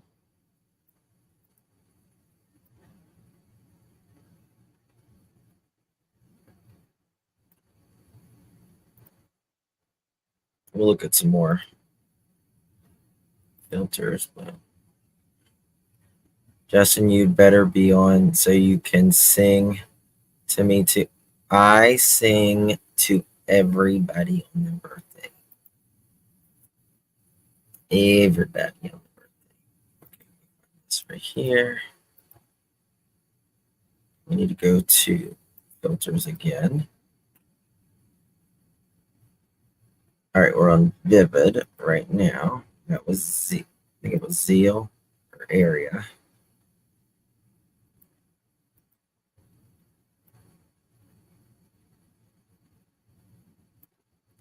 Soft.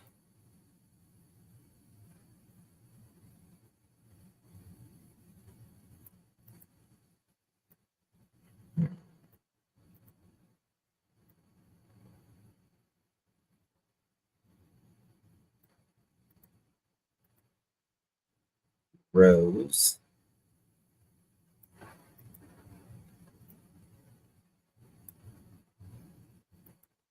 Vintage.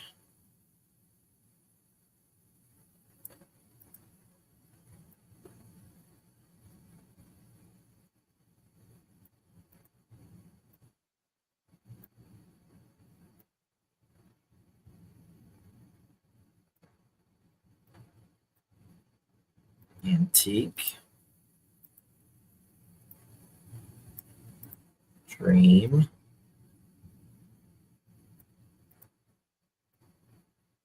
Retro. Ink.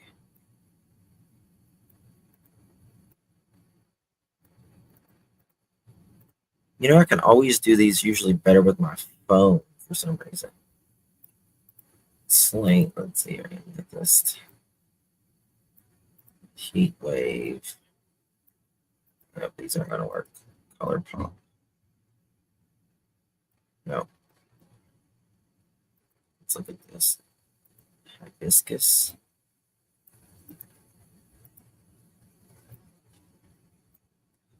Nope, this I think this soft one worked the best. It's not gonna go.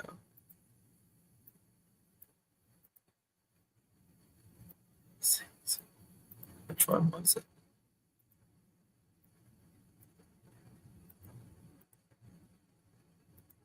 Is it whimsical?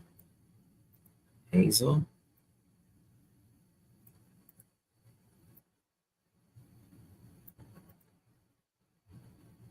It's nostalgia. All right, let's go to the other one. Let's look at this.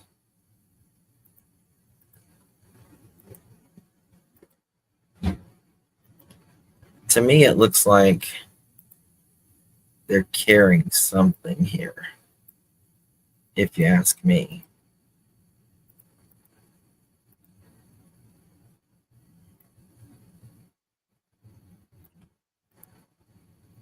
Doesn't it, you guys? Like, you think he looks like someone's carrying something?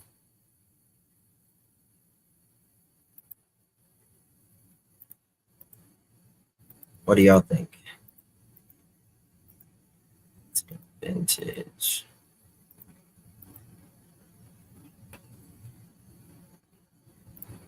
Look at this.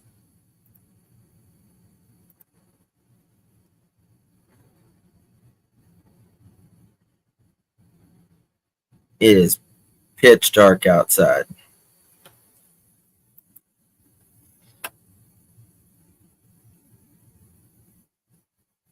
And the person, in my opinion, you can tell that they got this arm, their right arm, like up to the phone, but it's like, I think it's the other way, and they got this arm. I don't know if it's carrying or walking at this point.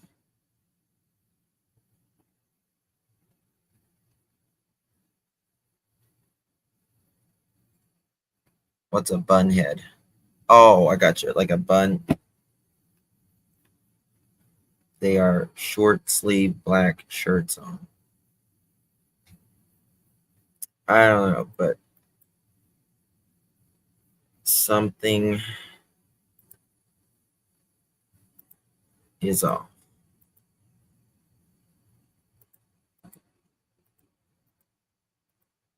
Let's see if anything will work with this. Sometimes you're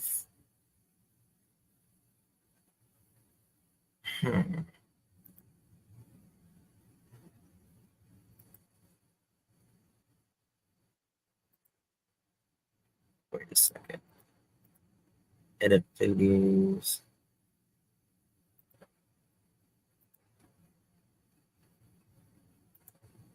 Oh, no.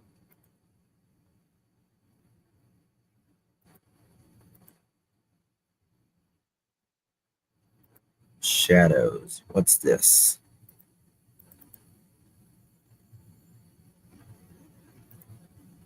What if I do this?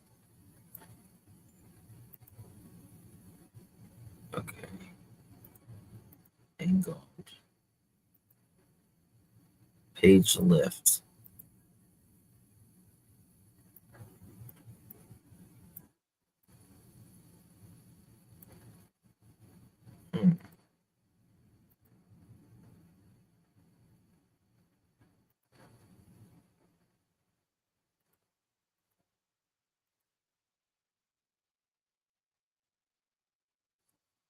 Interesting.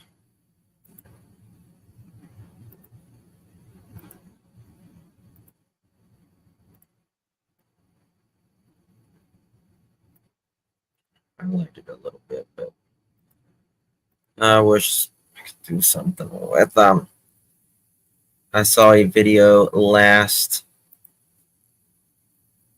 week on someone's live showing two adults carrying a short person outside in the area. Don't remember live, but the people were white colored figures in a dark area. It was cold, could have been a hat. I'm sure they probably would want to have covered up their faces, right? Mama Bear, happy birthday to Seth. Yeah. Hey, darling. Seth, please look at the Shannon Matthews case in the UK. If Sebastian has been hidden, there are so many similarities. It could give answers and hope. Shannon Matthews. I'll have to remember that.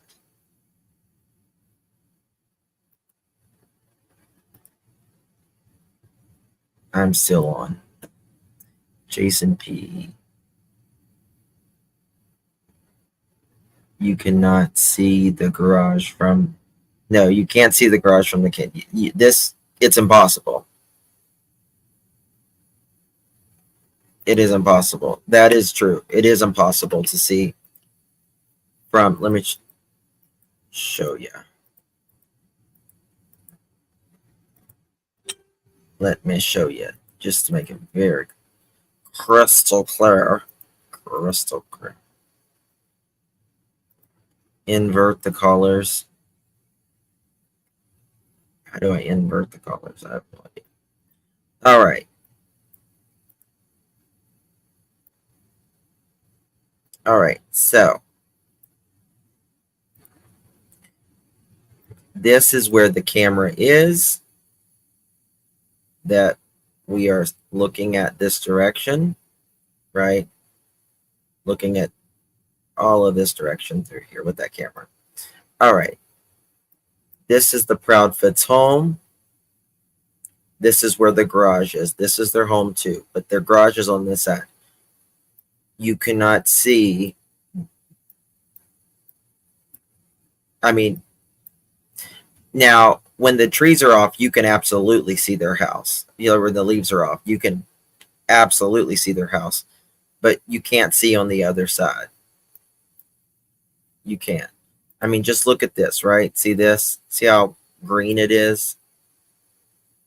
Now, let's do this. 1 second.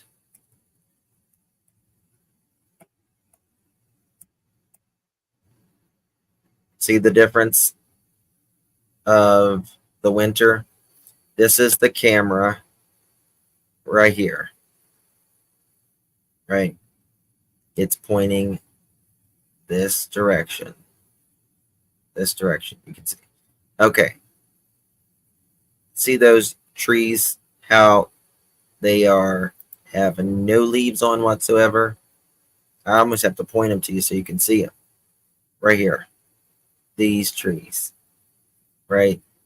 There's some trees here. Go to their house. You can't see them. And the garage is on the other side. In person in the picture you were showing, Seth looks like Seth, the way he holds his arm. Strange. Oh, I assure you it's not Seth. It's not Seth. Couldn't be. Not even remotely possible. Okay, here's a better view. This is the helicopter footage of the winter. That's the line of trees.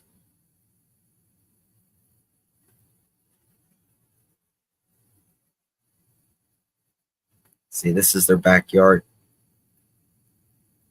Now, of the, like, you can't remember, like, whenever the Google Earth, like, you can barely see their front door of the winter or of the summer. But here, you can see it very clearly. The back door, too. Chris has a thing that covers the back of his truck as well.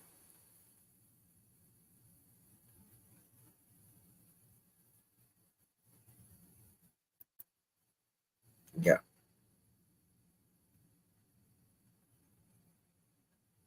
Yeah. It's not even debatable that it's Seth. It's not even debatable. It's just not. I mean, he was at work. Right?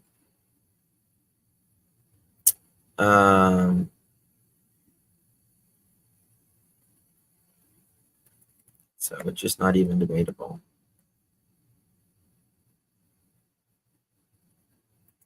This is the common area, as they say. The house is the camera right here. And this are the Proudfoots' home.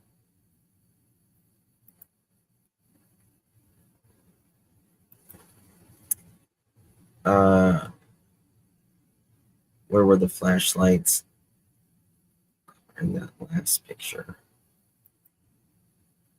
I don't know what last picture.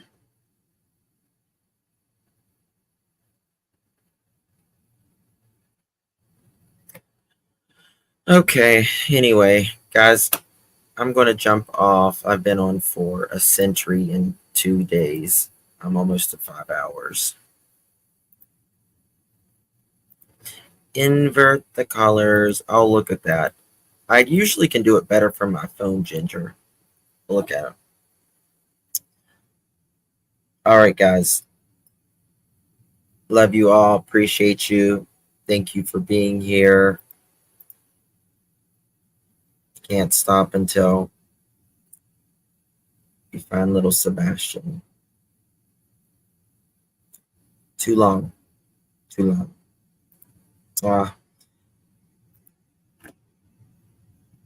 Seth, take good care of yourself. You need some rest, buddy. I know you don't have time, and I know you don't feel like it, but sometimes the soul needs a minute. Sometimes you just need a nap. Or cry. Crying helps too sometimes, right? But happy birthday. Hopefully next year's better. I pray. Our bodies will tell us when enough is enough. Yes, it will. Thank you. Thank you, Tricia. Thank you all. Appreciate you all being here. God bless each and every single one of you. I'll see you guys tomorrow, Lord willing. Good night. God bless.